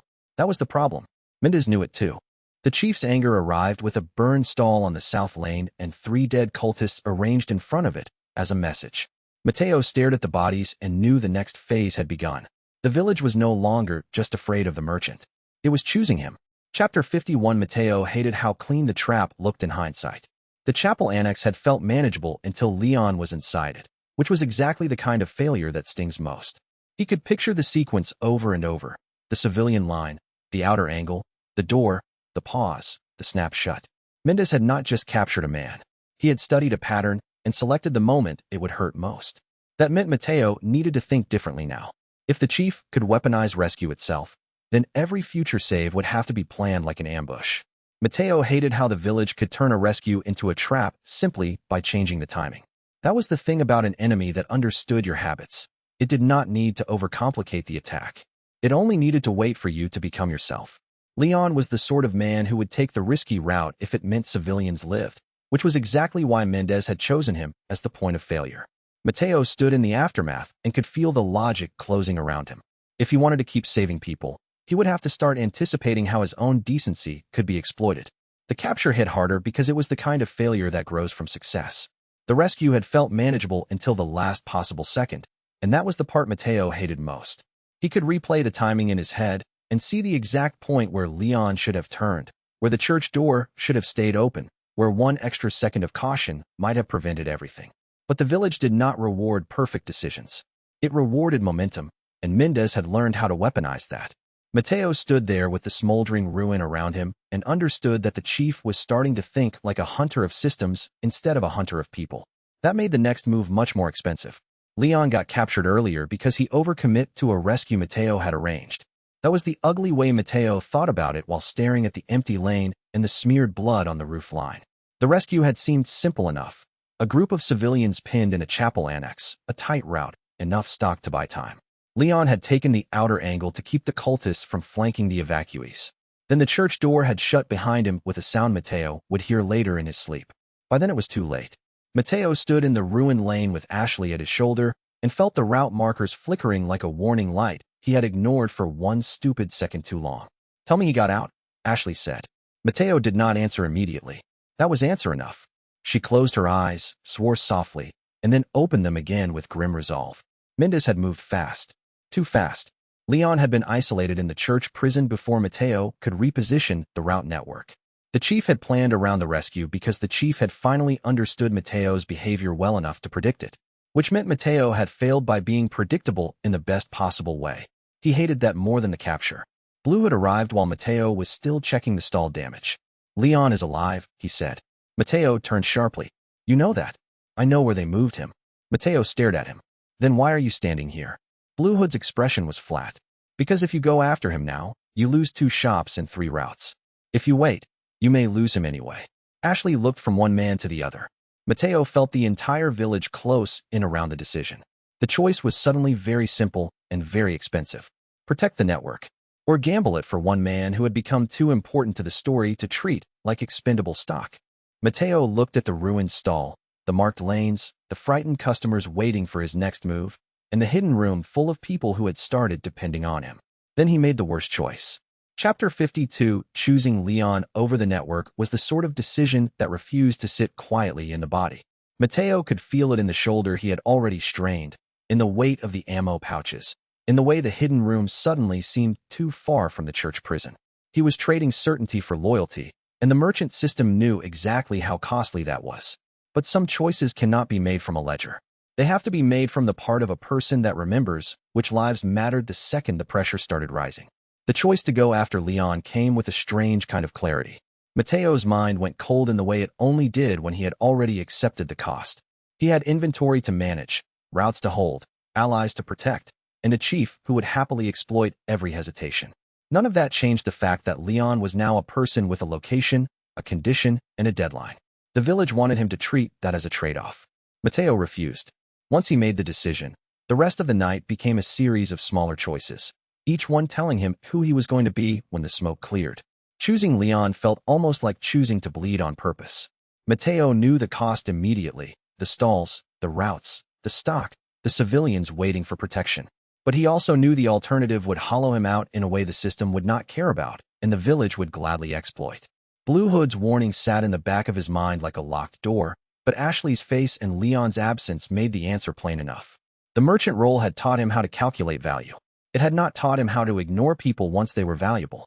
That was the difference between a traitor and a monster. Mateo had already picked his side, and the next 10 minutes would prove whether he had picked a future or a funeral. Mateo chose Leon. Behind them, the church bells changed pitch. Mendez was coming. Chapter 53. The corridor escape felt like moving through a throat lined with broken glass. Mateo kept expecting the route to collapse, or the smoke to give them away, or Leon's injured body to force them to slow. Instead, the only thing breaking was the old assumption that rescue had to be clean to count. Leon came back into the route line bruised, furious, and very much alive, which was more valuable than any polished victory. Mateo felt the system recognized that the hard way, and he understood in that instant that the merchant role had changed. The future would reward not just transactions, but the willingness to spend on the people who kept returning. Leon stepping back into the route line felt like an impossible thing made ordinary by violence. The church corridor still rang with the last echoes of gunfire. The air still tasted of dust and burned powder. And yet there he was, moving again, stubborn enough to make the whole rescue feel justified. Mateo could almost taste the relief before the system turned it into numbers. That was the strange thing about this world. Emotional victory always arrived a second before practical danger reminded you not to get comfortable. The chief was still ahead, the bells were still wrong, and the next tunnel could still collapse on them. But Leon was free, and that changed the shape of the story. The rescue back through the church did not feel triumphant. It felt like forcing a river through a crack in the stone. Every corridor was too narrow, every sound too loud, every shadow suspicious. Mateo could feel Leon moving behind him with the raw, bruised patience of a man who had been held just long enough to become furious about it. That anger was useful. It gave him traction. The system's reward arriving right as Leon crossed back into the route line felt almost absurd, like the world was nodding at the obvious truth that loyalty had become a survival metric in this village. Mateo did not have time to enjoy the irony. Mendez was already closing the distance, and the church bells were changing pitch like the building itself was trying to warn them. The system paid out the moment Leon stepped back into the route line. Mateo felt it as a hard, clean rush through the inventory seam, the kind of reward that made his skin prickle because it was more than stat gain. It was recognition. He had gone after a customer as if the relationship mattered more than the ledger, and the merchant system, for once, did not punish the sentiment. It rewarded it. Leon noticed the way Mateo's shoulders shifted. What happened? Mateo shook it off. You ever have a day where the universe says you were right? Leon stared at him. No, he said. Shame. The escape through the church sublevels was brutal. Mendez had already flooded the upper halls with infected, and cultists were pushing from the side passages to force the two of them into a kill pocket. Mateo set a route marker that redirected them through an old service hatch, then blew the staircase behind them with one of the mine kits. It was loud enough to wake every bad thing in the village. Leon took point when the corridor narrowed. Mateo took the rear and felt, with an almost absurd clarity, that Leon trusted him to know when the path was about to fail. That trust mattered more than the bullets. It mattered because the system acknowledged it. Customer loyalty confirmed. No conflict penalty detected. Mateo nearly laughed again. At the end of the side tunnel, Mendez appeared in the smoke with two villagers and a blade in his hand. You keep choosing the wrong road, the chief growled. Mateo raised the pistol. No, he said. I keep making new ones. Leon fired before Mendez could launch. The chief staggered, and this time the setback in his face was real. Not defeat. Not yet. But understanding. Mateo had not just stolen a rescue. He had broken the logic of the village one customer at a time. And the system knew it. Chapter 54. Mendez shifting from control to extermination was the worst possible evolution, because it meant the chief had stopped trying to preserve his own authority and started trying to erase the possibility of challenge. Mateo recognized that instinct from history, from games, from every story where a local tyrant realizes the map has been altered under his feet. Once that happens, he does not negotiate. He purges. Mateo felt the stakes rise with that realization. Every route marker, every safe room, every canister of medicine had become evidence that the village could be organized around something other than the cult. That made him impossible to ignore and impossible to forgive. What made Mendez dangerous now was not rage. It was comprehension. Mateo could see the moment the chief understood that the stalls were not random, that the routes were not luck, and that the merchant had been creating a second layer of control underneath the village's own. Once a man like Mendez recognized he was being outmaneuvered, he stopped acting like a local enforcer and started acting like an exterminator. Mateo had no interest in giving him a clean target. If the chief wanted the road to become a battlefield, then Mateo would make the battlefield so crowded with choices that the cult could not keep up. Mateo had spent enough time studying hostile systems to know the exact moment they realized they are being outplayed. It was rarely dramatic. Usually it looked like hesitation, then overcorrection, then violence meant to hide embarrassment. Mendez was in that phase now. Mateo could see it in the way the chief started using the village infrastructure like a weapon instead of a territory. That meant Mateo's network had crossed the threshold from nuisance to threat. The realization should have been terrifying. Instead, it was clarifying. If the chief was spending this much effort to cut the roads, then the roads were doing their job. They were becoming impossible to ignore. Mendez finally understood Mateo was not just trading inside the crisis. He was changing outcomes. That was the realization that made the chief dangerous in a new way. Mateo saw it in the way Mendez stopped treating the stalls like nuisance points and started treating them like strategic infrastructure. Every route marker, every hidden room, every stocked shelf, every survivor moving through Mateo's network became evidence that the village was losing control of the story. The chief's face had gone hard with the kind of anger that does not want to win anymore. It wants to destroy.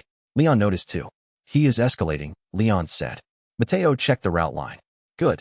Leon shot him a look. You keep saying that like it's a hobby. It is not a hobby. Then what is it? Mateo loaded the pistol with a fresh magazine and looked at the burned stall in the lane below. Necessary. The answer seemed to satisfy Leon, which was a little alarming. Ashley had started moving water and medicine between stalls without being asked, and now she was helping one of the rescued villagers clean a cut on his arm. She was not pretending to be fearless. She was just refusing to let fear pick the schedule. Mateo had not expected that from her so soon. It made him realize how much damage the village had already done and how much more she was still choosing to refuse. The next attack came from the western lane. Mendez had mixed infected bodies with living villagers now, using panic as cover. Mateo saw the pattern and realized the chief was testing whether he could force Mateo to shoot civilians to protect the network. He did not take the shot. He broke the route instead. The trap charge collapsed the lane bridge and cut the attackers into separate groups. Mendez screamed in fury from the other side. Mateo smiled without joy. Now the chief understood. Mateo would rather lose infrastructure than become what the cult already was. That was going to cost him. It was worth it. Chapter 55. The quiet in the safe room was deceptive. It did not mean peace. It meant the kind of pause that lets people hear themselves think, and thinking is often more dangerous than noise. Mateo could feel the warmth of the candlelight, the ache in his shoulder, the soft pressure of Ashley's attention as she cleaned the blood from his sleeve. The whole room seemed to hold its breath around them. He knew that if he said the wrong thing, the moment would turn into something they could not easily walk back from. But if he said nothing at all, he would still leave changed. That was the kind of danger he was starting to recognize as intimacy. The candlelight softened everything in the safe room except the truth. Mateo could feel how tired he was once the adrenaline dropped, feel the ache of his shoulder and the burn in his hands and the weird, dangerous tenderness of being cared for by Ashley in a place built to keep people alive.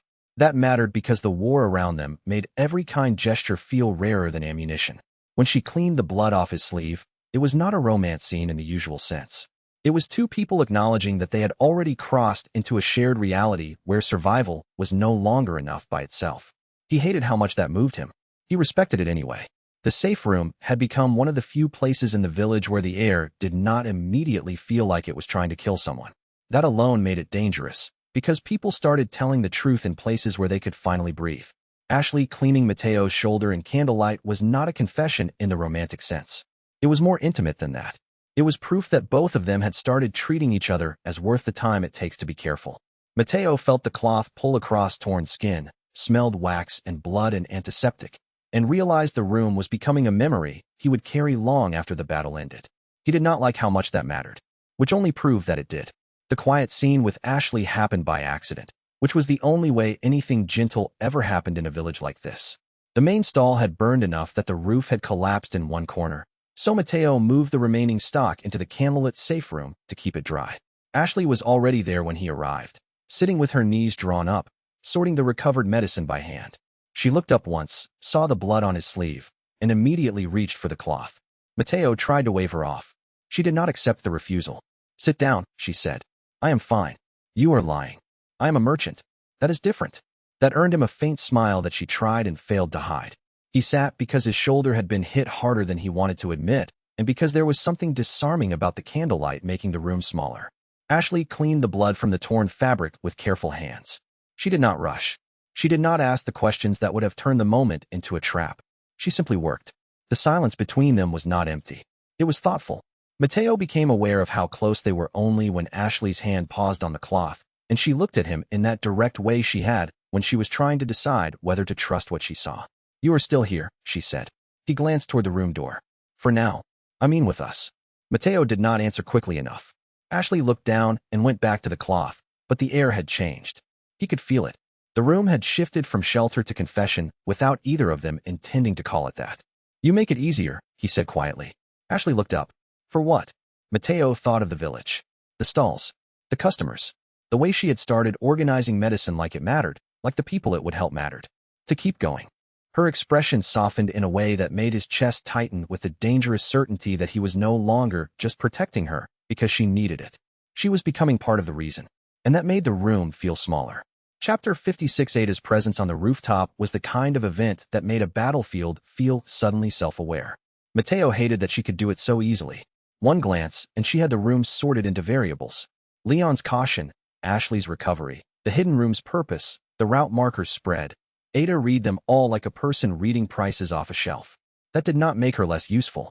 If anything, it made her more dangerous, because now Mateo had to assume she understood not only what he was doing, but why he was doing it. That level of comprehension meant she could hurt him with surgical precision if she chose. Ada did not just enter the story, she altered its assumptions. Mateo could feel that from the second she appeared on the rooftop route, because everyone around her instinctively recalibrated. Leon got tighter. Ashley got quieter. The route markers seemed to feel her attention like a pressure wave. Ada had that effect on spaces. She made them aware of themselves. Mateo knew enough to understand that a person like that was never merely a guest. She was a test of what you were willing to reveal when someone clever enough to use it was watching. Ada's arrival changed the temperature of the whole network before she even spoke. She had the composure of a person who had never once mistaken danger for inconvenience. Mateo could feel Leon's suspicion rise immediately, which was fair, because Ada had the kind of energy that turned every room into a calculation. Yet she also had something else, something harder to dismiss. She understood the village as a system, not just a place. That meant she could see the hidden room, the route markers, the stock flow, and the emotional pressure building between Mateo, Ashley, and Leon. She was not merely arriving with information. She was arriving with a mirror, and Mateo did not like what it showed him. Ada Wong appeared on one of Mateo's rooftop routes like a consequence that had learned how to wear heels. He spotted her first from the ridge edge, because nobody else in the village moved with that much deliberate ease. She looked over the stall, the route markers, Leon's guarded position, and the hidden room entrance in one single sweep, as if deciding what kind of disaster Mateo had been building while the cult was busy looking the other way. You are hard to find, she said. Mateo kept the rifle half raised. You are harder to like. That made her smile, faint and amused. Leon, below the roofline, went immediately tense. You know her? Not well enough, Mateo said. Ada's eyes moved to Leon, then to Ashley in the safe room below, then back to Mateo. You have gotten busy. You say that like it's a problem. It is if your little trade empire keeps making the locals sentimental. Mateo snorted. You came here to gossip? No. She dropped a small data case onto the roof beam between them. I came because your roads are interfering with other work. Mateo appraised the case and then looked at her. That sounds expensive. For you, perhaps. Her tone said she was offering information, not charity, which meant he had to decide whether this was a trap or a sale. Ada was the sort of person who made that distinction annoying. What do you want? He asked. Ada tilted her head. The same thing everyone wants from you. Access. Mateo laughed once. You are very direct for somebody who dresses like a threat. I prefer efficient. Same problem. She glanced toward the village road. Your chief has already realized you are more than a merchant. If you want to keep the roads open, you will need information he does not have. Mateo's gaze sharpened. And you have that. Of course. Leon muttered from below. This is a bad idea. Ada did not even look at him. That depends on how much you value surviving the next 3 days. Mateo hated that she was probably right. Chapter 57. The hidden room had become a real command node by the time Ada stepped inside it, and that made Mateo uneasy in a way he could not ignore. The supplies were organized, the survivors were calmer, the routes were working, and the whole thing looked legitimate enough to attract the wrong kind of attention. Ada saw that instantly. She was the sort of person who could walk into a crisis and tell whether it was growing into a network or collapsing into chaos. Mateo needed her information, but every second she spent observing the setup made him wonder how much of his future she had already begun to price. The hidden room looked smaller with Ada inside it, as if her presence compressed the air around the stock shelves and made every object feel more intentional. Mateo did not like the feeling. He liked less how quickly she understood the layout. That meant she was already thinking several moves ahead, assigning value to things he had built for safety rather than for profit. The contrast bothered him because it exposed how much of his life was now organized around care and how easily a practical person could reinterpret that as infrastructure. Ada could sell a lie as cleanly as anyone he had ever met. Mateo could only hope she was interested in the truth often enough to remain useful. When Ada walked through the hidden room, she did it like someone touring infrastructure she might eventually own. Mateo disliked that and respected it in equal measure. The room had gone from shelter to hub so quickly that even he sometimes forgot how much work was hidden inside the walls. Ada did not forget. She saw the suppressant vials as inventory, the bedding as logistics, the survivors as a customer class that could be stabilized if handled correctly. That was exactly why her offer mattered. She was speaking the same language as the merchant system, only with more danger behind the vowels. Mateo could feel himself being tested from two directions now. The village wanted to crush the network, and Ada wanted to measure its worth. Both pressures would shape what he became next.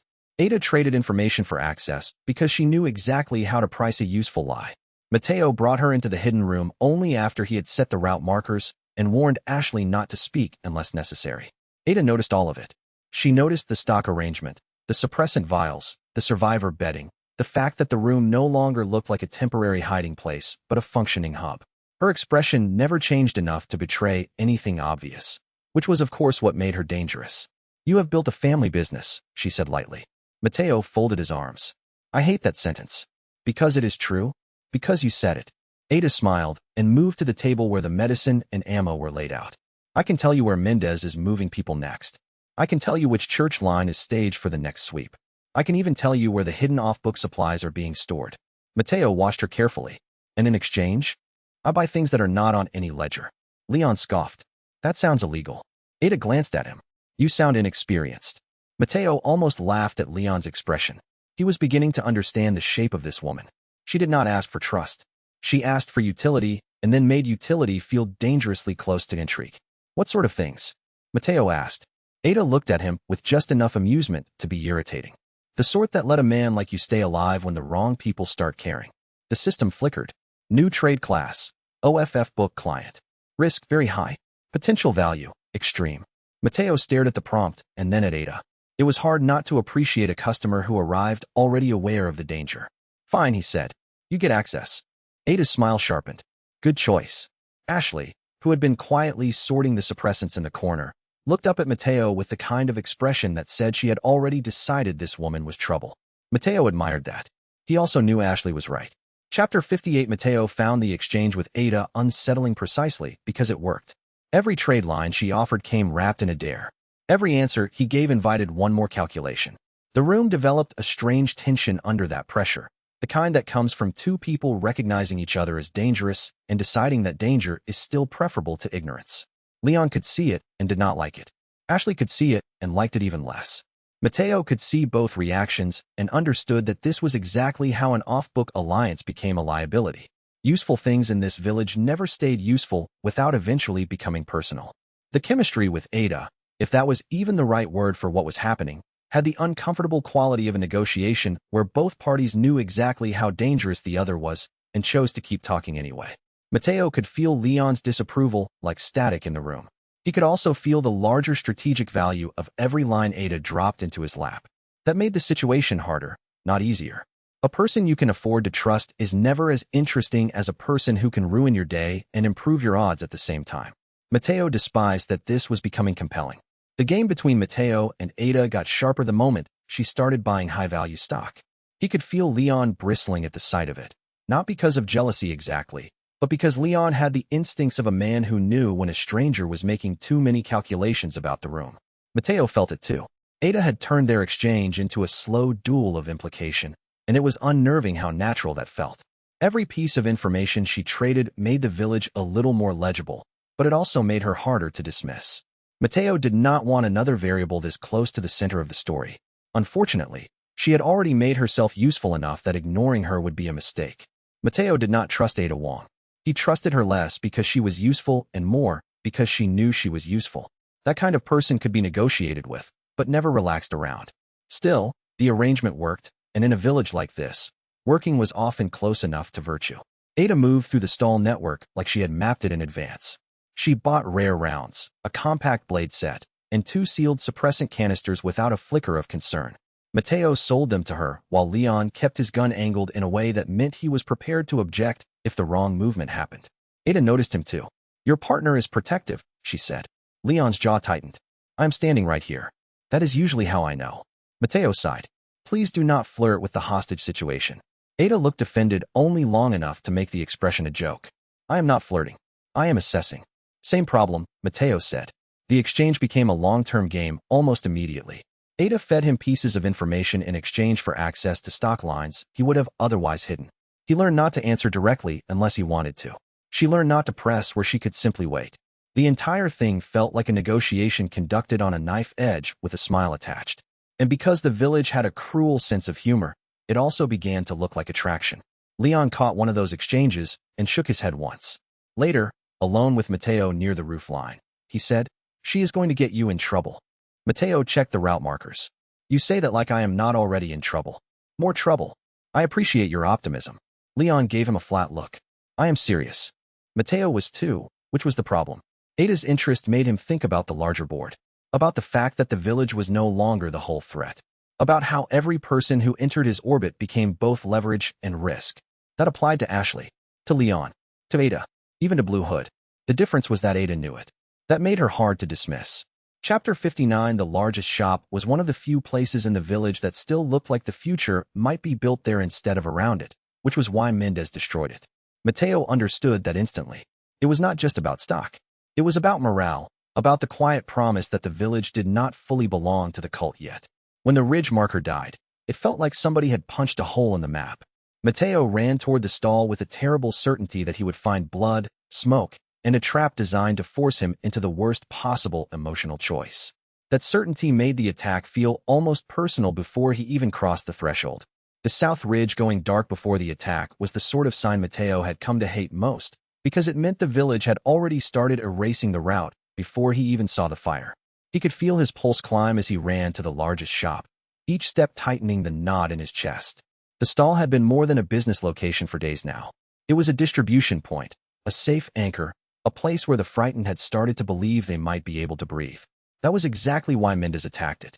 He wanted to kill not just stock, but confidence. Mateo understood the message and hated how effective it was. When the South Ridge marker died, Mateo felt it in his gut before the smoke even reached the stall. That was the sign of a real assault, the kind that starts by erasing your sense of direction. Mendez was not attacking to win the street. He was attacking to make the network feel fragile. Mateo hated that because it meant the chief had learned the one thing every good commander learns sooner or later. Destroy confidence, and the body follows. He ran toward the shop with Leon at his side, and Ashley carrying medicine, because the three of them had become a pattern the village could not easily separate. The horde waiting inside the stall was enough to turn any ordinary defense into a massacre. Mateo could already tell this one was going to cost him gear, blood, and probably sleep. Mendez attacked the largest village shop at dusk with a parasite horde and the patience of a man determined to prove a point with blood. Mateo knew it was coming the second the first route marker on the South Ridge went dark. The signal did not just flicker. It died. That meant the attack was bigger than a raid. It was a wipe. He ran to the shop with Leon on one side, and Ashley helping move the last of the medicine out of the path on the other. The stall looked wrong from a distance. Too quiet. Too clean.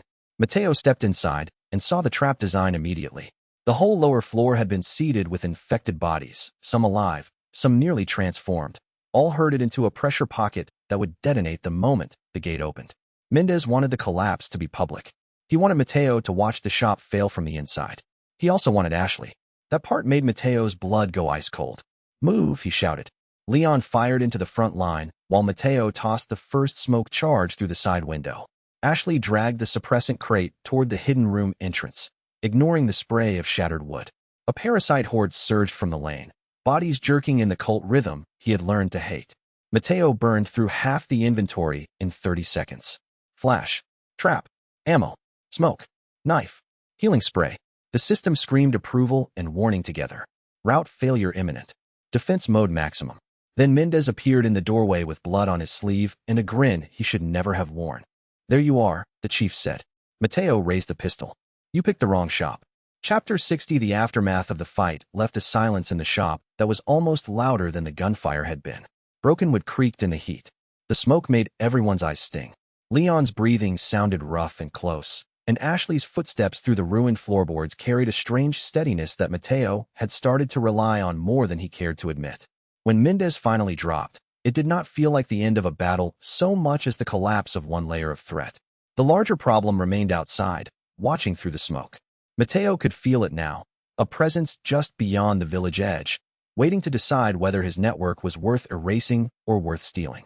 By the time Mendez stumbled into the smoke, the fight had already eaten so much of the shop that the floorboards felt like they were floating on ash.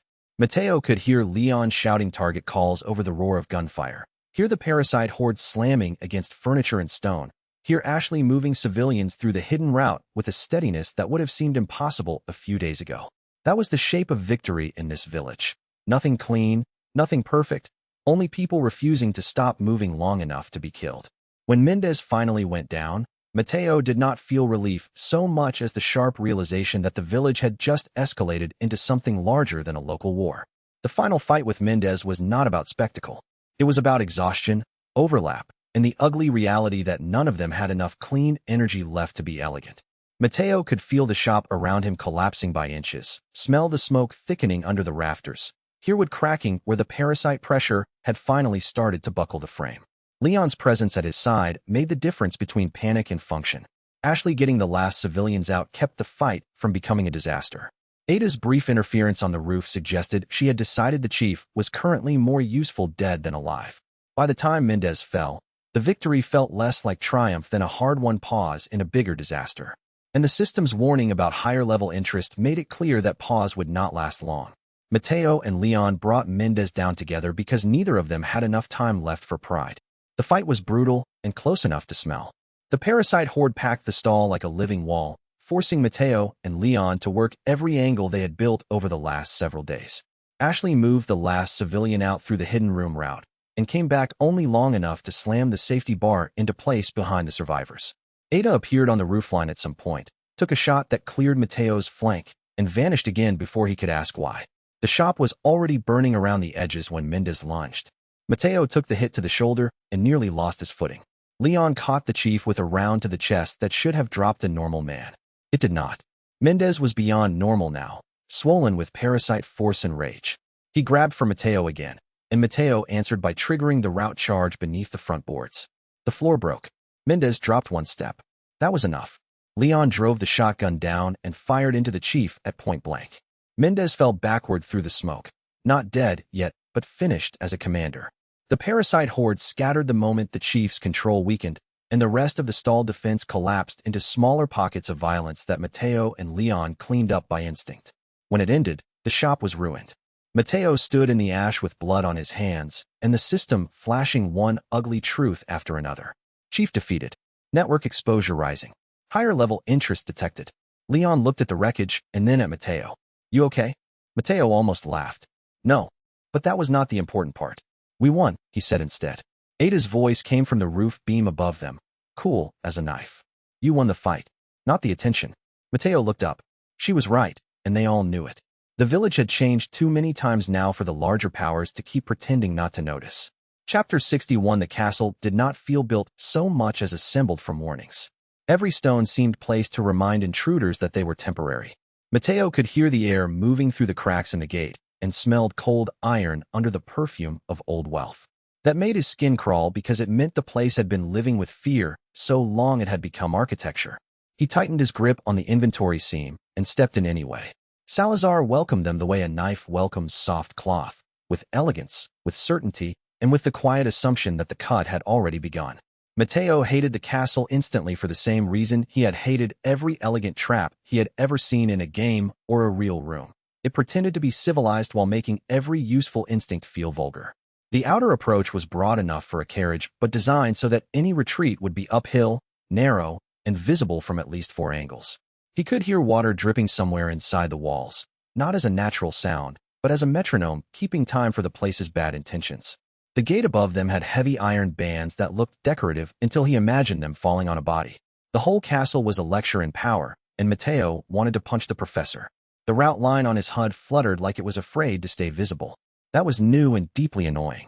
In the village, the merchant system had at least respected the logic of movement even when the world hated him. Here, the stone itself seemed to be arguing with the interface. Matteo checked the seam in his coat, felt the weight of stock and tools, and reminded himself that a bad map was still a map. The castle might be old, but old things still bled when struck hard enough. The castle rose out of the fog like a rotten crown, all stone teeth and hanging banners, its walls lit by narrow torch slits that made the whole place look alive in the wrong direction. Matteo stood at the outer approach with Leon beside him and Ashley close enough that he could feel the nervous heat of her shoulder through the cold air. The village had finally given way to something worse than mud roads and cult bells. Here the air smelled of wet rock, old wine, wax, and the iron tang of too many locked doors. The merchant system reacted to the architecture as if it disliked being trapped inside old money. Route anchors disrupted. Safe zone stability, low. Matteo read the warning and felt his stomach tighten. The castle was not built to be navigated by instinct. It was built to turn instinct into a liability. Hallways looped back on themselves in impossible angles. Balconies overlooked hidden kill corridors, and stairwells cut through the stone like afterthoughts made by people who believed they had all the time in the world to trap strangers. That assumption was going to cost them. Leon checked the magazine in his pistol and glanced at the gate. You look like you hate this place already. Matteo exhaled slowly. I hate everything with a chandelier and a secret passage. Ashley made a strained half-laugh that vanished almost immediately when the castle bells rang from somewhere deeper inside the stone. That sound was different from the village bells. Lower. Harder. It did not carry warning so much as ownership.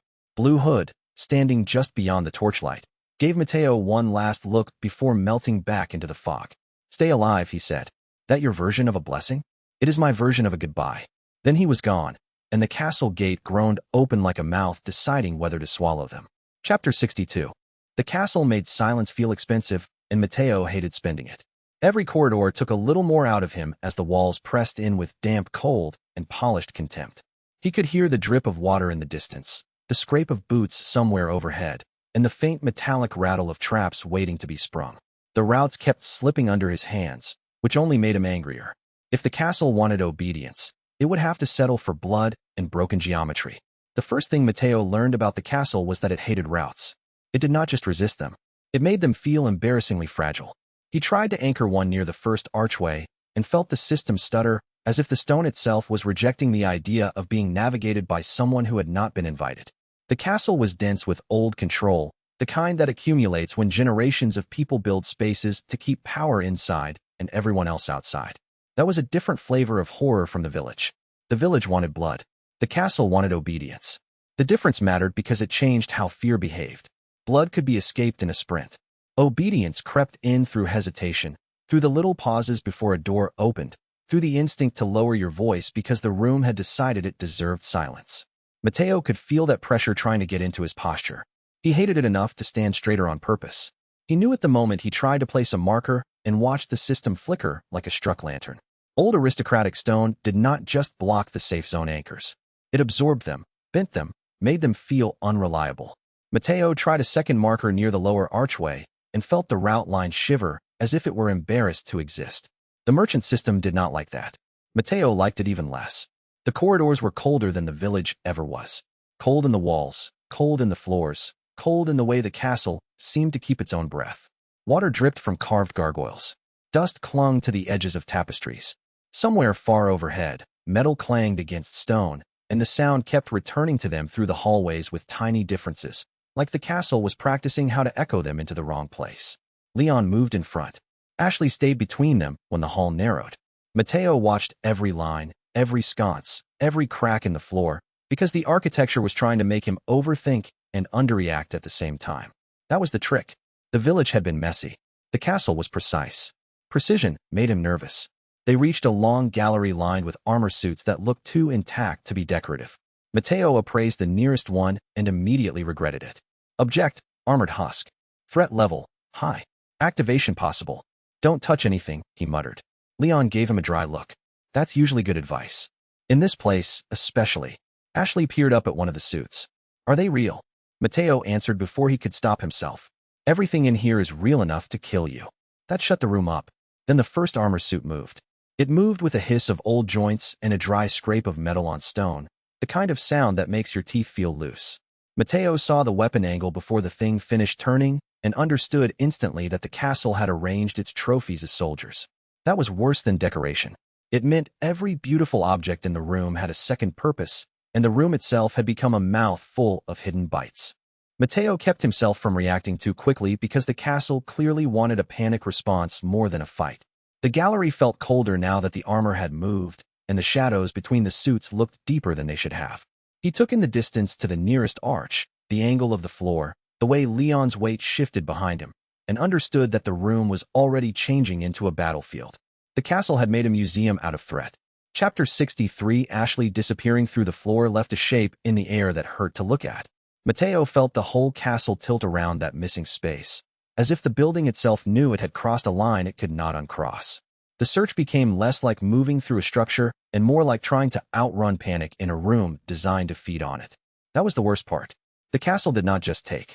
It measured how much he cared while it did it. Ashley was recaptured because the castle knew exactly what kind of weakness to open when Mateo had finally started believing the worst had already happened.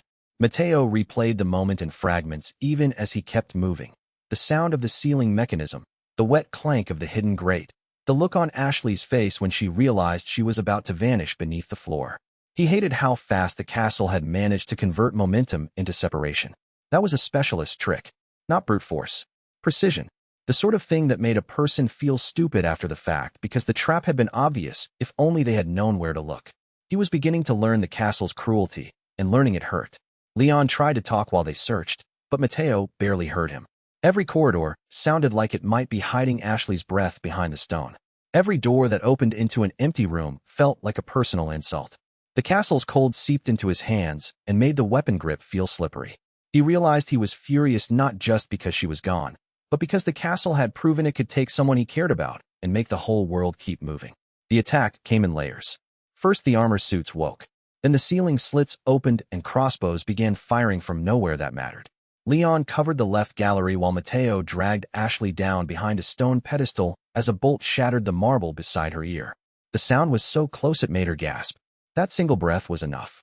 A masked cultist emerged through a side arch, and another from behind the tapestry, and the whole corridor turned into a trap that had been waiting for them since the first step. Mateo tried to reach her. He got one hand on her sleeve before the floor grates dropped. The separation was immediate and obscene. 1 second Ashley was there, white-faced and furious, and still trying to move. The next she was gone through a panel in the stone, while Leon fired at the cultist trying to close the gap. Mateo threw himself after her and slammed into a hidden brace that made the whole wall ring like a bell. Ashley's scream cut off somewhere below. Mateo felt it hit harder than the fall. Leon grabbed him by the shoulder and hauled him back as the armor suits closed in. Mateo, he barely heard him. The castle had gone narrow in his head. The route line around Ashley vanished into static. That was worse than blood.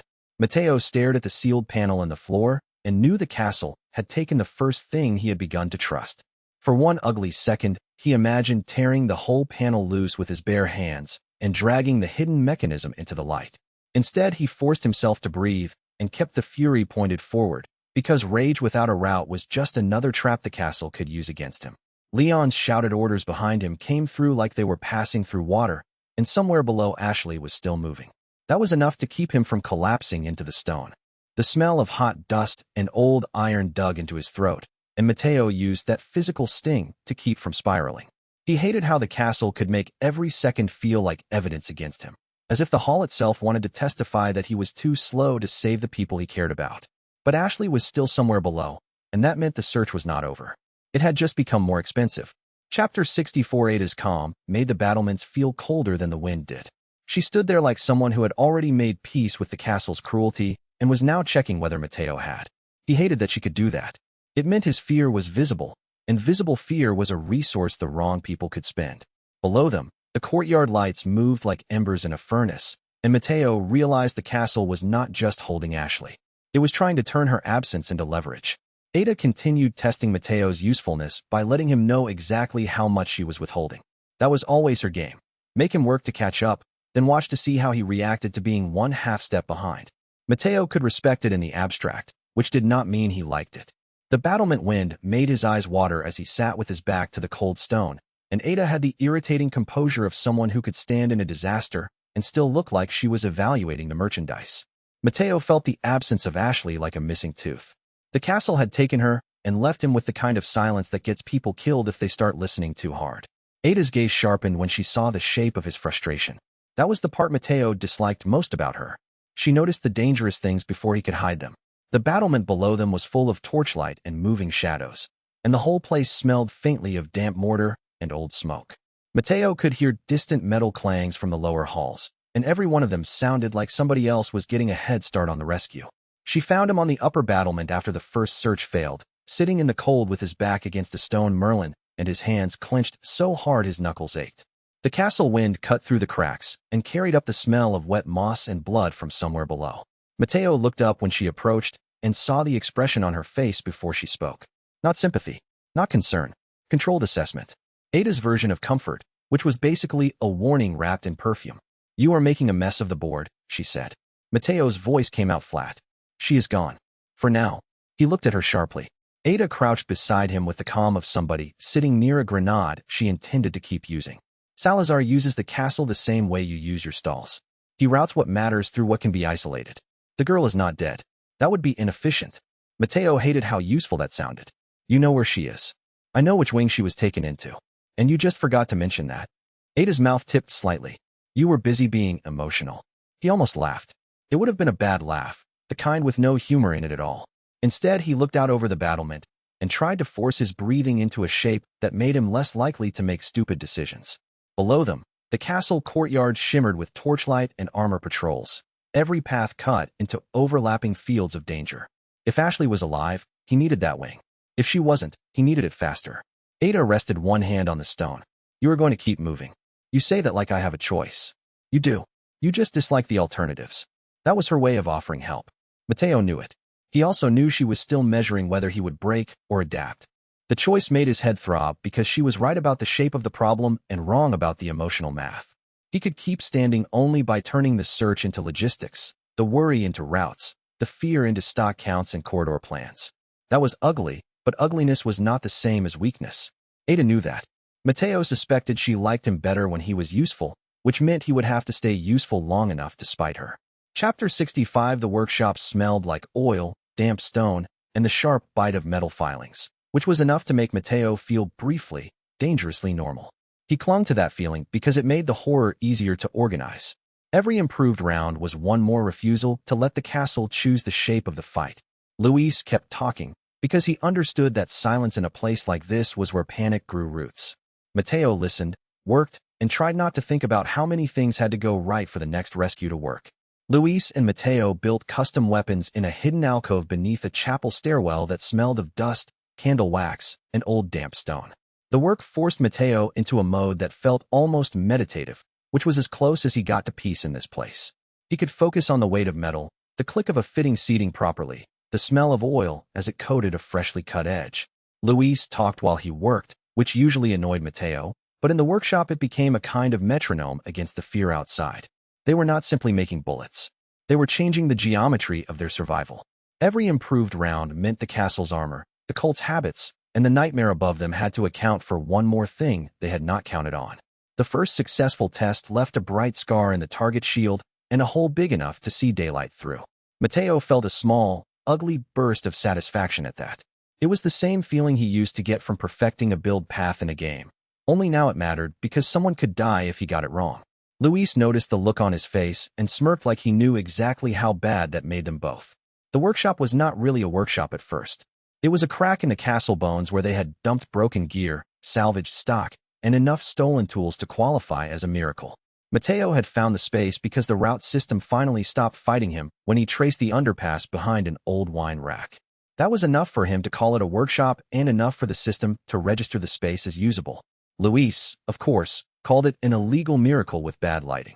Mateo worked over a stripped pistol slide while Luis spread out castle schematics stolen from a servant corridor. You know, Luis said, most people who want to survive a castle just run. Most people are not me.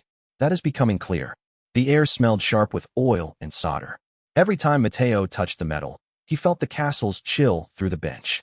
That made his hands clumsy, so he kept forcing himself to move slower. The weapons had to be stronger than the old village gear. The castle's enemies wore armor, hid behind doors, and attacked from angles that made basic ammunition useless. He started modifying rounds with compressible cores and parasite suppression powder. Luis handled the feed geometry and added note by note where the rounds might deform cleanly against armor plates. The result was ugly and brilliant. Mateo held up the first prototype round. If this works, it punches through plated cult armor. Luis gave a thin grin. If it doesn't, we die disappointed. You really know how to encourage a man. I am a joy in the workshop. Mateo almost smiled, but his mind kept drifting to Ashley somewhere in the castle wing, trapped behind stone and cult pressure. Every tool he made was really for her now, or Leon, or the next person the castle decided to take. That awareness made the work heavier and cleaner at the same time. When the first test round flattened a cracked shield and kept going, both men went still. Then Luis muttered, "Well, that's obscene." Mateo looked at the splintered target. Good. That tiny victory changed the room's temperature. The castle still pressed in through the walls, but now the pressure had an answer. Mateo could feel the possibility of a countermeasure expanding from the bench to the ammo racks, from the ammo racks to the route line, and from the route line to whatever else the castle had hidden under its polished stone. If enough things could be made to break the same way, then the castle would no longer be a fortress. It would be another machine waiting to fail. Chapter 66. Salazar started treating Mateo like entertainment. Mateo realized the taunts were not random when he saw how carefully they were timed. A burned sign after a difficult fight. A mocked inventory tag after a rescue. A meal delivered just before exhaustion could take hold. Salazar understood spectacle as a tool, which made him exactly the kind of aristocrat Mateo wanted to see turned into a cautionary tale. Each little insult was an invitation to lose focus. Each one was designed to make the merchant feel small inside the castle's larger stage. Mateo hated that kind of manipulation because it assumed the target would care about appearing defeated before the real defeat arrived. The worst part was that the insults worked just enough to be irritating. Mateo could feel his pulse rise each time the castle delivered another little reminder that the Lord was watching.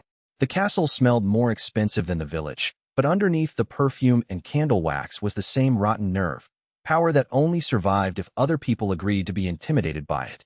It showed up first as gifts. A burn stall sign from the village. A box of charred inventory tags.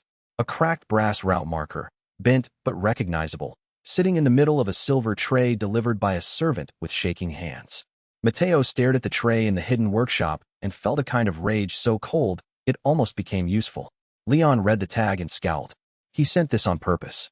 Mateo took the marker and turned it over in his hand. Yeah. Luis, leaning in the doorway with his usual bad posture and worse timing, added, "He is saying he knows where your roads come from." That made Mateo's jaw tighten. Salazar did not just want to block the castle routes. He wanted to show Mateo that he understood the emotional weight of the roads. Mateo left the meal untouched because nothing in the castle that arrived unasked was ever just food. It was an insult, a test, maybe poison, maybe bait for a larger trap. He did not need to inspect it to know Salazar wanted him thinking about presentation, about status, about who was being entertained and who was being fed. Mateo had no intention of giving the Lord the satisfaction. The meal sat there while the vault air cooled around it, and somehow that felt like its own small act of defiance. Chapter 67. Mateo established a hidden workshop beneath the castle wine vaults because the castle had started hunting every visible thing he built. He did it the way he did everything now, by making the castle's own layout work against it. The wine vaults had enough dead space to conceal movement, enough broken access points to justify a hidden corridor, and enough noise from the pipes overhead to hide the sound of tools. That mattered. In this castle, silence was a lie and loudness was a trap. Mateo wanted a place where he could think without wondering if the walls were listening.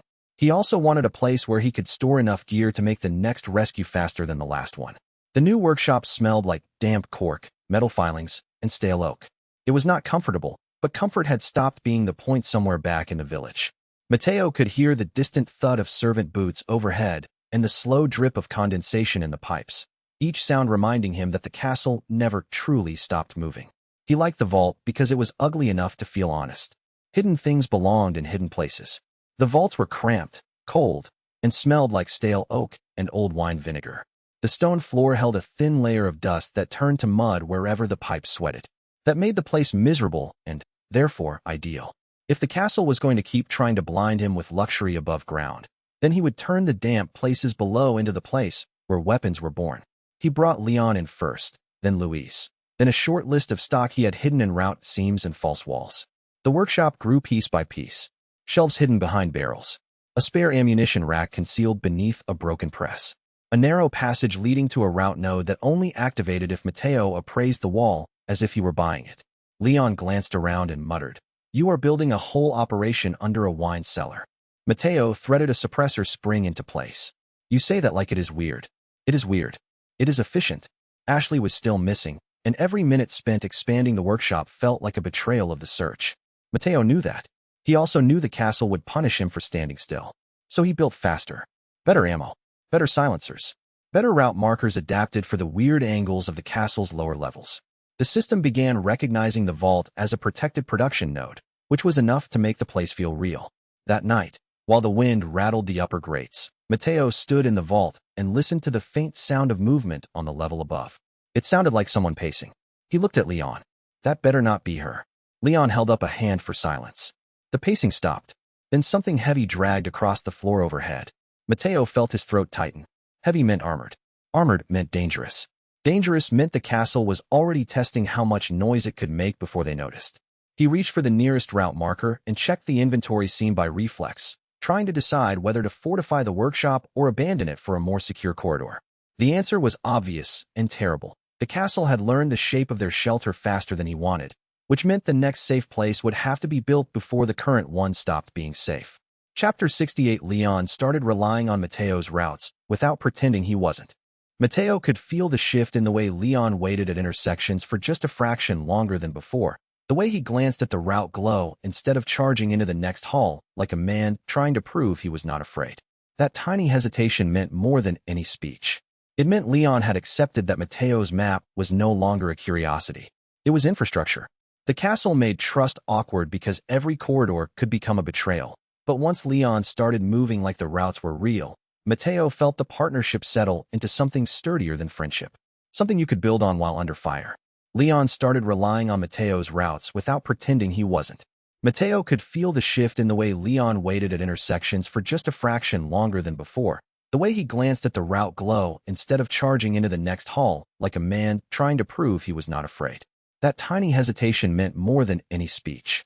It meant Leon had accepted that Mateo's map was no longer a curiosity. It was infrastructure. The castle made trust awkward because every corridor could become a betrayal. But once Leon started moving like the routes were real, Mateo felt the partnership settle into something sturdier than friendship. Something you could build on while under fire. That mattered because the castle was trying to split them into isolated decisions. A man alone makes mistakes faster. A pair can correct each other. Mateo had no illusions about Leon becoming soft or easy. He just needed him alive and one step ahead of the castle's worst angles. That was enough to feel like partnership. It also meant the castle no longer had the luxury of treating him like a lone variable. Every hallway they crossed together changed the odds, and Mateo could feel that change settle into his bones as a new kind of confidence. That was how Mateo knew the partnership had changed. It was one thing for Leon to accept ammo or first aid because the world was on fire. It was another for him to wait a half second before moving through a corridor until Mateo marked the safe line. That pause meant trust, and trust in the castle was a dangerous thing because the stone itself seemed to listen for it.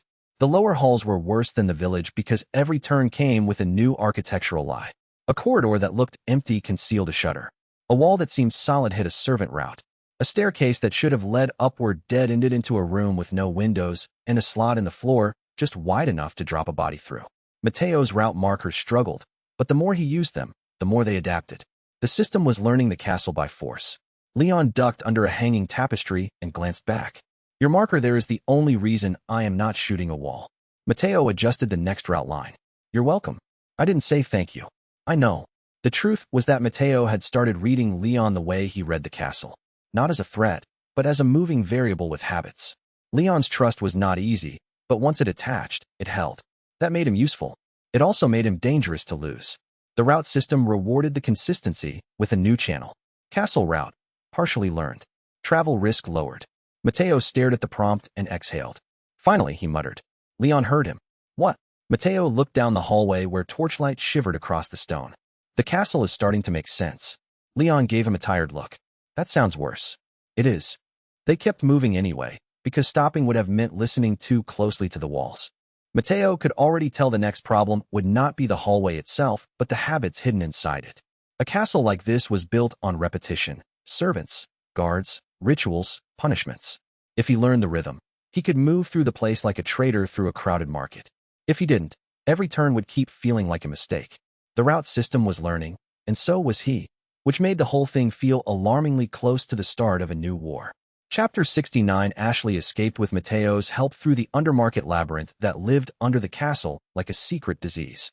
The moment Mateo saw her, every bad hour of searching compressed into a single point of relief, so sharp, it almost hurt. Ashley looked smaller and more exhausted than she had in the village, but she was still standing, and that was enough to make the whole corridor feel less like a tomb. He had imagined this reunion in half a dozen ways, and none of them had prepared him for the way her face changed when she realized he had really come for her. Not because he was required to, because he chose to. Ashley escaped with Mateo's help through the undermarket labyrinth that lived under the castle like a secret disease. The moment Mateo saw her, every bad hour of searching compressed into a single point of relief, so sharp, it almost hurt. Ashley looked smaller and more exhausted than she had in the village, but she was still standing, and that was enough to make the whole corridor feel less like a tomb. He had imagined this reunion in half a dozen ways, and none of them had prepared him for the way her face changed when she realized he had really come for her. Not because he was required to, because he chose to. The undermarket labyrinth around them smelled like dust and old wine, but when Ashley stepped forward it all seemed to narrow down to one thing. That she was alive and looking at him with the stunned disbelief of someone who had not trusted rescue to actually happen. Mateo felt the whole body of the castle pivot around that moment. Everything after it was going to be shaped by the fact that he had found her. He found her by accident and intention at the same time. One of the route markers spiked red under the chapel wing, and when Mateo and Leon reached the lower corridor, they found a service gate half open and Ashley inside it. Dust on her face, wrists bruised, and eyes wide with the shock of someone who had realized the castle was even uglier from the inside. Mateo stopped so abruptly Leon nearly collided with him. Ashley. She looked up, and the relief that crossed her face was brief enough to be almost painful. You took too long, she said, but her voice broke on the last word. Mateo crossed the room in 3 strides and opened the gate with a tool from the inventory, so fast he barely felt the lock give. I know, he said. Come on. The route below the castle was a maze of wine vaults, service corridors, and old smugglers' passages that smelled of mold and spilled spirits. Ashley had not seen it before. Her face changed as she followed them deeper, because she could feel the place's purpose. Hiding, moving, surviving. It was the kind of underworld Mateo had made a home out of, and seeing it through her eyes made him realize how monstrous the castle's surface really was. Leon kept the rear, while Mateo guided Ashley through the tightest turns. You're really building routes everywhere, she said, breathless. Mateo checked the next junction. Apparently. She tried to smile and failed because she was still shaking too hard. The undermarket labyrinth opened into one of Mateo's hidden route nodes just as the castle above began to ring its alarm bells. Ashley looked at the hidden room entrance and then back at him. You built this. Mateo nodded once. She stared at the shelves, the markers, the stock, the little controlled pocket of safety hidden under the castle's brutality. Then she said, very quietly, this is what you do when nobody is looking. Mateo did not answer, because that was exactly the right thing to say. He wanted to tell her that this was only part of what he did, that the rest was keeping the routes alive long enough for people to matter inside them. But the words caught somewhere near his ribs because she had seen enough already. The hidden room smelled of dust and damp wood, and Ashley standing in it made the whole space feel less like an outpost and more like evidence that he had been trying to build a life out of survival all along. Chapter 70. Verdugo Unit N. 3 was assigned to destroy every shop, stockpile, and shelter linked to Mateo. The name itself was enough to make the workshop go quiet. Mateo could feel the shape of a specialist threat before he had even seen it. This was not a general, not a rabid cultist, not even a castle guard. This was a purpose-built answer aimed at the exact thing he had become. The assignment explained the castle's behavior in retrospect. All the pressure, the gifts, the route disruptions, the precision of the attacks were leading toward this one hunter being deployed like a final correction. Mateo hated being correct about threats. It usually meant somebody had already died too close to the answer. Verdugo Unit N3 was assigned to destroy every shop, stockpile, and shelter linked to Mateo. The name itself was enough to make the workshop go quiet.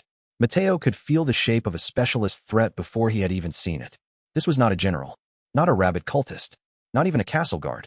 This was a purpose-built answer aimed at the exact thing he had become.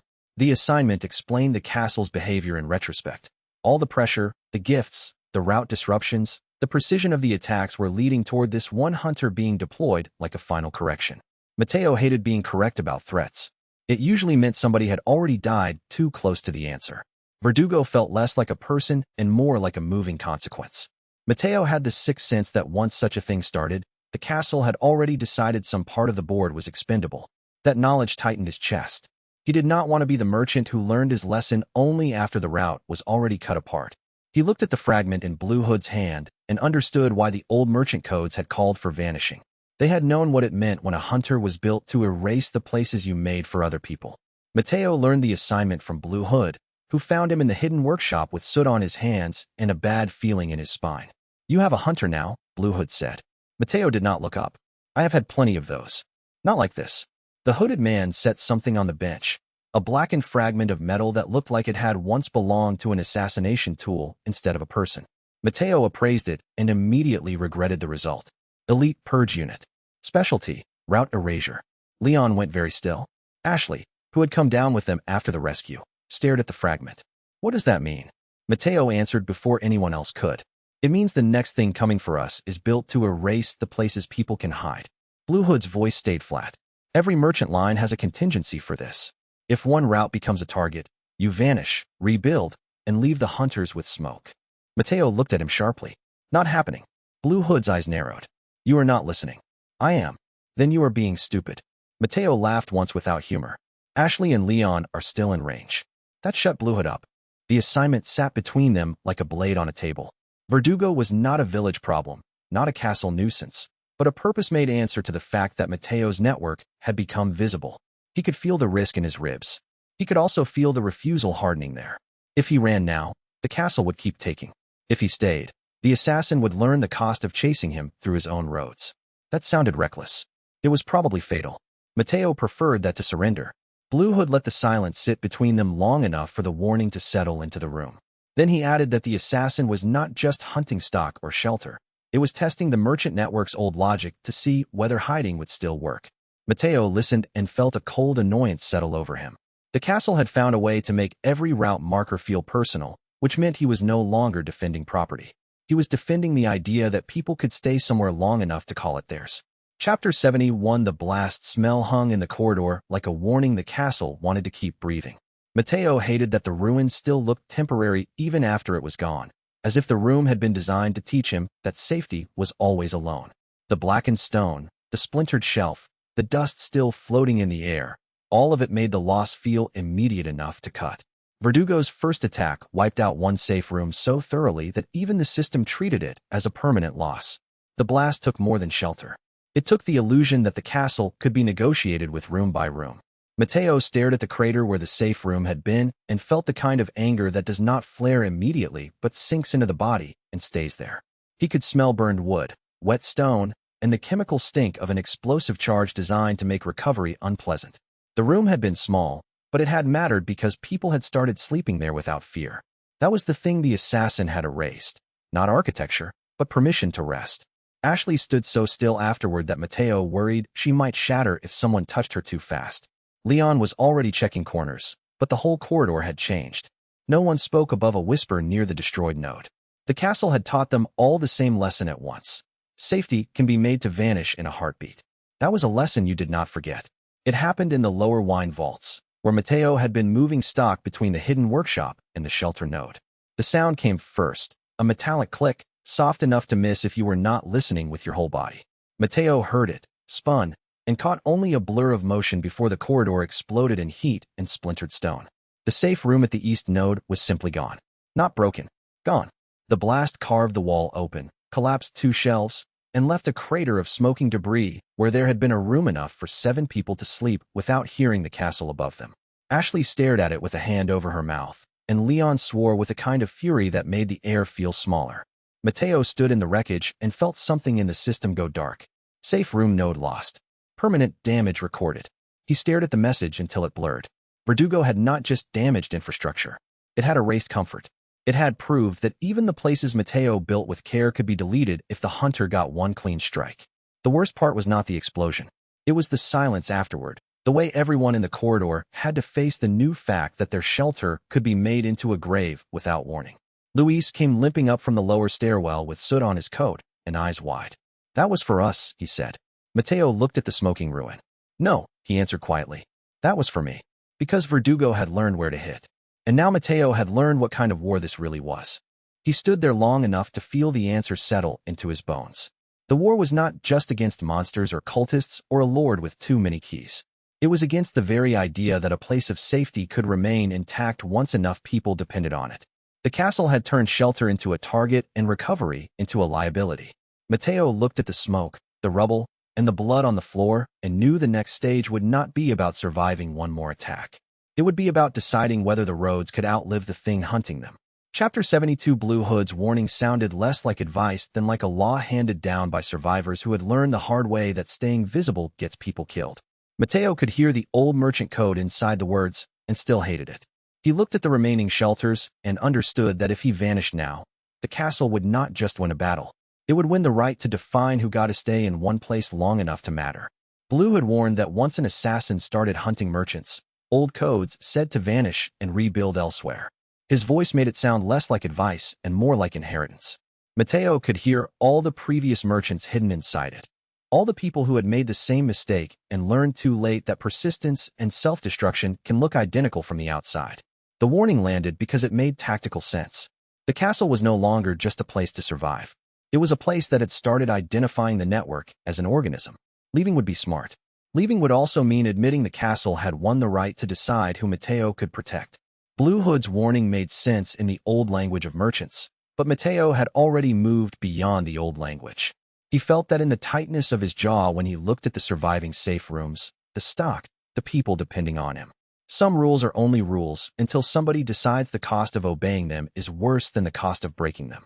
The castle was banking on old fear. Mateo was banking on momentum, routes, and the stubborn fact that people had already started trusting the places he made. One side had tradition. The other side had survivors. He said it in the workshop while the castle's lower halls shuddered with distant patrol movement. He said it with the tired patience of a man who had already watched too many people refuse the same advice and die for it. Mateo understood him. That did not mean he agreed. The castle had just taught him a brutal lesson about the cost of staying visible. Vanishing would be smart. Vanishing would also abandon Ashley, Leon, and the civilians who had started depending on these routes. Mateo wiped ash off his hands and looked at the hooded man. "Your codes are not mine." Blue Hood folded his arms. "They are older than your feelings. That is the least helpful thing you have ever said. I am trying to save your life. You are trying to save a version of the merchant that doesn't exist anymore." The words landed hard enough to draw silence from the whole room. Leon glanced at Blue Hood, then back to Mateo. Ashley, sitting on a crate with a bandage around one wrist, said nothing, but her face tightened in that thoughtful way she had when she was trying to understand whether a person was choosing courage or denial. Blue Hood's voice dropped. "Then you will die where you stand." Mateo shook his head once. "No, I will stand where I need to until they stop forcing people into hiding." The hooded man stared at him for a long moment. Then, to Mateo's surprise, he looked away first. "That answer," Blue Hood said, "is how merchants become legends or corpses." Mateo almost smiled. "I know." It was the first time Blue Hood looked genuinely uneasy around him. That was oddly satisfying. Blue Hood's discomfort gave Mateo a sliver of grim comfort, because it meant the old code was finally meeting something it could not neatly categorize. He had no intention of vanishing just because the network said so. The castle had already stolen enough rooms, enough people, enough certainty. If it wanted the merchant roads gone, it would have to cut through the people using them, and that was a harder task than Blue Hood's warnings implied. Chapter 73 Mateo could feel the route network bracing around his refusal, the way his spine tightens before impact. Every shelter he had built, every road he had marked, every person who had learned the routes by heart made the choice heavier. That was fine. He had already accepted that being useful in this castle meant carrying more than one life at a time. He just refused to let fear decide which lives were worth the wait. Mateo refused to abandon the route because Ashley and Leon still needed it. The choice was becoming a philosophy whether he wanted one or not.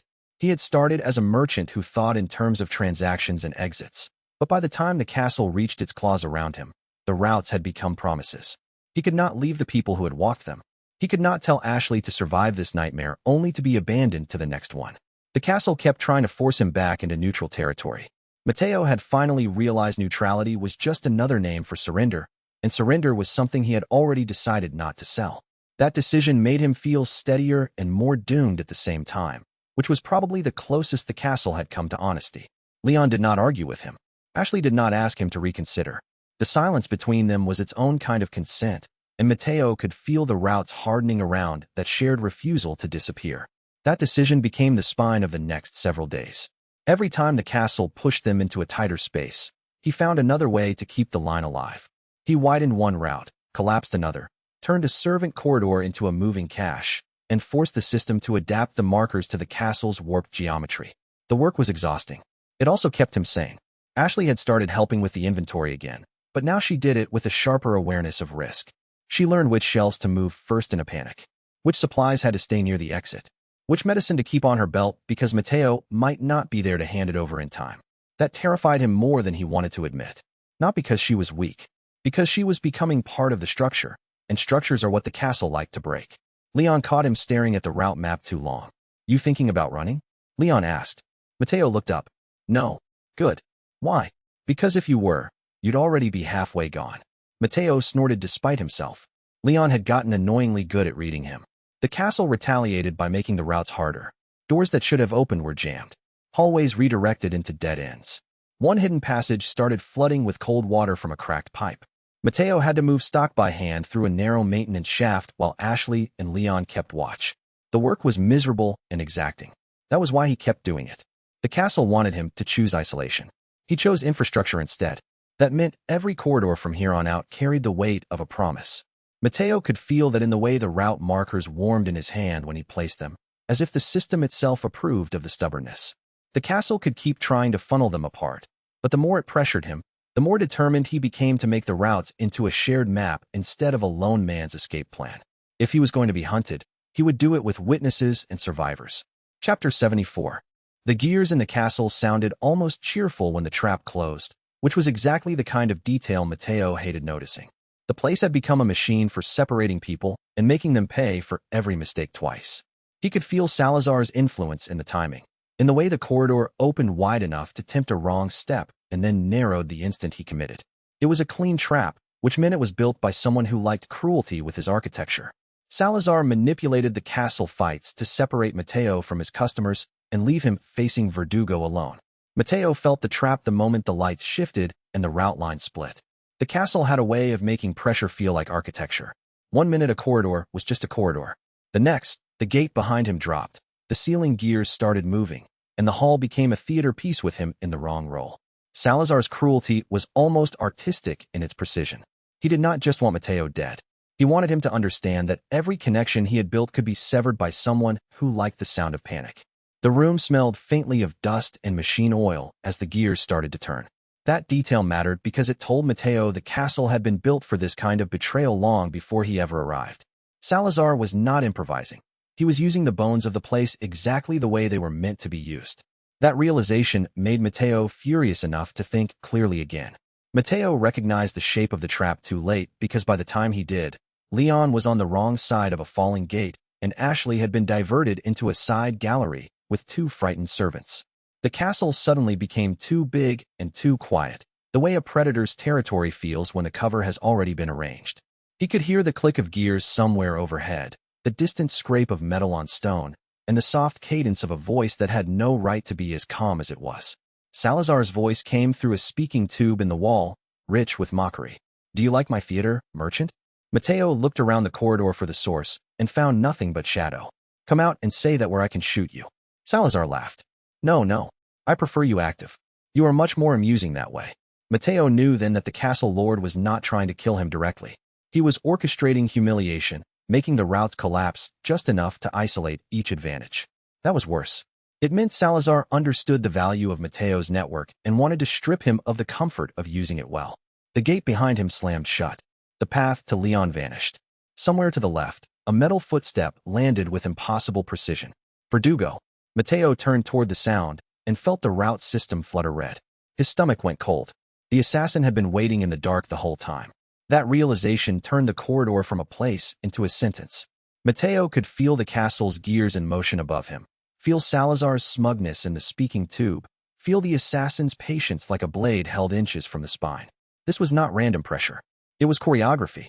Mateo had spent enough time surviving boss fights to know when the arena itself was part of the attack. The castle had been rehearsing this moment, and now it expected him to panic on cue. Chapter 75 Verdugo's patience made the whole chase feel colder. Mateo kept thinking he had bought a second of breathing room only to hear the assassin moving again somewhere just beyond sight. That kind of persistence wore down the spirit as much as the body.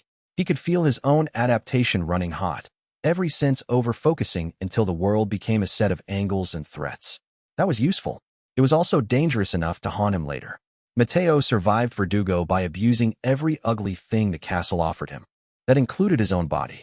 He was beginning to understand that the parasite adaptation the system had given him was not a gift in the clean sense.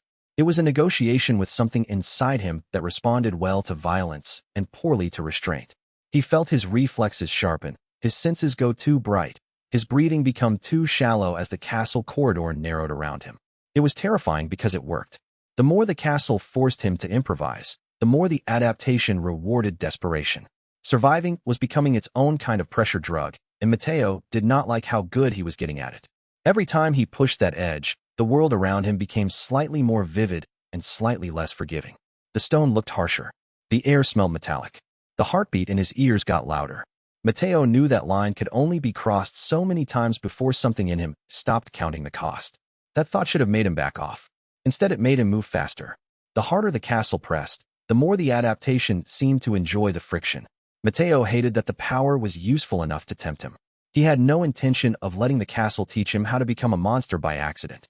He ran through a servant passage lined with old casks, triggered a rolling hazard, and watched the corridor behind him explode in splinters when the assassin took the wrong angle.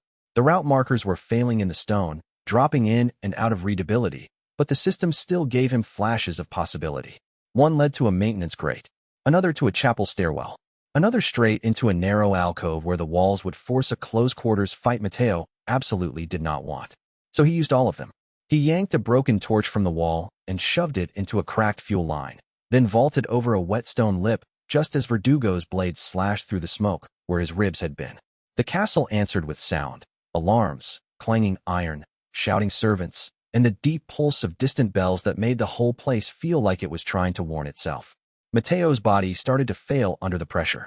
The parasite adaptation he had been forcing through his system since the village phase flared hard enough to blur his vision at the edges. That was the cost of staying ahead. He could feel the dangerous shift in his bones, the hot slickness under the skin, the way his reflexes sharpened into something less human and more effective. It scared him. It also kept him alive. Verdugo came through the smoke again. Too fast, too precise. Mateo used the castle's own weight against it, slamming a lever that dropped an iron chandelier chain into the corridor and forced the assassin to duck. He hit the wall hard, tasted blood, and kept moving. That was survival here, not victory. Movement. When he finally reached the lower stair and collapsed behind a broken shrine alcove, he realized one thing with horrible clarity. Verdugo was still behind him, and it had not once been rushed. That made the situation feel worse than a direct chase. A rushed enemy can make mistakes. A patient one can afford to learn. Mateo pressed a hand against the wet stone and forced air into his lungs, tasting blood and metal and the sharp chemical edge left behind by the castle's systems. He hated how close he felt to the adaptation line, and hated more that the only thing keeping him ahead was the very thing that might one day turn him into something harder to recognize. Chapter 76 Ashley saw the aftermath and began understanding how much Mateo hid behind humor and haggling. She saw more than the bruises. She saw the pattern. The joke Mateo used to deflect pain. The price he quoted to make danger sound manageable. The way he always made himself the smallest thing in the room after a fight, as if reducing his own importance would keep everyone else from worrying. That realization hit her hard enough to change her expression. He could see it happen. Her eyes sharpened, then softened. Not pity. Something harder to defend against. Recognition. That kind of recognition is dangerous because it makes lies expensive. Mateo could feel himself wanting to look away, to turn the moment back into something practical, but Ashley had already seen enough. The castle may have bruised him, but she was noticing the shape of how he kept going, and that was harder to hide than any wound. She found him in the hidden workshop after the Verdugo run, slumped over a bench with one sleeve torn open and a line of dark bruising already spreading beneath the skin. The castle had left his hair damp with sweat and soot. He was trying to clean blood off his knuckles with a rag that was already too dirty to matter. Ashley stopped in the doorway and just looked at him for a moment. "You are awful at pretending you are fine," she said. Mateo let out a breath that was almost a laugh. "I am a merchant, not a saint." Ashley stepped closer and reached for the rag. He let her take it. The workshop was quieter than usual. Leon was gone scouting a new route. Luis was up in the vaults checking the suppressants. The silence made the small movements between them feel bigger. Ashley cleaned the blood from his hand with careful fingers, and Mateo realized she was not looking at the wound alone. She was looking at the evidence of all the times he had gone out of his way to keep everyone else alive and pretended that was just business.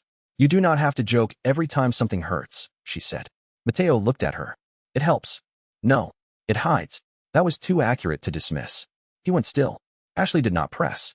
She just kept cleaning the blood off his hand while the castle rumbled faintly overhead. The gesture was small. It also felt like a warning of a different kind. Not that she feared him, but that she had started to see the cost of his choices and could no longer pretend not to. When she finally spoke again, her voice was softer. "You keep making it look lighter than it is." Mateo looked down at the rag in her hand. "If I don't," he said, "it gets heavier." She did not answer because she understood exactly what he meant. The understanding between them made the room feel almost painfully small. Mateo could see the moment Ashley decided she did not need a polished answer from him to know what kind of burden he was carrying. That mattered because it meant she was no longer just reacting to his jokes. She was reading the spaces between them. The castle could bruise him. It could not hide the fact that he was building a whole life out of refusing to drop people when they got heavy. Chapter 77. Their closeness deepened in the castle's quiet corners, where the war sounded far enough away to trick the body into thinking it was safe. That trick was dangerous because it allowed honesty to slip in under the radar. In the louder parts of the castle, everybody knew exactly what role they were playing. In the quiet corners, Mateo and Ashley had to confront the fact that they were no longer just merchant and rescue target, protector and protected. They had become a pair of people who carried each other's survival in the same direction. The castle's silence gave those truths enough room to breathe, which was somehow more frightening than the gunfire. Mateo kept waiting for the moment the feeling would become inconvenient enough to name. Instead, it settled deeper, like one more hidden route he had not planned for, but would still use because the alternative was worse. Ashley was no longer just someone to get out alive. She was someone who could see the cost of the work and stay anyway. That was the dangerous part. Mateo could feel it every time he and Ashley ended up alone near the workshop shelf or in the nook beside the route map. The castle carved out these little pockets of stillness between attacks, and every one of them made room for things neither of them had time to name. She had started looking at him like she was measuring the distance between the version of him he showed people and the one that appeared when nobody else was around. He did not know which version she trusted more. That uncertainty sat in the air between them one evening while the upper halls shook with distant fighting. "You are always moving," Ashley said. Mateo glanced up from the stock log. "It is kind of my thing." "No, I mean emotionally." He blinked at her. She looked embarrassed for exactly 1 second, and then stubbornly continued. "You make jokes, then you sell something, then you find another route, then you act like it doesn't cost you anything." Mateo leaned back against the shelf. "It costs." "I know." The room went quiet again. Outside, the castle groaned. Somewhere in the distance, a door slammed shut with enough force to rattle dust from the beams. Ashley looked at him for a long time. "I think you hide behind the merchant voice because if you stop using it, people might see how afraid you are." Mateo's chest tightened. There was no good answer to that. So he gave her the honest one. "Probably." Her expression softened instead of hardening, which somehow made it worse. Because it meant she was not judging him. She was understanding him. That understanding put pressure on the room in a way Mateo had not expected. Once someone sees the shape of your fear, every later lie costs more to maintain. He could feel himself becoming less performative around her, less merchant and more man, and that frightened him because the castles, the cults, and the bullets were easier to deal with than genuine exposure. Still, he did not step away. The routes were still there, and so was she. Chapter 78. Ada stole a system-linked key component and returned it only after deciding Mateo worked better useful than dead. The theft was infuriating precisely because Ada understood enough of the system to make it surgical. She had not taken the part for greed. She had taken it to test whether the castle's hidden rules would react, whether Mateo would notice, and whether she could trust his awareness of the network under pressure. That made it both insulting and impressive. Mateo hated that he had to admit she was good enough to matter. She had the same kind of intelligence he was beginning to respect in Leon, only with far less mercy attached to it. When she returned the component, she did it with the expression of someone returning a tool she expected to borrow again later. Mateo almost disliked her for how naturally she made contingency feel like charm. The part itself was warm from her pocket and smelled faintly of smoke. That told him she had not just moved through the castle. She had probably already tested the system against another layer of the board. He learned the theft happened because the route system failed in a very specific, very angry way. One of the hidden workshop locks triggered without cause. A secondary inventory channel blinked red. Then a component he had never had a chance to name vanished from the deeper storage shelf. Mateo swore, checked the seals twice, and was halfway to accusing Leon before Ada appeared at the workshop entrance holding the missing part between two fingers like she had merely borrowed a pen. You know, Mateo said, most people say hello first. Ada's mouth curved slightly. Most people are not looking for stolen things in a war zone. Leon straightened immediately. You stole from us. From him, Ada corrected. Mateo snatched the component from her hand and appraised it. The system flared in warning, then, to his surprise, settled into confirmation. It was real, still intact, and now he understood why she had taken it. It was keyed to the route network and to one of the higher-tier system functions he had not unlocked yet. She had not stolen it to betray him. She had stolen it to see whether anyone else would notice. Mateo glared at her. Why? Ada tucked a strand of hair behind one ear with maddening calm. Because everyone keeps underestimating your little empire. I wanted to know whether you were protected by luck or by design. And design, she said. Unfortunately, that was almost compliment enough to be annoying. Then she added, also because if I need to save your life later, I prefer to know which parts of the system will scream first. Leon looked like he wanted to throw her out a window. Mateo almost sympathized. Almost. Ada's grin said she knew exactly how close she had come to making both men furious on purpose, which only made her more irritating. Mateo could feel the missing component humming in his inventory like a puzzle piece that had been denied a proper place. Ada had just confirmed two things at once. The system could be manipulated, and she was willing to test him as much as the castle was. That meant she was not merely a customer. She was a variable with her own agenda, and he would need to remember that the next time she offered help. Chapter 79 Luis died protecting the data and inventory that would let Mateo craft stronger anti-plaga tools. Mateo had known the castle would eventually take someone who mattered. The problem with knowing that is that it does nothing to blunt the blow when it happens. Luis's death was especially cruel because it came wrapped around the thing that made his sacrifice meaningful. The data, the samples, the future toolset that might keep Ashley and Leon alive longer. Mateo could feel his own mind trying to turn grief into inventory, trying to make the loss mechanically useful so it would hurt less. That impulse disgusted him. It also told him exactly how dangerous he had become to himself. The corridor still rang with the seal's impact, and Mateo could taste burnt antiseptic at the back of his throat when he looked at the missing door.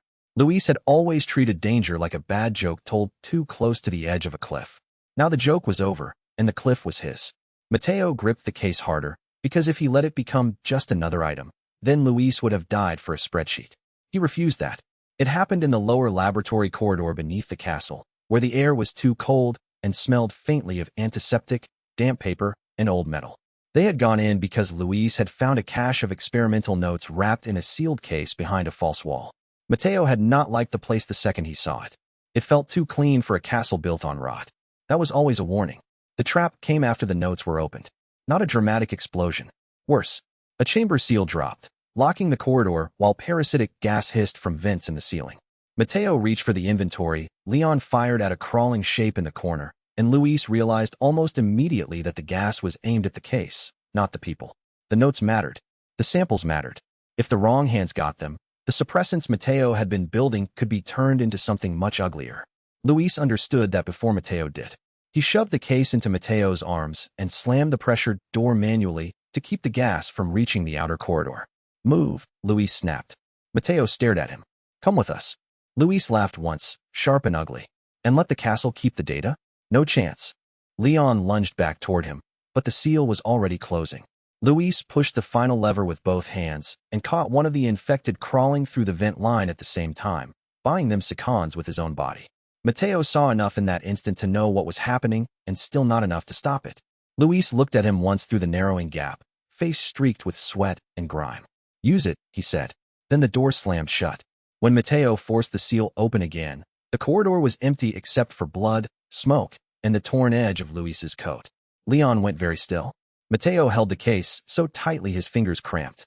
The castle had taken another person who mattered, and this time it had done it while protecting something he could still use. Mateo stood with the case in his arms and felt the full obscenity of that trade. The data might save Ashley later. The notes might keep Leon functional longer. The medicine might give him one more chance to push back against the infection. None of that changed the fact that the castle had engineered a death that felt useful on purpose. That was the kind of cruelty that poisons victories after the fact. He wanted to be angry enough to break the room. Instead, he became very calm, because calm was the only shape his grief could survive in without collapsing. Chapter 80. Salazar fell, but Verdugo survived and followed Mateo into the island phase with a grudge sharpened by failure. The castle's collapse should have felt like victory, but the smoke made everything look unfinished. Mateo stood in the ruin of the Lord's chamber and listened to the stone groan, heard the fading screams of the upper halls, and knew the cost of every step that had brought them here. Salazar had been theatrical to the end, which made his fall feel less like justice than the end of a bad performance. The important part was not that he died. It was that the castle was losing its shape around him, and yet one thing remained stubbornly alive enough to matter. That thing was Verdugo. The assassin did not care about theatrics or collapsing rooms. It existed to keep moving. Mateo saw it in the smoke beyond the broken chamber, a black shape at the edge of the route line, and felt the fight narrow into a colder, more personal future. The castle might be falling, but the hunter had already chosen to follow them into whatever came next. That meant the island would not simply be a new location. It would be a chase. Mateo stared at the silhouette and understood that the next road would be built under pressure from a hunter who had not yet admitted defeat.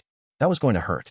The castle lord's end came in pieces because Salazar deserved no cleaner death than the one his own trap network permitted. Mateo had been forced through one last chain of fight corridors, broken statuary, and candlelit chambers before the final confrontation dragged itself into the open. Leon handled the direct pressure.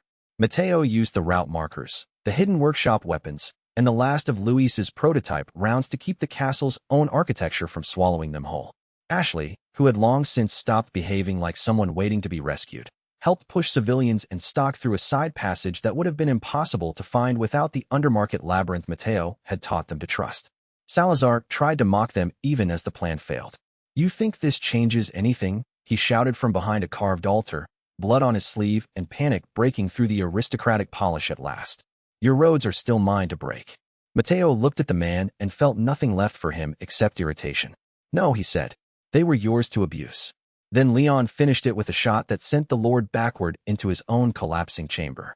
Stone came down. The castle shook. The bells changed tone for the last time, and the upper levels began the slow, ugly process of becoming ruins instead of threats. For 1 second, Mateo thought the worst was over. Then the route system flashed red. Verdugo threat preservation, active. The assassin had survived the collapse. Worse, it had tracked them to the evacuation line beyond the castle gates, its presence lingering in the smoke like a promise made by something that did not believe in endings. Mateo caught a glimpse of the black shape on a far parapet, too still to be human and too patient to be anything else. It watched the survivors leave. It watched Mateo. And then, rather than retreat, it followed the road toward the island with the sort of hate that does not fade when it is fed. Mateo watched the silhouette disappear into smoke and knew the chase had just become personal in a new way. The castle had fallen behind them, but the road ahead was already being claimed by something that would not let itself be outrun by damage alone. He could feel Leon beside him, Ashley moving the last survivors, and the remaining route markers vibrating with the promise of another map to build. The island would be worse. Mateo knew that now. Worse, louder, and far less forgiving, which meant he was exactly where he needed to be. Chapter 81. Mateo forced himself to study the docks like a map instead of a threat, because that was the only way to keep panic from taking over. Floodlights meant sightlines. Catwalks meant vertical ambushes. Cranes meant moving cover if he could get to the right controls first. The island was already teaching him that every piece of industrial clutter could become a weapon or a death sentence depending on who reached it first. He listened to the water slap against the hulls below and knew the sound would soon be swallowed by gunfire unless he built a route the island had not accounted for. The island did not greet them like land. It greeted them like a machine with the lights still on. Mateo knew the moment the first floodlights swept the docks that this place was worse than the village or the castle because it had given up pretending to be a myth. Concrete, steel, catwalks, flood towers, cranes, surveillance posts, fenced lanes, and armored patrols made the whole shoreline look like a military wound kept open on purpose. The air smelled of salt, fuel, wet rope, and something chemical that turned the back of his tongue bitter. He could hear diesel engines idling in the dark and the intermittent crackle of radios. This was not a place built for civilians to survive in. It was a place built so nobody forgot who was in charge of who got to move. The merchant system shuddered when he tried to place the first route marker. Route anchors, minimal. Sensor density, high. Safe zone stability, low. That was a nasty combination. The island had the village's cruelty, the castle's precision, and a new flavor of industrial surveillance that made every open path feel rented. Mateo crouched behind a rusted cargo pallet and checked the stock seam in his coat. He was carrying fewer comforts than he liked and more obligations than he could count. Leon scanned the dock line with his gun raised. Ashley, pale but steady, stayed low near the cargo crates.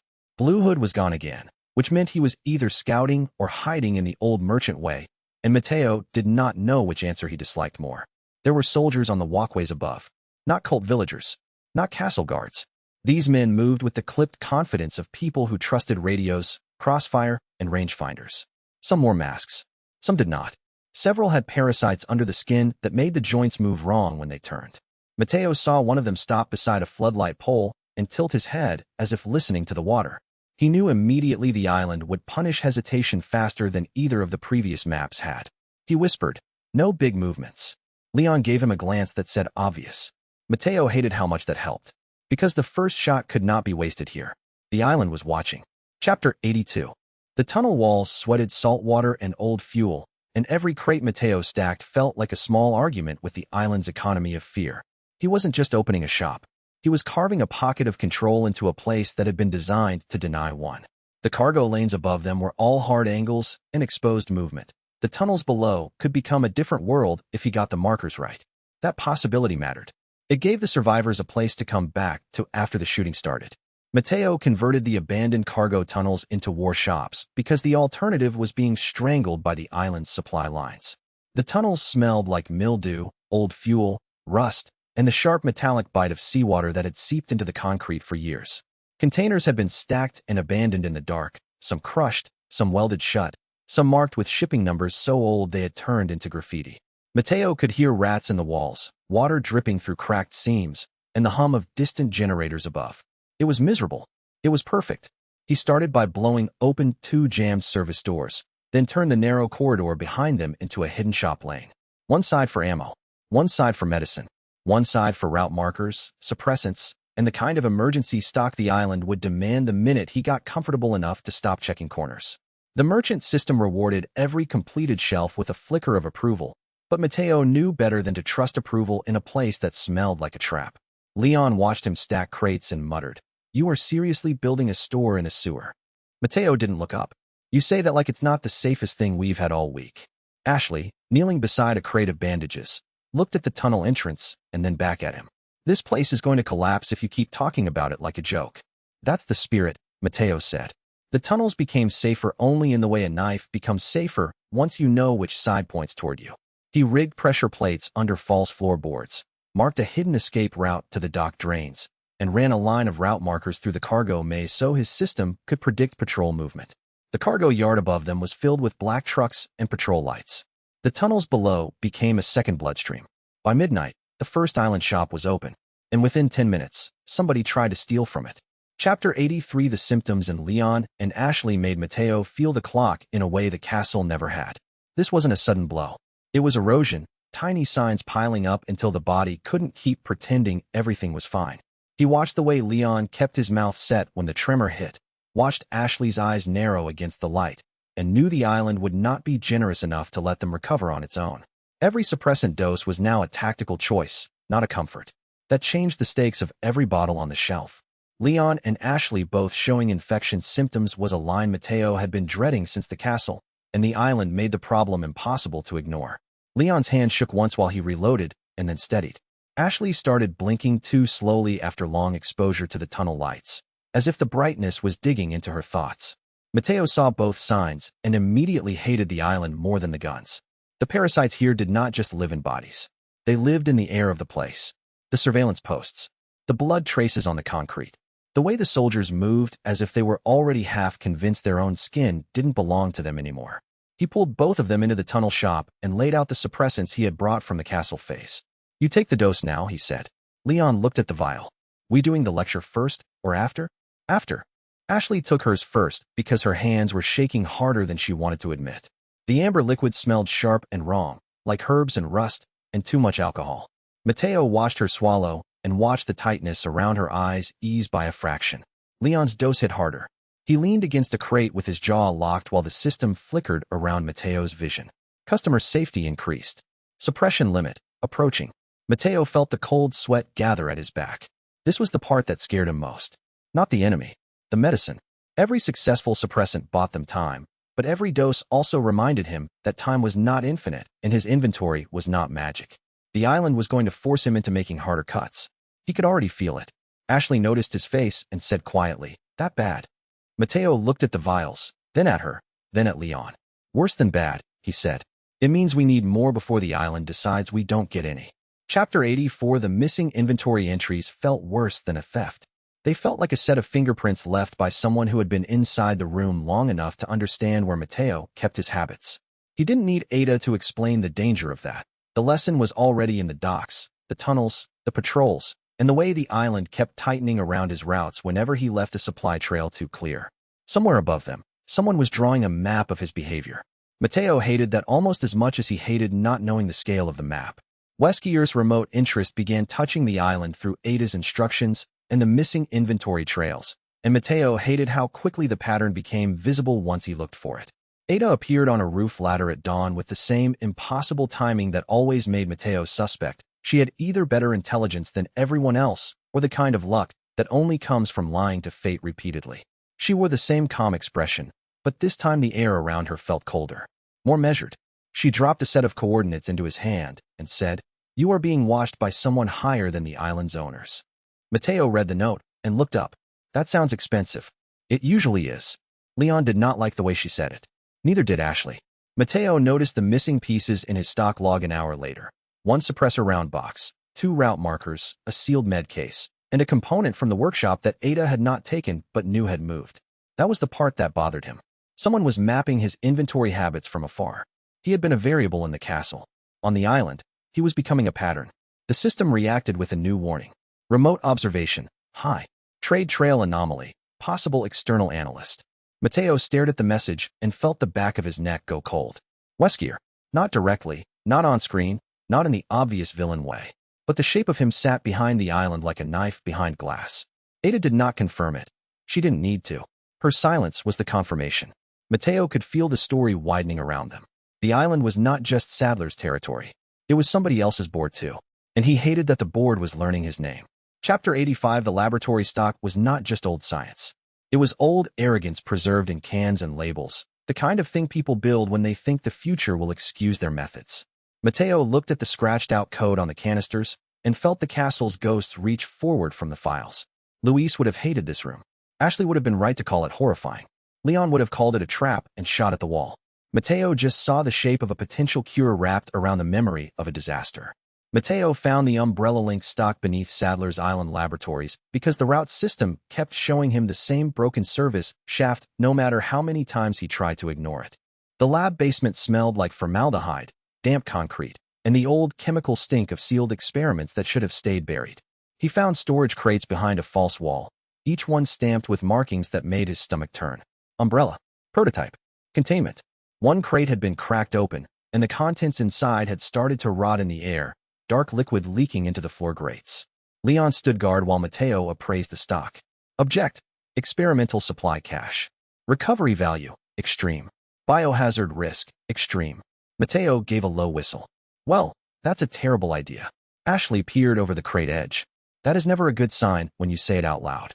It means we're rich in the exact wrong way." Inside the cache were chemical amps, old suppressant compounds, compressed delivery tubes, syringe housings, and sealed biosample canisters with handwritten labels that had been partially scratched out. The labels referenced parasite suppression, nerve delay, and an early antibio prototype line that looked uncomfortably close to the kind of work Luis had been trying to decode in the castle. Mateo felt the castle phase and island phase connect like a broken bridge snapping into place. He wasn't just holding history. He was holding the mistake history had made. The system unlocked a new recipe path, new blueprint path, anti-BIO countermeasure. Secondary, purge kit frame. Mateo closed his eyes for a second and breathed through the chemical stink. This was not a treasure haul. It was a warning buried as inventory. And it meant somebody on the island had been preparing for this exact kind of outbreak for a very long time. Chapter 86. The first time the anti-bio round worked in testing, Mateo felt a level of relief so sharp it almost tipped into nausea. The result meant he had not just recovered toxic stock. He had transformed it. That mattered because the island kept trying to convince him that every tool was temporary, every fix incomplete, every fight just another delay before the inevitable. The new ammo and purge kits pushed back against that logic. They made survival something you could engineer instead of merely endure. Those supplies let Mateo craft prototype anti-bio rounds and parasite purge kits, but only if he accepted that the work would be ugly. He set up the benches in the tunnel shop with clean cloth, cracked lamps, and 2 fans stolen from a maintenance office to keep the fumes from choking everyone. The work was meticulous in the worst way. Open one sealed ampoule too fast, and the room would fill with burn-cold vapor. Mix the wrong stimulant ratio, and the round would shred in the chamber. Mateo had not felt this kind of pressure since the first castle workshop, except now the stakes had moved from individual fights to whole transport lanes. Leon watched the assembly while keeping the door covered. Ashley helped sort the canisters and keep the notes organized. "You sure this isn't going to blow up?" Leon asked. Mateo did not look up. "No." Leon waited. "I mean, I am sure it could," Mateo added. "But not if I do it right." That got a flat stare. "Comforting," Leon said. The first anti-bio round came out with a dull black casing and a pale blue core. Mateo held it under the lamp and could almost feel the island's answer to it already, as if the parasites themselves knew they were being challenged. The purge kits were smaller, clumsier, but more practical. Blunt force anti-parasite foam, suppressor injectors, and a seal pack that could keep a wounded person stable long enough to move them. The system rewarded the craft with a surge of approval. High utility weapon class unlocked. Merchant innovation rising. Mateo hated how good that felt, because it meant the island was forcing him to become the kind of merchant who could sell survival in pieces fast enough to outpace a massacre. Chapter 87. The prisoners reacted to Ashley the way people react to a real door opening in a burning room. They did not need a speech. They needed someone who moved among them like their pain was not entertainment. Mateo could see the change immediately, shoulders dropping a fraction, eyes no longer fixed on the guards, hands taking the supply packs like they might actually matter. That was the first crack in the island's control. Not gunfire. Not a rescue montage. A woman refusing to behave like protection was the same thing as permission to wait. Ashley insisting on helping distribute supplies to captured prisoners was the first time Mateo realized the island was teaching her the same lesson it had tried to teach him. Being protected is not the same as being powerless. She did not ask for permission. She grabbed the bandages, the suppressants, and one of the new purge kits, then looked at Mateo like the conversation was already over. The prison wing was a nightmare of chain-link cages, floodlights, and half-dead guards slumped in their own seats. Prisoners watched them with the kind of exhausted suspicion that comes from being told help is impossible too many times. Ashley moved among them anyway. Mateo followed her into the cells. "You really want to do this?" he asked. Ashley wrapped a bandage around a cut forearm without looking up. "I really want to stop watching you do all of it alone." That hit harder than it should have. The prisoners were a mix of terrified workers, local laborers, and one man who had clearly been in a fight too long to remember his own name. Ashley gave each one a supply pack and a direct look, as if she were reminding them that they were still allowed to exist. Mateo saw the effect immediately. Fear loosened in the room by degrees. It wasn't enough to call it hope, but it was close. Leon watched from the cell doorway and said quietly, "She's good at this." Mateo nodded once. "Yeah." The answer carried more weight than he wanted it to. When Ashley turned back toward him with blood on her sleeve and determination on her face, Mateo realized she was no longer waiting in the shelter radius. She was stepping into the route line herself. And that was the moment he knew the island could hurt him in a new way. Chapter 88. The realization hit Mateo like a bad inventory shock because it meant his decisions were no longer just about rescue. They were about preference, attachment, and the terrifying fact that Ashley's survival had started to define his map of what the island was worth fighting over. He had seen the feeling coming in pieces. Now it had a name and a pulse, and that made it impossible to ignore. The island had stripped away the safety that made emotional distance convenient, leaving only the raw choice of what mattered enough to risk the next step for. Mateo had to confront that his feelings for Ashley were no longer abstract kindness or protective instinct when the island's heat, fear, and constant movement made it impossible to keep pretending. He noticed it first in the small pauses. The way he tracked where she stood in a room before he tracked the exits. The way her laughter, when it happened, changed the shape of the inventory pane in his head. The way he kept wanting to hand her the safest thing he had before anyone else asked. It wasn't heroic. It was not even especially elegant. It was just real, and the fact that it was real made him nervous enough to start inventorying his own reactions like they were contraband. The island made the feeling worse because everything was louder, more exposed, more brutal. There was no safe castle corridor to hide in, and no village square where the emotion could pretend to be business. Ashley stood beside him while he checked the tunnel junction and looked at him with the same steady attention she used for everything else. Mateo could feel the truth in the room like pressure in the air. He reached for the route markers and found his hand hesitating. Ashley noticed. What? Mateo shook his head. Nothing. She made a sound that said she did not believe him. He almost told her. Not everything. Just enough. The problem was that once he started, he would have to admit how deep the feeling had gone, how much of his decisions were starting to organize around the possibility of her being alive to see them. That was dangerous because once a feeling becomes a plan, it can be punished. So he did what he always did. He made the route and kept moving. But now he knew the emotion had a name. Chapter 89. Leon's restraint gave Mateo a new kind of space, and with it a new kind of embarrassment. The older world would have demanded a confession, or a joke, or a hard line. Leon just understood that the room was already crowded enough with fear and let the two of them breathe through it. That made Mateo trust him even more, which was inconvenient because trust on the island always seemed to grow roots faster than he could trim them. Still, he took the gift. He needed all the sanity he could get. Leon noticed and handled it better than Mateo expected because survival had made all emotional lines messier and more honest. Mateo expected a joke, or a warning, or at least one of Leon's weary looks that managed to say too much without saying anything. Instead, Leon just started taking the longer watch shifts and leaving Mateo and Ashley a few extra minutes where the route line was quiet. It was infuriatingly considerate. The worst kind of considerate, because it acknowledged the problem without forcing it into the open before Mateo was ready. The three of them sat in the tunnel shop while rain hammered the island roof above them. Ashley was cleaning the new purge kits. Mateo was checking the ammo seal. Leon, as if by accident, ended up on the far side of the room with enough distance to make the air feel less crowded. You're being weirdly nice, Mateo muttered. Leon didn't look up. I'm always nice. That is not true. It is if I say it calmly. Ashley laughed before she could stop herself, then looked embarrassed and turned back to the supplies. Mateo felt the tension in the room loosen a fraction. Leon had not pretended not to notice. He had simply decided that survival already made everybody awkward enough, and that forcing a confession would be a stupid use of energy. That, more than anything, made Mateo trust him harder. Later, when Ashley stepped out to check the prison inventory line, Leon leaned over and said quietly, "If you're going to spiral, do it after we finish not dying." Mateo shot him a look.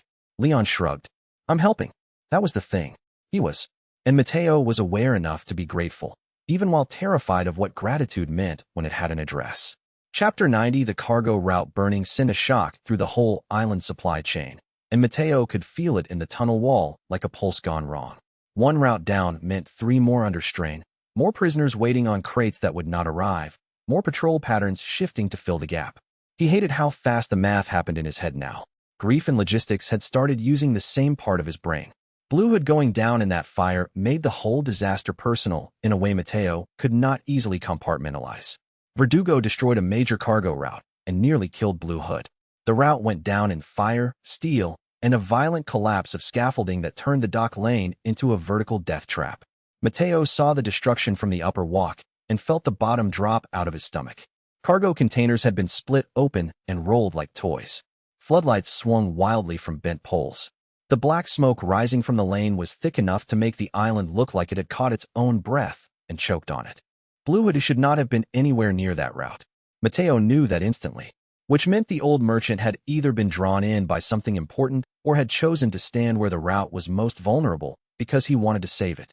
The explosion came next, and then the shape of Verdugo moving through the fire with impossible precision. Leon shouted, "Move." Mateo did, but not fast enough to avoid the secondary collapse. A row of containers slammed together and cut off the lower lane. Ashley grabbed a rail. Mateo caught her elbow. Blue Hood emerged through the smoke with one shoulder ruined and blood darkening the side of his coat. He looked half a heartbeat from death and still had the audacity to be annoyed. "You have poor timing," Mateo shouted over the noise. Blue Hood coughed and gave him a grim, breathless look. "You came to the island. That is your first mistake." The second blast hit the far lane. Verdugo was still there, and it was still hunting the route like it had no concept of defeat. Mateo forced himself to keep watching the lane instead of staring only at Blue Hood's wound. The old merchant was alive, but the route was not. That difference mattered on the island. A man could limp away from a kill zone and still lose half a network if the wrong corridor burned behind him. He opened the route pane and watched the dock lines flicker from yellow to red in ugly sequence. One route severed. One fallback lane unstable. One storage node inaccessible until the fire died or the whole scaffold dropped into the sea. The island was not just trying to kill them. It was trying to make every rescue expensive enough that they would start abandoning each other. "Tell me what is still usable," Leon said. Mateo swallowed the taste of smoke. "North catwalk for maybe 3 minutes. Lower freight lane if nobody minds walking through fire. Drain chute under the east crane if the grate isn't welded shut." That last one sounds terrible. That means it'll work. Ashley tore a strip from an old tarp and helped bind Blue Hood's shoulder harder while Mateo crawled to the edge of the broken rail for a better view. Verdugo moved through the smoke below with the cold patience of something that believed panic was inevitable. It did not rush. It did not posture. It simply kept choosing the most punishing angle, slicing supports, collapsing cover, forcing every survivor into the same shrinking geometry. Mateo hated it immediately for understanding logistics that well. This was not random brutality. This was a campaign against movement itself. He triggered a false route flare at the western lane and watched 3 island soldiers peel toward it on instinct. Good. Let them think the resistance still trusted obvious signals. Let Verdugo waste a few seconds verifying noise. Mateo had learned too much from merchants not to lie with placement when truth got people killed. Chapter 91. Blue Hood's confession landed like a rotten beam, giving way under a roof they had all been standing under for years. Mateo had suspected the old network was compromised in the abstract. Hearing it out loud made the history uglier, because it meant there had always been a ledger of suffering behind the routes he thought were neutral. He could feel the old merchant's shame in the way he spoke, but shame was not enough. Not now. The island demanded something stricter than regret. Blue Hood admitted the original merchant network once sold to umbrella remnants and has sins of its own, and Mateo hated how much that explained. They dragged Blue Hood into the tunnel shop with the smell of smoke and salt still clinging to him. Ashley set a pressure wrap on his shoulder while Leon kept watch. Mateo stood over the old merchant and waited for the explanation he knew would be ugly. Blue Hood looked worse than Mateo had ever seen him, which somehow made him more honest. "The network was never clean," Blue Hood said after a long silence. Mateo crossed his arms. "No kidding. It sold routes to anyone who could pay," Blue Hood continued. "Black market cells, mercenary groups, old research buyers. Umbrella remnants among them. The old men called it neutrality. I call it cowardice with a ledger." That landed hard enough to make the room colder. Mateo stared at him. "You knew?" "I knew enough not to ask which corpse would be next." Ashley looked sick. Leon looked furious. Mateo felt a very specific kind of anger settle in his chest. Not at Blue Hood alone, but at the entire inheritance of a system that had built itself on the idea that selling survival was somehow the same as preserving it. "Then what changed?" Mateo asked. Blue Hood met his eyes. "You did." That answer made the room go still, because it meant the old code had finally found something it could not comfortably excuse. And that meant the network's sins were no longer abstract history. They were going to show up on this island with guns. Blue Hood coughed blood into a rag and looked older than Mateo had ever let himself admit. It was one thing to suspect the old network had dirt under its nails. It was another to hear the scale of it from the mouth of a man who had helped keep those ledgers balanced. Mateo felt the anger in him trying to simplify the problem into blame, but the island did not reward simple emotions. The old merchant had failed. He had also come back. He was bleeding in the tunnel instead of hiding behind a vanished route, and ugly as the truth was, that counted for something here. "How many cells?" Mateo asked. Blue Hood gave him a tired, disgusted look. "Enough. That's not a number. Because I stopped counting once I realized counting was how they excused it." Ashley went still at that. Leon looked like he wanted to put his fist through the wall. Mateo understood both reactions and trusted neither to help yet. Not until they knew how much of the island's buried inventory had come from the old code's version of neutrality. If the network had sold survival to monsters, then every sealed cache under this place had to be treated like evidence as much as supply. Chapter 92 Using the caches felt less like profiteering and more like exhumation. Mateo was digging up the buried sins of the network and turning them into ammunition for people who had never benefited from the bargain in the first place. The prisoners' hands shaking as they took the weapons made the work feel more real. This was not a clean ideological win. It was a practical redistribution of the things the old order had hidden away. He could live with that. Mateo used the network's darkest caches to arm prisoners for revolt. He did not do it lightly. He did it because the prison blocks were already full of people waiting for a chance to die in someone else's schedule.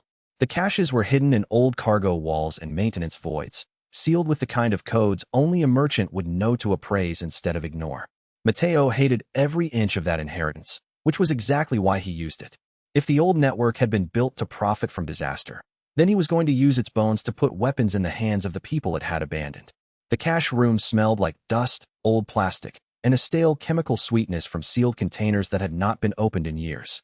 Leon carried the crates. Ashley sorted the ammo into civilian and combat packs.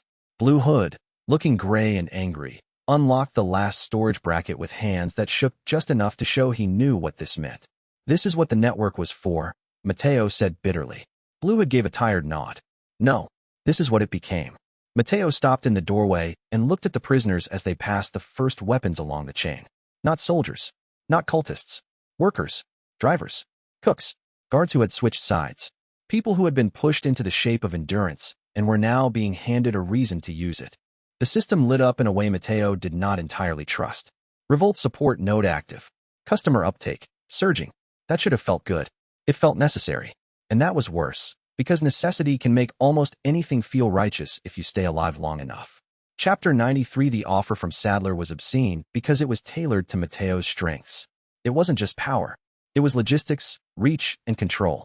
The temptation to become a single, necessary supplier was built from the same instincts that made him good at survival in the first place. That was what made it dangerous. The best lies always start by flattering the useful part of you. Mateo hated that he understood the sales pitch so well. Sadler tried to tempt Mateo with power, offering to make him the sole supplier of a parasite-run world. The offer came through a proxy channel Mateo had no intention of trusting, delivered by a voice that seemed to come from somewhere above the island's weather. The speaker was calm, articulate, and completely convinced of his own inevitability. Sadler, or something speaking for him. Mateo listened with one hand on the counter and the other near the inventory seam while the room around him went silent. You understand leverage, the voice said. You understand infrastructure. Why cling to weak customers when the world can be reshaped into a single profitable stream? Mateo almost laughed. Almost. Leon shot him a look that said, do not make this worse. You want me to sell the apocalypse? Mateo asked. I want you to survive it with authority. The line hissed with smug certainty. Mateo could hear the trap in it immediately. Sadler was not just offering him power.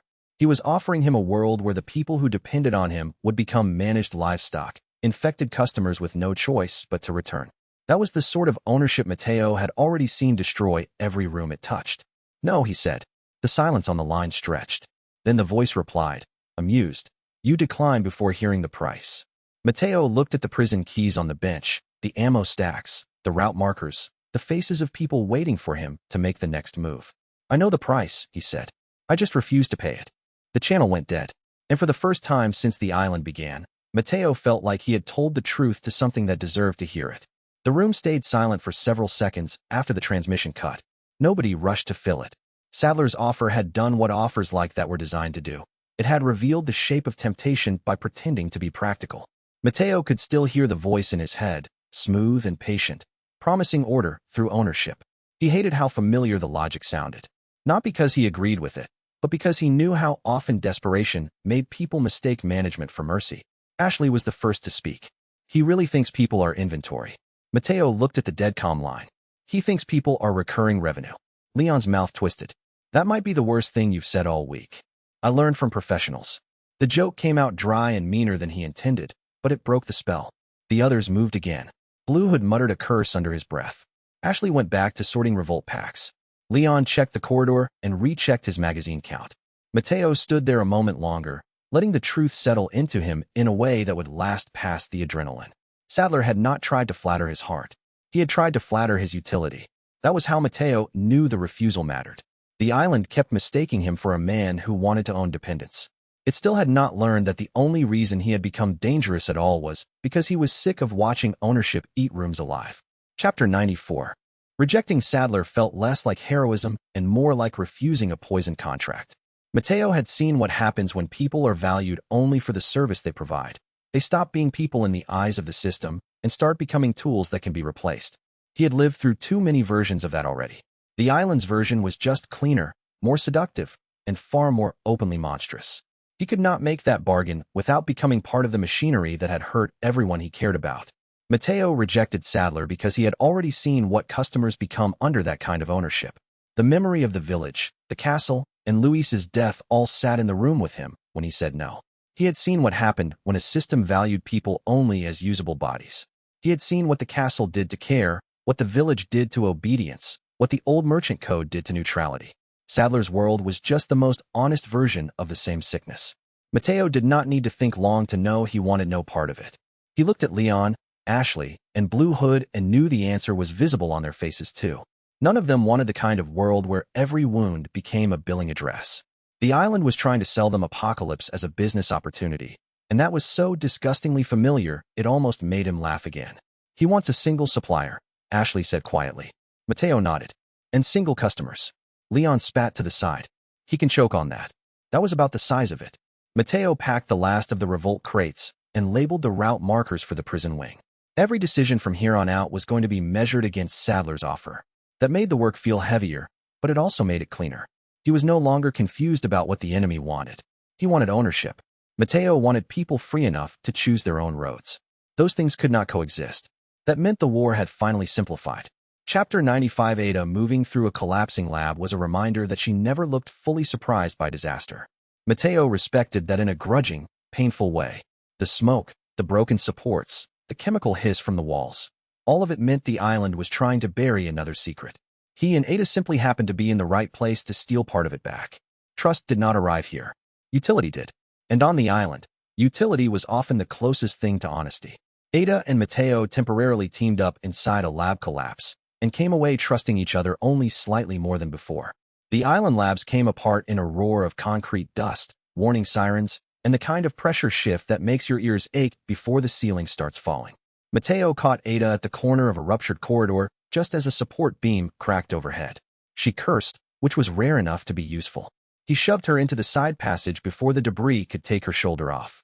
For one brief and unlikely moment, they were moving the same direction for the same reason.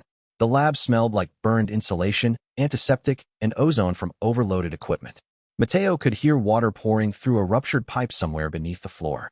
Ada pointed him toward a secondary hatch while they moved through the dust. "You saved me," she said with mild disbelief. "Don't get used to it." That was almost a compliment. "I know. It disgusts me too." They found a sealed chamber with half the ceiling gone and one of Sadler's experimental stock cabinets hanging at an angle over the gap. Ada opened the hatch. Mateo triggered the route marker, and the two of them hauled a small box of hard copy data into the light before the chamber split open behind them. Ada looked at the recovered data and said, "You are becoming annoyingly effective." Mateo coughed dust out of his lungs. "You say that like it's new. It is not. That is the problem." They escaped with the lab burning behind them, and neither of them pretending the other had become easy to trust. Which, for Ada, was practically a friendship. Outside the collapsing wing, they had to sprint across a service bridge while sparks poured from a split conduit overhead. Ada moved like she had rehearsed catastrophe in a dozen countries and found this version only mildly offensive. Mateo moved like a man carrying too many routes in his head to die on one bridge. The difference annoyed them both. At the halfway point, gunfire barked from the watchtower. Ada shot the first guard through the throat without breaking stride. Mateo hit the second with a route flare disguised as a flash charge, blinding him long enough for Leon to finish the problem from below. By the time they reached the maintenance hatch, the bridge behind them was half on fire, and the data case smelled like hot plastic.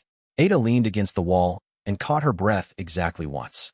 "If you ever mention this cooperation to anyone, I'll deny it." Mateo took the case from her. "That hurts.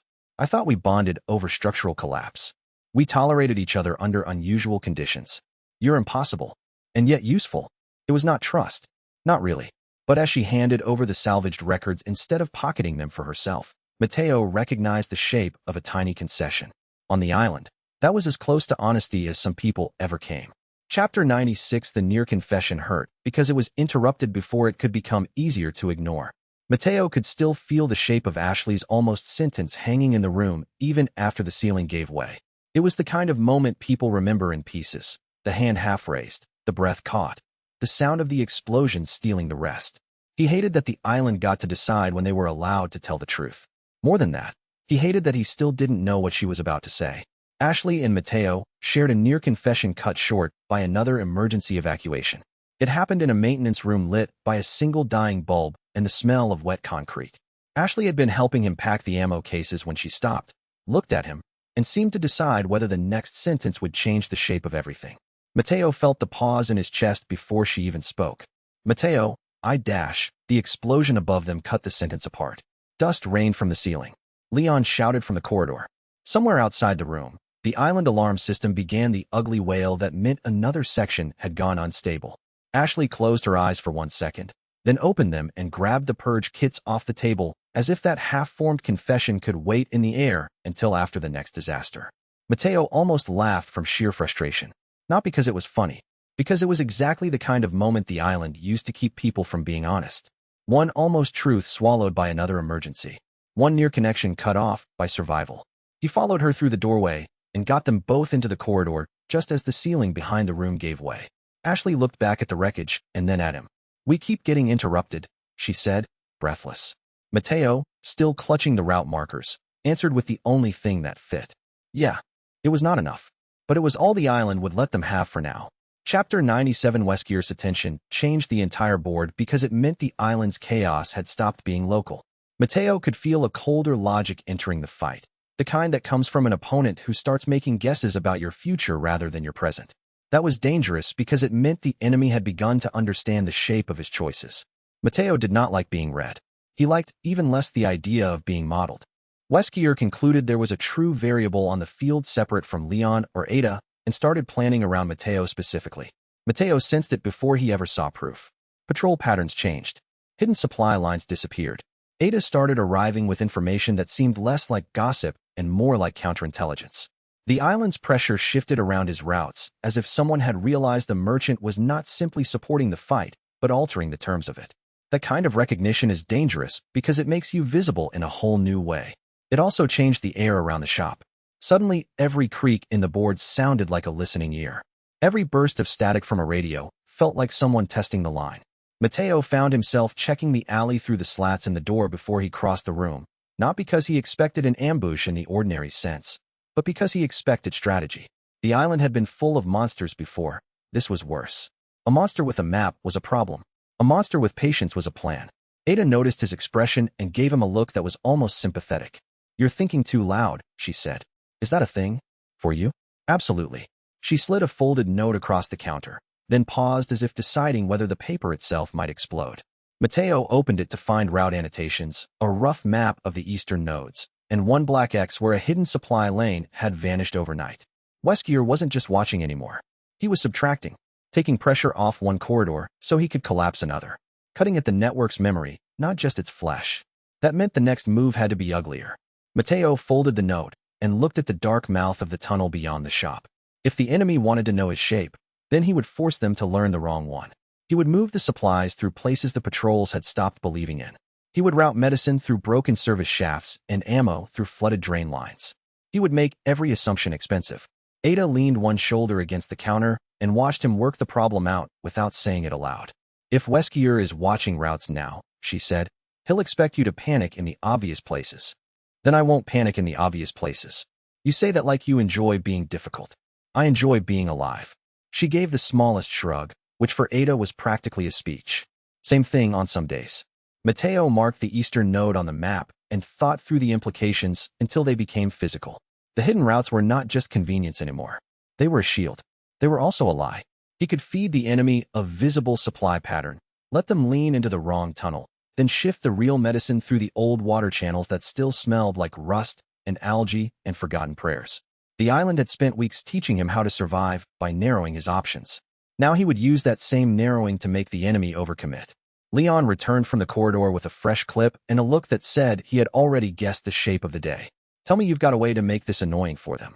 "I have several. That's the merchant I know." The plan started to feel real as soon as he said it out loud.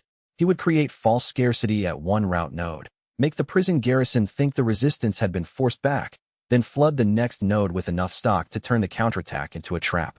It was ugly, clever, and deeply personal, the kind of move only somebody who had spent too long trading under duress would even think to make. The island was teaching him to fight like a merchant because that was the only language he had left that the enemy would underestimate. The system confirmed it in one cold, ugly line. External strategic observation, intensifying.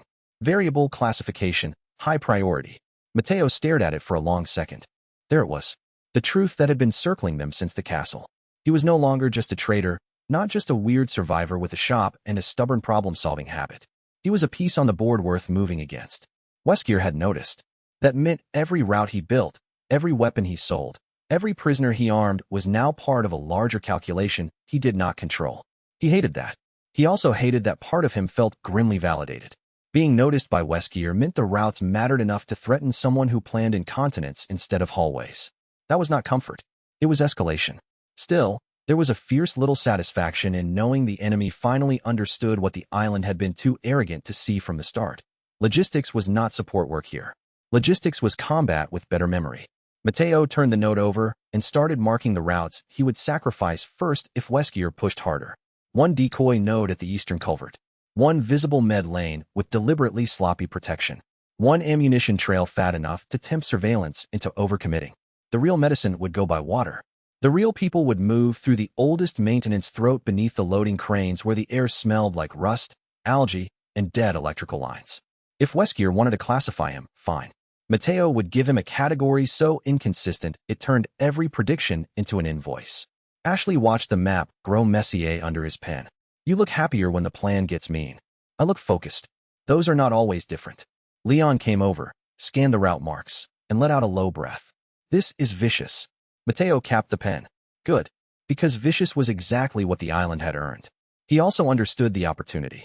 Because if the enemy was now planning around him, then he had already become worth fearing. Chapter 98. The rank up was intoxicating in the same way a cliff edge is. More power, more reach, more ways to keep people alive, and more room to fail catastrophically if he got arrogant. Mateo could feel the island testing whether he would mistake capability for safety. He refused to make that mistake. War Merchant sounded grand until you realized what it demanded. Speed, precision, and the ability to spend resources on people who might not survive long enough to repay the debt. That was fine. He was done pretending the work was any less brutal than the world. Mateo reached War Merchant rank and unlocked full battlefield resupply capabilities. The promotion came after the prison revolt shifted into open route warfare and the island's supply lines began collapsing under the pressure of too many moving bodies. The system hit him with a flare of light, so bright he had to brace on the wall. Then the prompts rolled in, each one heavier than the last. New inventory depth, wider field access, mobile resupply line, battlefield distribution privileges. The whole thing felt less like a reward and more like being handed a larger and more dangerous knife. The first time he looked at the expanded inventory, he had to exhale and steady himself against the counter.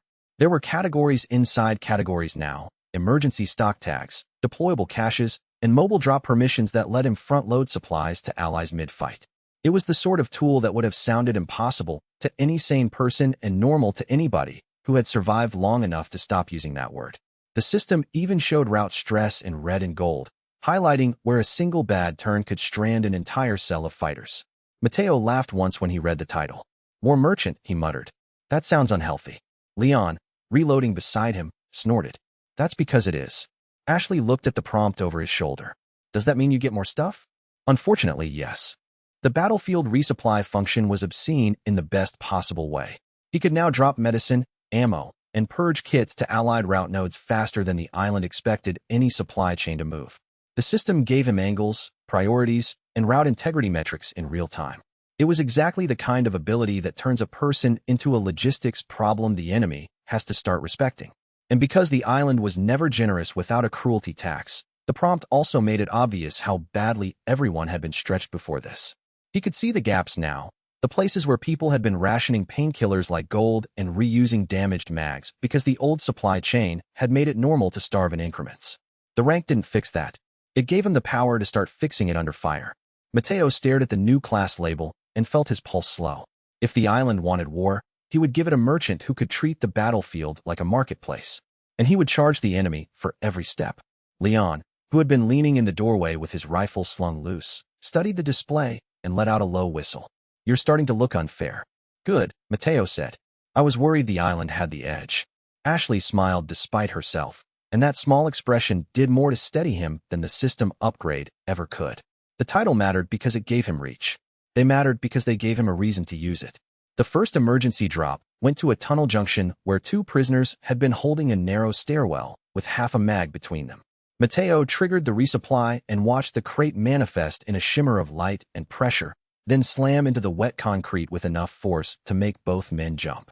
One of them laughed like he couldn't believe the universe had decided to be kind for a second. The other nearly cried. Mateo understood both reactions. He had lived on the scene between them for weeks. The battlefield overlay changed again as the drop completed. New route stress. New inventory check. A convoy lane toward the western cell block went red, then amber, then green as the redistribution took hold.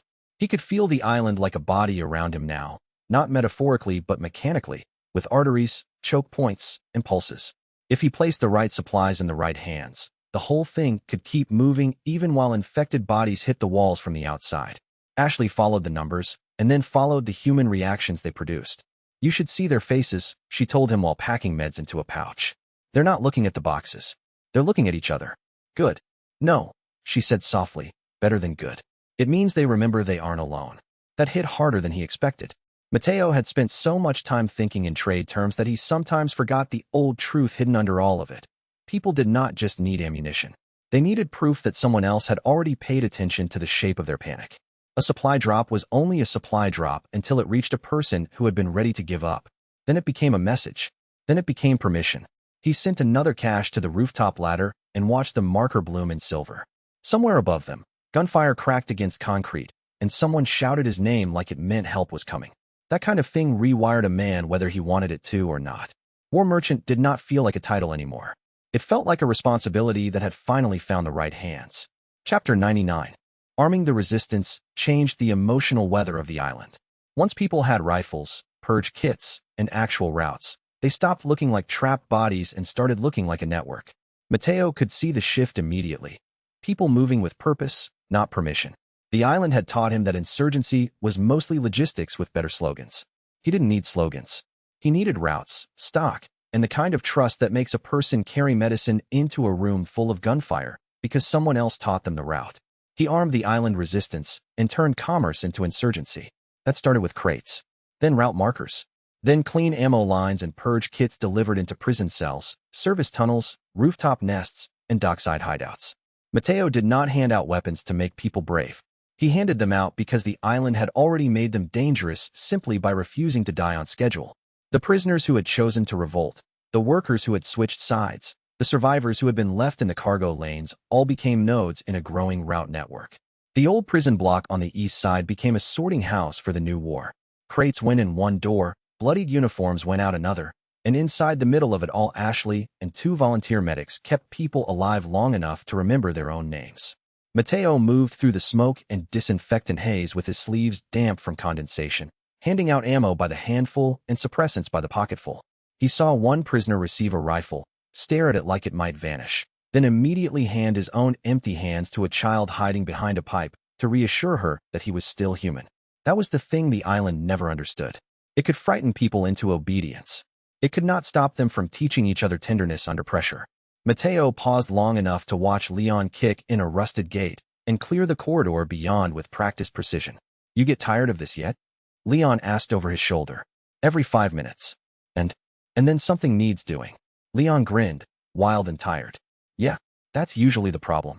Ashley came back through the tunnel with blood on one glove that was not hers and a look that said she had no interest in discussing it. Mateo set a fresh purge kit into her hand before she asked, and she gave him a quick nod that felt more intimate than a speech. The romance between them still had no neat label, no safe place to land, but it was there in the way she trusted him to notice, in the way he trusted her to keep moving toward the hardest rooms first. The resistance looked messy from above, which was perfect. Messy meant it was alive. Messy meant people were improvising instead of waiting for permission. Mateo watched one of the tunnel runners, a woman with a cracked visor and a limp that never stopped her, redirect 3 newcomers with one hand while she held a rifle in the other. Nobody had trained her to run a network like that. The island had trained her. Hunger had trained her. Fear had trained her. Now she was teaching the next person in line. And that was how revolutions stopped being speeches and started being weather. Mateo moved between nodes with the new battlefield resupply function humming in the back of his mind. One route marker for the North Tunnel. One supply drop to the roofline. One purge kit into a room full of coughing prisoners. The island started to change shape under the pressure of people who no longer had to wait politely for rescue. Ashley helped coordinate the medical drops. Leon handled the firefights. Blue Hood, limping and furious, opened old paths nobody else remembered. The smell of the old prison blocks changed too. Less fierce sweat, more cordite, more disinfectant, more blood trying and failing to overpower the cleaner chemical bite of suppressant foam. Every time Mateo crossed a threshold, somebody grabbed a crate from him with shaking hands, and then steadied when they saw he had brought enough for 2 more rooms than expected. That was the part no one ever wrote songs about. The relief that arrives in hard little pieces when someone proves, with supplies, that they intended to come back. Ashley moved through the cells with her sleeves rolled up and her jaw set, checking pupils, pressure, and the tremor in hands that had been holding weapons for the first time in days. Mateo found himself watching her more than the route map for a moment and had to force himself back into the job. The island began to feel less like a prison and more like a route map under construction. That terrified the enemy. It also terrified some of the prisoners, which was fair. Change on the island never arrived as a gift. It arrived as a demand. Mateo saw it in the way people flinched at the first open corridor, the first chance to carry a rifle instead of a bucket, the first time they realized nobody was going to punish them for moving without permission. Freedom, here, did not feel like sunlight. It felt like walking into a room and discovering you were allowed to breathe only if you were willing to do the work that kept everybody else breathing too. One of the youngest runners, a kid with a shaved head and a hand too small for the pistol grip he had been given, looked up at Mateo and asked, "What do we do if they come back?" Mateo handed him 2 spare mags and answered honestly, "Then we make them pay for the corridor." The kid nodded like that was the simplest thing in the world. That was another kind of permission, not hope, exactly, but a shape for fear that let a person keep standing. By the time the first checkpoint fell, the resistance had learned the rhythm of distributed violence. One cell held, another moved, another covered the retreat, and the supply line snapped into place behind them before the dust settled. Mateo saw it all in fragments. Rifle flash, dark water under a bridge, Ashley's sleeve brushing his wrist as she shoved fresh meds into his palm, Leon laughing once when a guard tripped over his own barricade. It was ugly and loud and full of terrible improvisation. It was also working. Good. Mateo watched the resistance take the first checkpoint and knew the line between business and rebellion had dissolved completely. He was not selling survival anymore. He was distributing the conditions for revolt. And that realization changed the way he held every crate after that. The boxes were no longer stock. They were leverage. They were memory. They were the difference between a room full of people waiting to die and a room full of people deciding, together, that the island would have to earn every inch it took back. Chapter 100 Tomas dying made the route network feel personal in the worst possible way. Mateo could still picture the old man showing him the seals, teaching him how to read the lines that connected the road nodes like veins. Killing a keeper was more than murder. It was an attack on memory. Verdugo understood that perfectly, which meant the next confrontation was no longer about winning territory. It was about whether Mateo could keep the people who remembered the roads alive long enough to use them again. Verdugo killed one of Mateo's oldest route keepers, making the coming confrontation deeply personal. The route keeper's name was Tomas, and he had been with the network long enough to remember when Mateo still needed help reading the old road seals. He was one of the few remaining people who could maintain the anchor chain at the old dock path without the system glitching. Mateo had trusted him with more route nodes than anyone except maybe Blue Hood. When the attack came, it came fast and silent and meant to be final. Mateo found the body near the burned dock marker just before sunrise. The route markers around it were smashed. The cargo crane had been cut loose and left hanging at an angle over the water like a broken neck. Tomas lay there with his route ledger ripped open and scattered in the damp grit. One hand still curled like he had been trying to keep the notes from falling. Mateo went very still. Ashley stopped beside him. Leon did too. Nobody spoke. It smelled like salt, smoke, rust, and the faint chemical bite of parasite residue. Verdugo had left the signature deliberately. Not only the body, the route damage, the slow destruction of the old line. The message was plain enough to make Mateo's teeth ache. If you keep building roads, I will keep killing the people who remember where they go. He crouched beside Tomas and closed the ledger. The system flashed in red. Loss confirmed. Route integrity, compromised. Personal threat, extreme. A second line followed, smaller and colder. Tracking anchor lost. Node memory degraded. Mateo stared at the warning until the letters stopped feeling like letters and started feeling like a verdict. The old route network had never been only code or cargo lanes. It was people. It was habits. It was the way Tomas used to tap the ledger twice before locking a cache. The way he could tell a broken seal by the sound it made under boot leather. Losing him meant losing one more layer of memory the island could not easily replace. Mateo looked at the ruined dock, the broken crane, and the water below churning in the wind. The waves kept slapping the pilings with a patient, indifferent rhythm. The ruined crane swayed overhead, creaking like it was trying to remember how to stand. Mateo could hear boots behind him, more resistance fighters arriving one by one as the news of the kill spread through the network. Nobody rushed him. They knew better. Grief, on the island, had become another kind of ammunition, and it had to be handled carefully or it would explode in the wrong direction. "All right," he said quietly. Leon looked at him. Mateo stood, faced the island, and felt something inside him harden into a shape he had not wanted to need. Now it's personal. His hand closed around the torn edge of Tomas's ledger, and he made himself look one last time at the broken dock, the smashed markers, the route seal split clean through. Then he looked up toward the island ridgeline where the fog had begun to thin just enough to show the next movement of the war. Verdugo had chosen to announce himself through absence and ruin. Mateo would answer with structure, movement, and a supply line so deep the island would choke on it. The next route would be bait. The next cache would be a trap. And the next time Verdugo came for one of his people, he would find the merchant waiting with the kind of patience that only grief can teach. Tomas had taught him more than map reading. He had taught him how old routes survive by being remembered in layers. One person watched the turn, another watched the timing, another watched the road itself for signs that something had been moved. Verdugo had broken the oldest keeper because he understood that memory was the strongest wall the resistance had. That made the answer straightforward in the cruelest way possible. If the enemy had started attacking memory, then Mateo would defend it with living people and active routes. He looked at Ashley, at Leon, at the fighters gathering in the wet wind behind them, and he could see that they understood the same thing without him having to spell it out. This was not just grief. It was mobilization. The next supply run would carry enough extra stock to bait an ambush. The route after that would split into 3 false branches and 1 real one. The old dock would become a listening post, then a cache point, then a kill zone when Verdugo inevitably showed up to confirm the damage he had done. Mateo could already taste the metallic bitterness of the coming fight. It frightened him. It thrilled him in the ugliest possible way. And somewhere beneath the grief, beneath the rage, beneath the need to make the island pay, there was another truth he could no longer afford to ignore. This war had stopped being about surviving the merchant's past and started being about the shape of the future he was willing to build with the people still standing beside him. That truth stayed with him while they moved Tomas's body from the dock to a sheltered alcove behind the old route office. Nobody said the ritual word for what they were doing, but everybody acted as if the island itself might punish them for getting it wrong.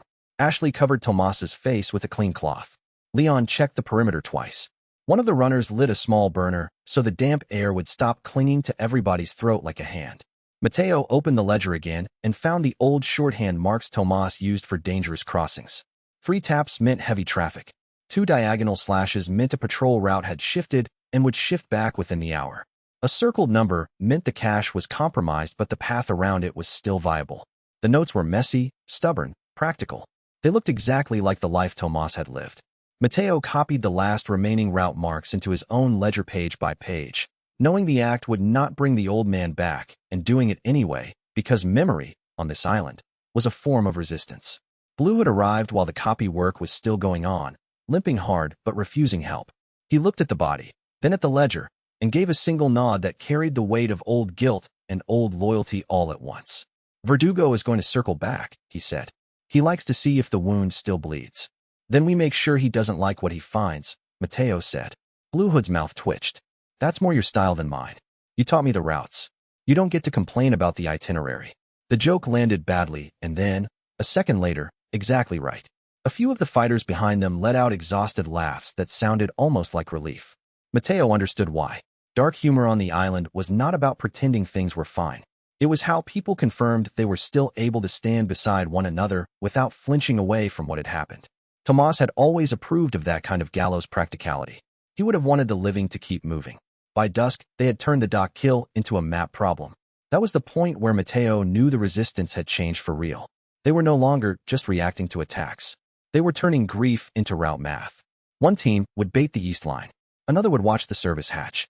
Ashley would station medics where a rush of casualties could be handled without clogging the exit. Leon would anchor the outer lane with enough firepower to discourage any direct approach. Mateo would control the caches and feed false data into the route markers so Verdugo could not tell which corridor was the trap until it was already too late. It was efficient. It was vicious. And because it was built out of people who had loved Tomas in one way or another, it felt like a promise rather than a plan. Later, when the island's noise had thinned into the wet hiss of wind over concrete, Mateo sat in the ruined route office with Ashley across from him and the ledger open between them. She had changed out of her blood-stained gloves, washed her hands, and still somehow looked like she had been carrying the whole dock on her shoulders. He could see the exhaustion in her posture. He could see the refusal to stop. "You should sleep," he said. "You should too." "I can't." "Neither can I." They looked at each other for a beat too long. Not enough to become a confession, not even close to safe enough for that, but enough to remind him that she was still here and still choosing to stay in the same room with him when the room smelled like grief and iron and route oil. He wanted to say something honest, something that might finally cut through the constant interruptions that had been keeping them circling the truth for days. Instead, he reached out and slid the ledger a little closer to her. "Help me finish the copies," he said. Ashley smiled, small and tired and very real. "That's your version of asking for company?" "It's my version of not wasting time." "Liar." "Merchant." The word should have been a joke. It landed like a vow. They worked for nearly an hour in silence broken only by the scrape of pencil on paper and the occasional report from outside the room. New runners had reached the North Stair. The Western Patrol had been delayed by a burned-out card in the lane. The stock at the prison block was holding. Every report changed the shape of the coming ambush by a fraction. Mateo marked each shift, then remarked it when he realized the enemy would almost certainly be tracking the same routes with a different eye.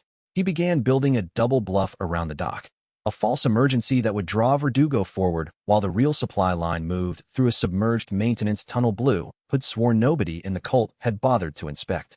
When the copies were finished, Ashley stacked them neatly and said, "If he comes tonight, you know he's going to bring more than knives." "I know. And if he doesn't come tonight?" Mateo looked out through the cracked window at the black water and the lights moving across the far side of the island. "Then he comes tomorrow. Or the day after. He can't leave this kind of message unanswered. Not after Tomas." Ashley followed his gaze and spoke more quietly. "You care about the route keepers more than you admit." He did not deny it. That would have been stupid and she would have seen through it instantly. Route keepers were the memory of the island in human form. They knew where the old roads went, where the smugglers used to hide, where the weak concrete had begun to sink long before the cult took over and made all the dangerous places more dangerous on purpose. Losing Tomas hurt because the man had been part of that memory. Losing him changed the architecture of the entire resistance. Mateo heard movement outside, a runner signaling, Leon calling low instructions. The island had entered that brief and terrible period where every sound might be either a warning or a trap. He stood, slipped the ledger into his coat, and let the old, heavy anger settle into something functional. By the time they reached the dock again, the bait line was already in place. The first false cache sat where Verdugo would expect a desperate retreat. The second sat where he would expect a counterattack. The real stock was hidden low under the waterline in an old service cavity that used to be used for crane repairs. If Verdugo wanted to strike at the network's memory, he would have to wade through every decoy route Mateo could build and every fighter the resistance could spare. Mateo checked the final marker and felt the shape of the island click into a narrower, sharper form around him. This was what grief had made him into. Not gentler, not kinder, but harder to surprise. And when the wind finally shifted, carrying the faint metallic scent of parasite residue from somewhere inland, he knew with a cold certainty that Verdugo had already started moving. He signaled the resistance to go silent. Not quiet. Silent. That distinction mattered on the island. Quiet was what people did when they were afraid. Silent was what people did when they had already decided where the first shot would land. The dock settled into a watchful hush broken only by the low lap of water against pilings and the whisper of gear being checked one last time. Leon took the outer angle. Ashley stayed close enough to reach the med kit in 3 steps. Blue Hood disappeared into the route office shadows with the kind of grim precision that said he was already thinking 3 turns ahead. Mateo stood at the center of the bait line and felt the old merchant instinct sharpen into something almost surgical.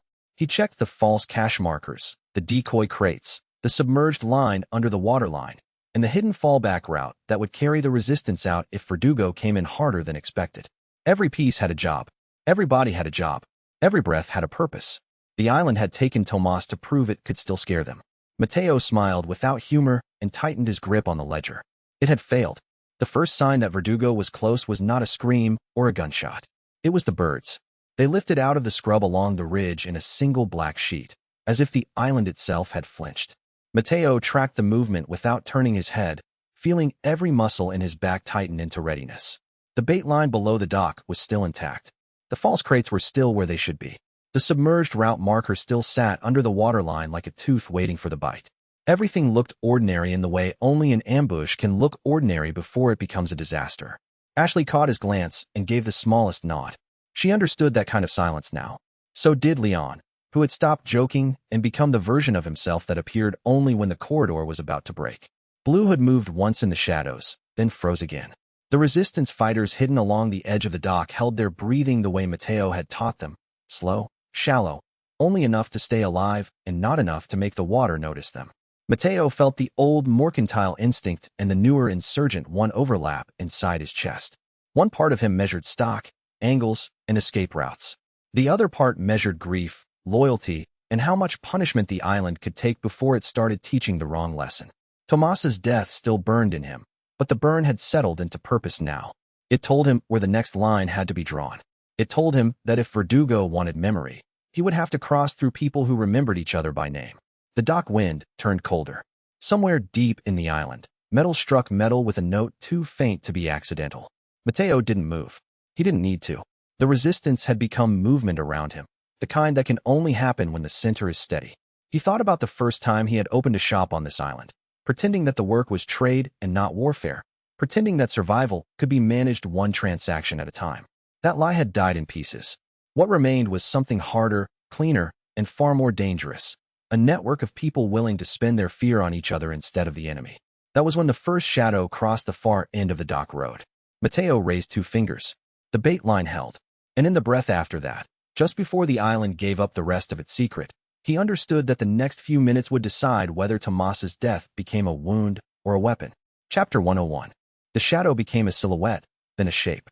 Verdugo moved with the efficiency of something that had been built rather than born. Each step a calculation. Each breath a machine's rhythm. Mateo didn't move. The bait line held because the bait didn't flinch. Leon had positioned himself 30 meters up the dock road in a maintenance alcove, sightline clear on the approach. Ashley and 3 resistance fighters occupied the tunnel entrance behind Mateo, weapons readied but concealed. The island's humid darkness pressed down like a held breath, waiting to exhale into violence. Verdugo stopped. The mask, chrome and merciless, turned toward Mateo with mechanical precision. War merchant, the assassin said. The voice synthesizer made the words sound like a blade being honed. You have survived longer than predicted. Adaptation's a feature, Mateo called back, hands visible, unarmed. Not a bug. Whoever programmed you didn't account for merchant stubbornness. Irrelevant. Sadler wants the network dismantled. You will be the first node. The multi-front strike began not with Verdugo's movement, but with Leon's shot. Hi. Not for the kill. For the exposure. The round caught the assassin's shoulder armor and ricocheted with a sound like a temple bell struck backwards. Verdugo spun, brought up a weapon, something between a flamethrower and a blade launcher, and Leon vanished back into the alcove as the dock erupted in fire and shrapnel. That was Ashley's signal. The resistance burst from the tunnel not in an organized line, but in a flooding chaos that looked desperate and was actually disciplined. Verdugo turned to meet them, but Mateo was already moving, not toward the fight, but toward a cargo container marked with a route marker he'd placed days ago. The assassin's attention fractured. A fatal mistake against 3 enemies and a man with a merchant inventory that contained flash grenades, nerve gas pellets, and the kind of lockpicking tools that worked on armored joints. The system chimed softly as he selected his loadout. System log * route marker navigation. Dockside bunker accessed immediate inventory depletion. 7 status assist items current load. 31% parasite adaptation threshold. 72% the numbers made his teeth ache. War merchant rank had expanded his inventory capacity and system functions. But the parasite resistance he'd burned to survive the castle's earlier traps had left him running hot. Every time he pushed parasite adaptation past 70%, his vision got sharper. His muscles felt like they were being rewound on a spool. His hunger became precise and targeted, focused on the nearest living thing the way a compass needle finds north. He couldn't let that needle spin too far toward any of his own people. Matteo distributed the flash grenades and nerve gas from the dockside marker to Ashley without stopping, watching her tactical instinct kick in. She lobbed the first flash grenade with a smooth arc. Veteran's throw, not beginner's luck. The detonation turned Verdugo's sensors into white noise for exactly the 2 seconds needed for Leon to reposition and Ashley to drive forward. Combat was mathematics. Verdugo understood that language fluently. The assassin adapted, switched to thermal vision, adjusted stance, brought the blade launcher online, and carved the air into segments of lethal geometry. One of the resistance fighters took shrapnel across the thigh and went down, but not before firing 3 rounds that forced Verdugo back toward the tunnel's far entrance, away from the supplies, away from the logistical network Matteo had spent weeks building. That was the real win condition.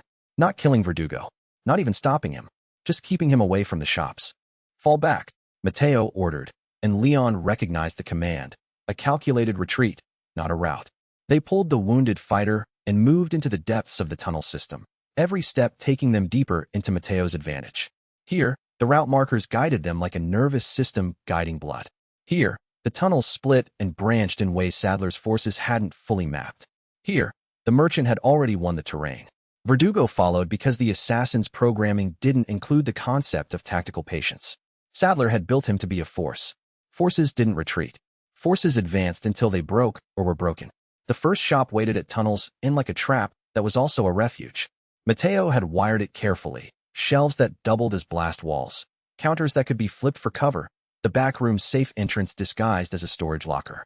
Leon moved the resistance fighters to the upper gallery while Ashley stayed with Matteo at the counter, that small heirloom pistol in her hand looking more dangerous now than it ever had in the castle. "You're giving him the shop," she said. Understanding, not question. "Giving him something to destroy," Matteo corrected. "Verdugo's built to kill people. He's less prepared for shops that fight back." The system had flagged this shop as non-critical 3 updates ago. High morale value. Moderate profit loss. But its structure, reinforced concrete walls, the safe room's compressed architecture, the narrow approach that funneled enemies into kill zones, made it perfect for channeling a force like Verdugo into a corner where force stopped matching. The assassin breached the entrance with methodical violence. The reinforced shelving Matteo had built didn't crack so much as explode inward, but the blast timing triggered a tripwire that brought down 3 kilos of scrap metal and ball bearings into Verdugo's path. Not lethal, disorienting. Ashley's shot came clean, right shoulder joint, precision at 30 meters. The round didn't penetrate the armor, but forced a recalibration. That second of hesitation was all Leon needed to drop from the gallery with a knife and gasoline can. The fire that erupted around Verdugo was terrible and beautiful and purely practical. Smoke. Chaos. Thermal chaos. Confusion for a system-dependent assassin. But Matteo wasn't watching the fight anymore. His attention had spun to the system alert that had just blazed through his consciousness. Parasite adaptation. Critical threshold approached, 78%. Warning. Sustained adaptation above 80% risks irreversible mutation alternative. System route access denied TO. Prevent hazard TO. The user, he could feel it. The parasite wanted out of him. It wanted to be more than a passenger in his nervous system.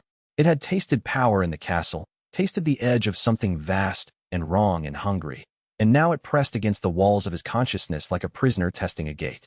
One more push, one more moment of absolute need, and the gate would swing open. That was when Verdugo rolled through the fire with impossible coordination and drove a blade through the counter where Matteo had been standing 3 seconds before. The blade was chrome and bone and something that looked disturbingly organic, even as it punched through reinforced wood and left a wound that hissed with heat.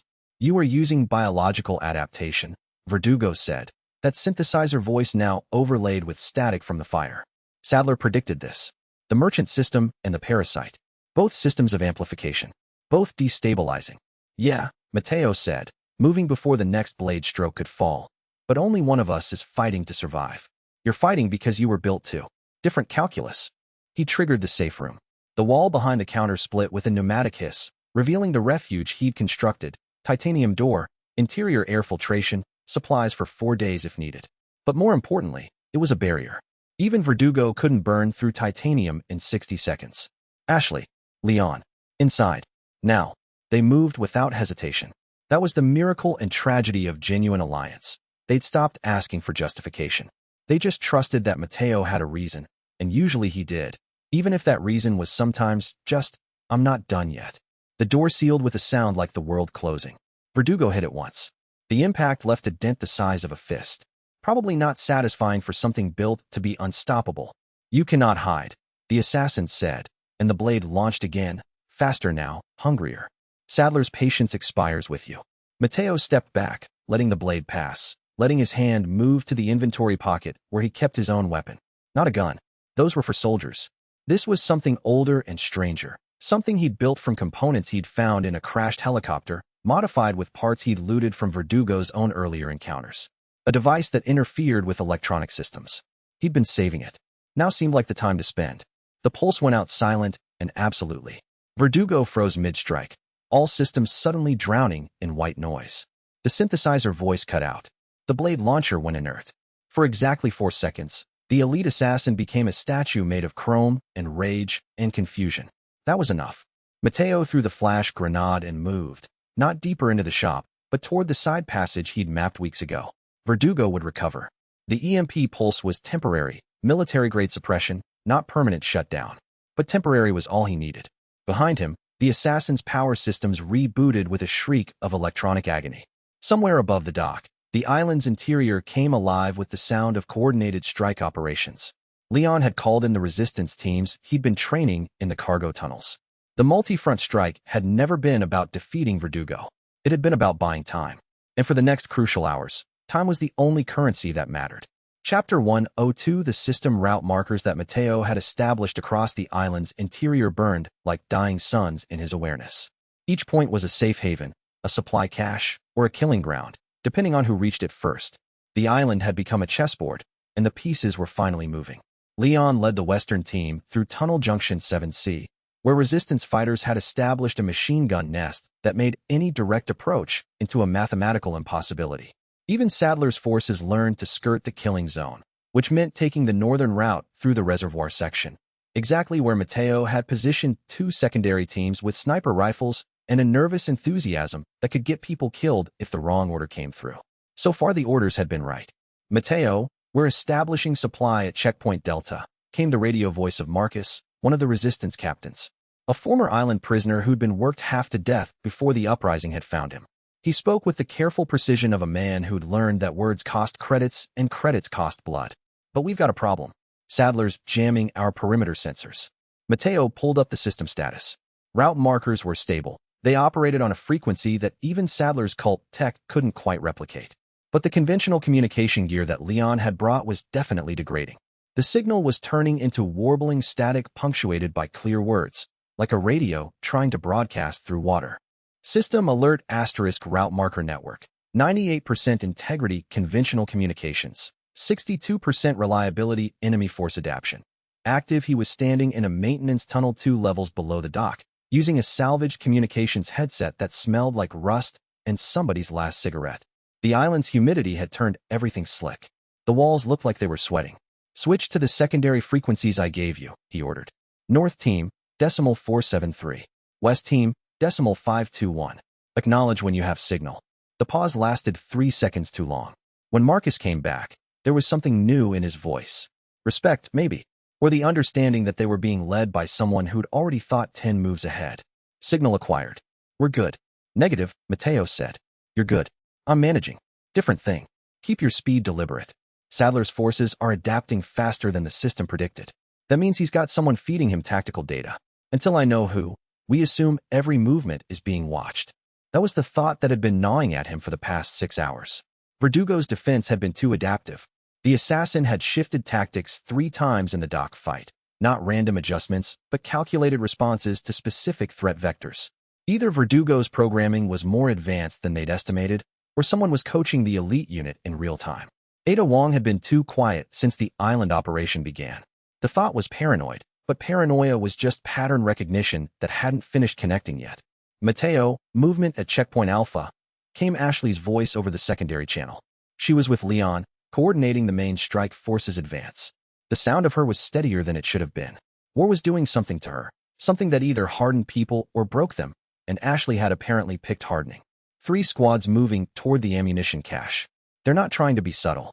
Let them take it, Mateo said immediately. That cache is marked. Ammunition is ammunition. They're not getting anything we can't replace. Confirmed. We're pulling back. The strategy was chaos mathematics. Let the enemy take what looked valuable. Lead them to conclusions that were true but not whole. Create patterns they could see while establishing patterns they couldn't. It was merchant work, really, knowing what to hold, what to surrender, and what to offer so it would be taken with gratitude instead of suspicion. The system chimed again. Parasite adaptation. Current threshold, 76%. Merchant rank. War merchant, level 4.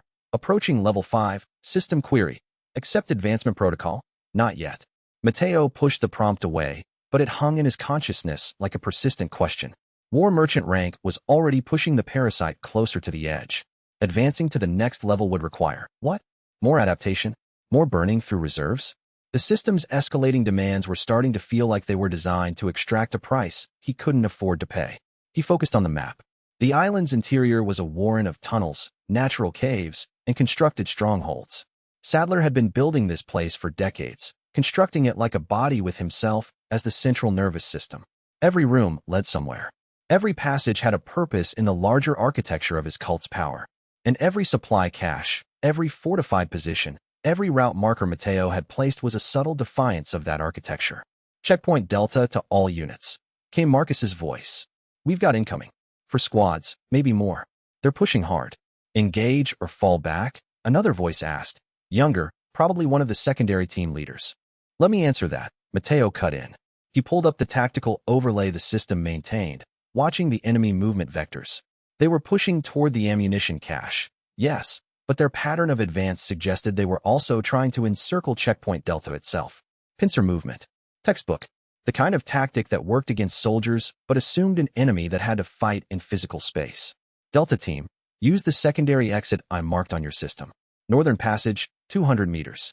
You'll come out in the old water processing section. That section connects to. He checked his memory. The reservoir observation platform. From there, the route markers will guide you to checkpoint Echo. Stay ahead of them. Evacuating, Marcus confirmed. The beauty of the system wasn't just inventory or safe rooms. It was this, knowing the island better than Sadler could, because while the cult leader had built it as a temple to his vision, Mateo had learned to read it as a merchant learning a city. Every tunnel became a trade route. Every room became a negotiation space. The forces pursuing Delta Team would reach the checkpoint in maybe 60 seconds. They'd find it empty, abandon supplies they couldn't carry, and be forced to make a choice. Push deeper into unknown territory or fall back to report their position. Either choice favored Mateo's people. The island was starting to move like a living thing responding to stimulus. Supply lines adapting. Forces redistributing. Sadler's rigid military hierarchy trying to match itself against the distributed intelligence of people fighting for survival instead of for ideology. That was when the system screamed. Not a chime. Not an alert.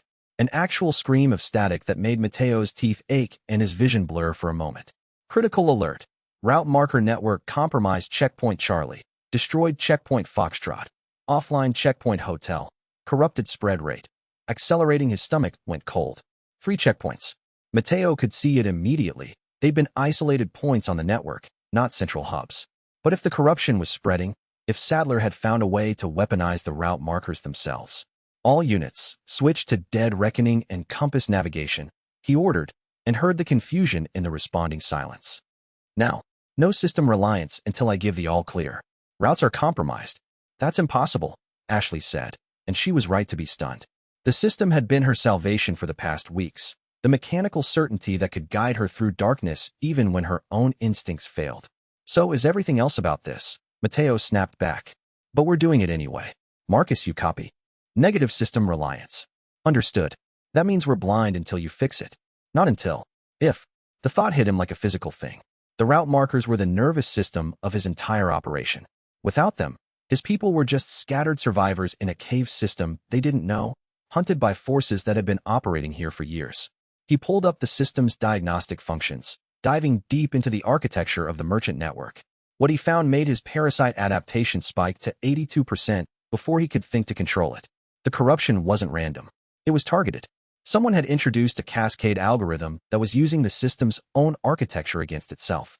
The route markers were being overwritten not with chaos, but with false coordinates. Any unit that followed the corrupted routes wouldn't find safe havens. They'd find ambush points, killing zones, traps built from the system's own promise of safety. It was brilliant. It was monstrous.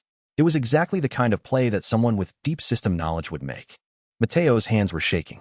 The parasite wanted him to move fast, wanted him to push adaptation higher, burn faster, think with the clarity of something that was only partly human anymore. He forced it down. Leon, hold position. Marcus, defensive posture, but don't move your people. Ashley, I need you to trust me for the next 5 minutes. Always, she said, and the word carried weight. He didn't have time to unpack. Mateo locked himself into the system, into the deep architecture of the merchant network that he'd thought was only a tool he was using. But tools and users had a way of merging in networks like this. The system had adapted to him. Now it was time to adapt to what someone had done to it. The parasite was hungry. The adaptation threshold had been 14% away from the mutation boundary. One more push, one more descent into the machine logic of pure infected thought, and he could probably fix this. Probably. But probably wasn't good enough for the people depending on him. So instead of burning the parasite, he burned the merchant's other advantage. War merchant rank let him access inventory in ways that basic merchants couldn't. He reached into the deepest reserves of his system stores and pulled out something he'd been saving since he arrived on this island. A piece of salvaged Umbrella Corporation technology. Military-grade processing matrix. Dangerous. Forbidden. The kind of thing that could accelerate his mutation if he tried to integrate it too directly. Instead, he used it as a firewall. A second system that could interact with the merchant network without being part of it. The corruption met his firewall and died. The false coordinates dissolved. The route markers stabilized. The nervous system that had been screaming itself to death under a cascade attack suddenly went quiet and whole. Route marker network. Restored integrity. 99.7% firewall active. Umbrella protocol defense system warning. This defense requires constant maintenance. Estimated duration. 8 hours. Asterisk, 8 hours. Long enough to get his people to safety. Long enough to reach Sadler's fortress and end this. All units, you're back online, he transmitted, and heard the response. Relief mixed with the strange giddiness of soldiers suddenly understanding they might actually survive this. But Mateo understood something else. Someone on this island knew how to build systems. Someone understood the merchant network's architecture well enough to weaponize it. And that someone had just shown their hand. Chapter 103, the medical section of the cargo tunnel complex, had started as a storage room and become something more by sheer necessity. Ashley lay on a table that Mateo had salvaged from a destroyed clinic, her shirt peeled back to expose the faint scar tissue where the parasite had been injected what felt like years ago, but had actually been weeks. This is going to hurt, Mateo said, and held up the cure kit he'd spent the last 2 months perfecting. Crystalline suspension in a medical-grade syringe. Chemical bonds designed to break down the parasite's neural integration without destroying the host tissue in the process. In theory, it worked. He'd run the simulations 100 times. Theory was a comfort to people who didn't have to be the first test subject. How much? Ashley asked. On a scale of 1 to 10? You're probably going to want to bite something. I recommend the rubber tubing. She managed to smile despite the sweat already beading her forehead. The parasite was reacting to the proximity of the cure, sending signals through her nervous system like a condemned creature throwing itself against its cell bars. Mateo could see her muscles spasming slightly, her jaw clenching. I thought fear was supposed to be the hardest part, Ashley said. Turns out it's waiting. Fear is easy, Mateo replied, preparing the injection site. Waiting is where the mind eats itself. Remember when you thought you couldn't do any of the things you've done? Daily. Constantly. At least 3 times before breakfast. But you did them anyway. Because you made it possible. The needle went in clean. No hesitation. No mercy. Mateo had learned that mercy was just slow cruelty wearing a kind face. The cure activated as soon as it hit her bloodstream. Ashley's body went rigid. Her mouth opened, but the scream that emerged wasn't quite sound. It was the noise of a nervous system being rewritten in real time. The parasite fought. She fought. Mateo held the injection steady, watching the progression through the system's diagnostic interface. Parasite purge. In progress compatibility index. 87% rejection threshold. Within acceptable parameters time remaining. 14 minutes of watching her suffer. 14 minutes of knowing that if he'd miscalculated, if the cure was too strong or too weak, or if her individual biology rejected the chemical suspension, she could die on this table, and there would be nothing he could do but witness it. Her hands gripped the sides of the table hard enough to leave marks. Her breathing became sharp and ragged, like she was trying to cough up something that had grafted itself to her lungs. The parasite didn't want to die. It had spent weeks learning to live in her biology, adapting to her immune system, becoming intimate with every neural pathway. Now it was being burned out like an infection. Mateo kept working, running secondary injections of stabilizer compound, monitoring the system, keeping her body from rejecting the cure along with the parasite. "Stay with me," he said, and it wasn't just procedure. It was a reminder that she wasn't alone in this, even though parasite purge was the most solitary thing a human could experience. The system chimed. Parasite purge, complete host organism, stable recovery time, 24 to 48 hours recommendation, complete physical rest, and high-calorie intake. Ashley's body relaxed into the table like someone had cut her strings. Her breathing gradually returned to something resembling normal. Mateo cleaned the injection site and covered it with a bandage that was probably more ritual than medical necessity at this point. "You did it," he said. "You did it," she corrected, her voice hoarse from screaming. "I just had to not die. That was your job. If I made it look easy, I was lying." Her eyes opened. They were different now, clearer, maybe, or just freed from the parasite's constant background noise. "You haven't slept in 36 hours. Not my priority. It should be. Because you look like you're about to fall apart, and I need you in one piece for the next part." Mateo wanted to argue, but the system was already alerting him to a cascade of physiological problems. Elevated cortisol, accelerated heart rate, parasite adaptation sitting at 79% and climbing despite his efforts to keep it in check. He didn't have the luxury of falling apart. "You're going to rest for a few hours," he told her. "Real sleep. In one of the safe rooms, with guards you trust. The cure will do its work while you're unconscious. And you? I'm going to take care of Leon." But before he could turn away, Ashley reached out and grabbed his wrist. It was a gentle motion, but there was steel underneath it. "When this is over," she said, "we're having a conversation about what happens if you push that parasite past 80%. Because I've seen you when you're at the edge of adaptation. You get this look in your eyes, like there's someone else looking out from behind them. Ashley, not now. Later. But you have to promise me there's a later." Mateo looked at her, really looked at her. At the president's daughter who'd entered this island as a hostage and had become something else. A fighter. A leader. Someone worth protecting. Someone who'd started protecting him in turn. "I promise," he said, and meant it. Leon was worse. The Resident Evil 4 story had left him with parasite infection that was older, deeper, more integrated into his system than Ashley's had been. 2 months of survival had meant adaptation. The parasite had had time to map his entire nervous system, to understand him at a cellular level. And now Mateo had to burn it out. "This is not going to be like Ashley," Mateo said bluntly, because Leon deserved honesty. "You're stronger than her, physically. That's going to make this worse, not better. Your body will fight the cure. Hard. How much worse?" Leon was lying on a medical table, stripped down like someone preparing for surgery. His scarring was extensive. The island had written its lessons across his skin in pale lines and rough patches. "You might lose consciousness. You might experience hallucinations. The parasite will try to convince you that the cure is poison. You might believe it. But I'll live. Probably. Then let's do it." Mateo had always respected Leon. Now he understood why. The government agent had a soldier's ability to accept necessary pain without the luxury of emotional processing. Just the mission. Just survival. Just the next step. The cure went in. Leon's reaction was immediate and catastrophic. His entire body convulsed. The muscles didn't just tense, they locked. Mateo could hear tendons creaking under the strain, could see the cords of his neck standing out like cables about to snap. But Leon bit down on the rubber tubing and didn't scream. Didn't beg. Didn't do anything but endure. Parasite purge. Active compatibility index. 73% warning. Rejection severity elevated time remaining. 18 minutes stretched into something that felt like geological time. Mateo could do nothing but monitor, stabilize, and hold the space where a man was being unmade and remade at the cellular level. Leon's breathing became ragged, then shallow, then frighteningly absent.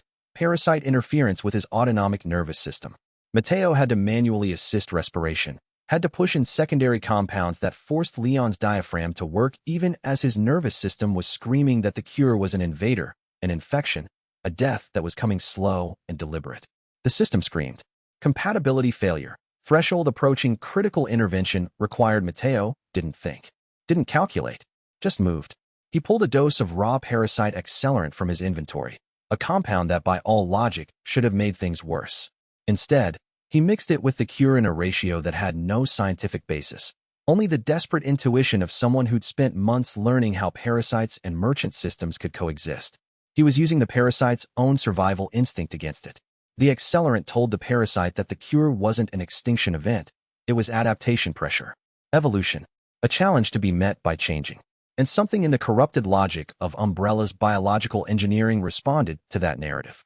Leon's convulsions eased, not stopped, just became something the human body could survive rather than something that would destroy him. Parasite purge, stabilizing compatibility index, 64% recovery. Progressing, the final minutes were almost gentle by comparison. Leon's breathing steadied. His muscles stopped fighting. The parasite realized too late that it was being ejected, but by then it was already dying, already losing its grip on the neural pathways that had become its home. When it was over, Leon's eyes opened with the confused clarity of someone waking from a fever dream. "Did I scream?" he asked. "No," Mateo said. "You were impressive." "Liar. I could hear myself screaming. Just couldn't stop." "Yeah, that too." Mateo stepped back and became suddenly aware of how exhausted he was. His hands were shaking. The parasite adaptation had climbed to 83% during the emergency intervention. He could feel the mutation hungry at the edges of his consciousness, wanting to push higher, wanting to become something more than human in that final, irrevocable way.